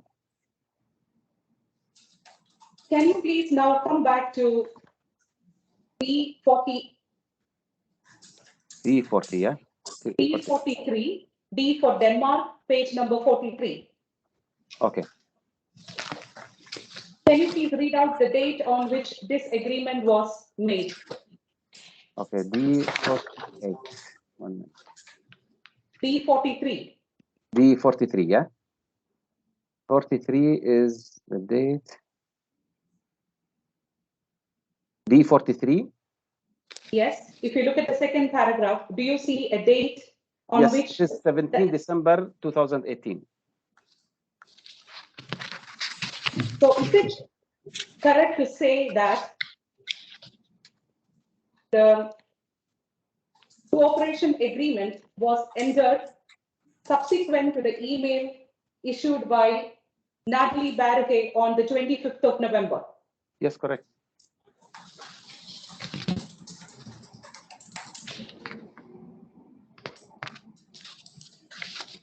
Now, could I please take you to D for Denmark, page number 69? Page 69, E69.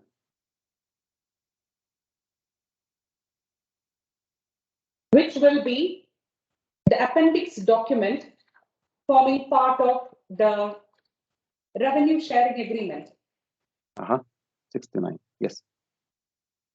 Could you please read out for me the second bullet point under the heading in addition? Yes. SEED will provide support with target accounts throughout the sales process from the first meeting until collection. Okay. However, SEED will That's not. all. Okay. Could you also go to now page number D for Denmark 70? So sorry, 70, yeah. I apologize. I missed it. The reference that you were reading, sir. Can you provide me that reference? D69. D No, for but- Denmark. Yeah, that I have that page. But where were you reading this from? The Which line? second bullet point under in addition. Okay. In addition, then second bullet point. Second bullet point. Yeah. Mr. Ali, could you also read the paragraph that is appearing on page D70? D70. Okay. Yes, there is a paragraph here. D70. Yeah, can you please read it out loud, please? Okay, this region is characterized by long sales cycles and complex and multi-layered decision-making process. SEED makes all efforts to expedite the sales cycle by ensuring that the partner meets the right key players and tailor the right messaging and approach for the meeting. SEED Thank you. asks, yeah. Now, could I ask you to now go back to page number C, California, C for California. Yeah. Page number 158. 158.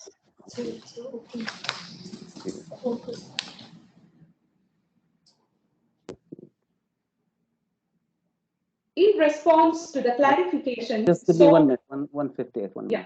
Minute. Are you on C 158? Now I'm in C158. Yes. Could you please read out for me the last line, which is a response given by SEED to a clarification asked by SECUTRONICS? Could you Last please line. read that loud? Yeah, SEED support will be on preparing SECUTRONIC to enter the market, open doors, and meet targeted clients together to influence the win. SECUTRONIC contribution will be technical and sales decisions to close deals. Most clients have bid tender, however, SEED will open doors of key decision makers to support SECUTRONIC proposals. On the other hand, SEED is committing to deduct 50% of the annual fee from revenue share when targets are achieved as an incentive.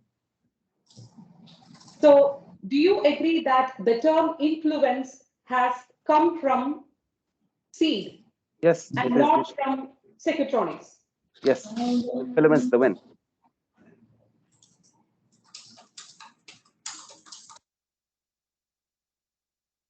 Now, could I ask you to go to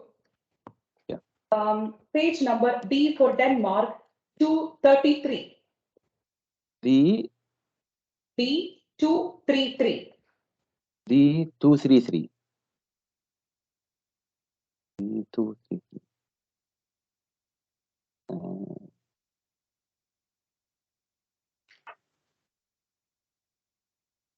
This is an email issued by Nada Bashir from the private office to yourself. Yes, correct. What is the date of the email? 3233, 1 minute. The date of the email is 26 June.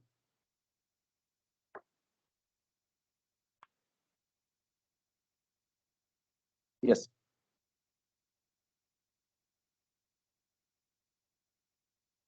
And what is the date of the email that you find on page number C for California 185? 185. C 185, yeah? Yes. C 185. C 185.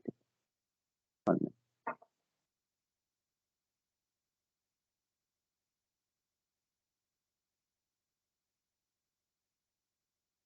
This is an email from you Just give me to one. Nada. 185, yeah. C 185.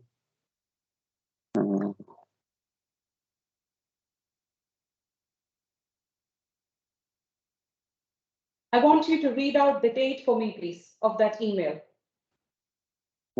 Just give me 1 minute. C 185, yeah? 185. Yes, Now please. it's open. Yes, the date of the email from Ms. Nada Bashir is 25 June. Is this email you are referring to? I think. But See, is it an email from Nada or is it an email from yourself to Nada? If the page you refer to is C185, correct? Yes. C185 is an email from Nada. Sorry, from an email from me to Nada.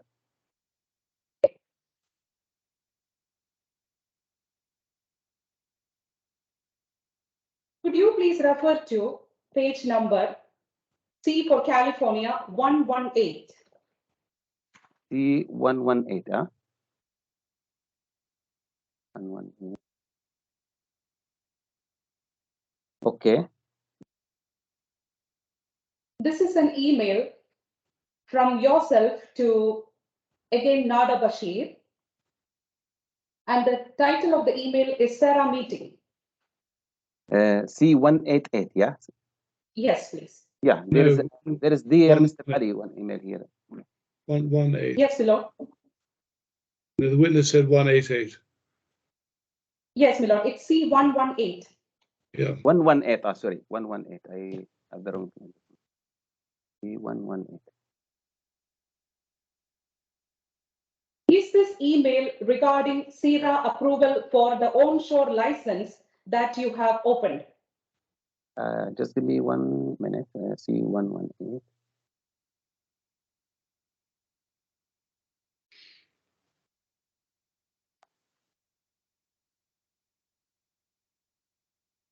C118.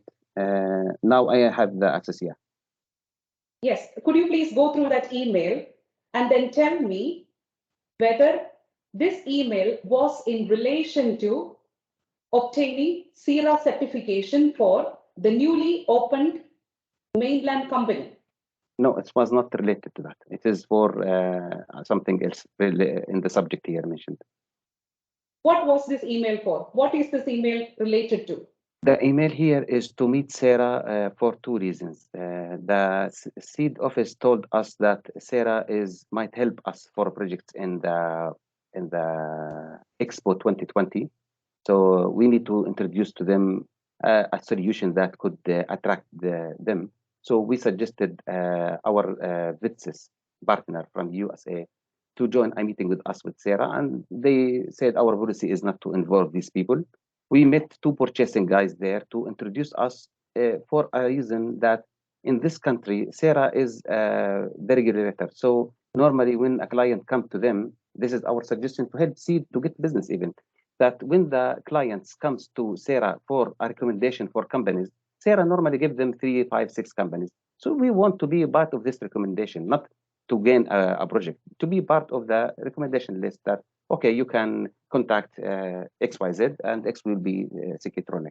So I think it was difficult for them to arrange it. They said it is difficult to meet the head of the Sarah to help you in this one or whatever.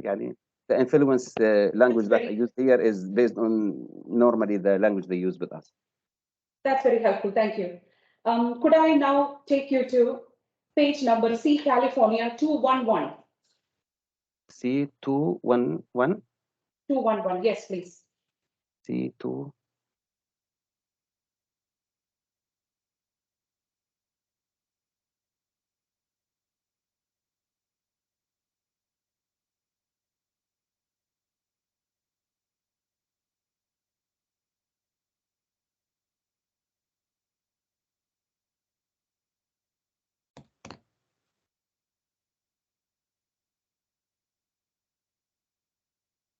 C211. Yes.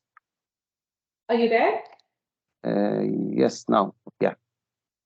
Yeah, this is a letter dated 30th of July 2019. 30 July, yes. Could you please help me by telling the court who drafted this letter? This letter is from SEED. They told us to write this letter to gain an extension or to gain a time to allow them to complete the procedure for adding the activities. And so we will have enough time to process the SERA. Now, could I now ask you to refer to page number C213? C213. C213. Which is letter issued by, which is basically a translation of a letter issued by SERA imposing a penalty. C213, yeah? Yes, please. 1 minute. C213. I can see it. Yes, this is the warning letter. Yes. I can see it. If the letter referred on C211 was submitted with the SERA, could the subsequent penalty letter have come?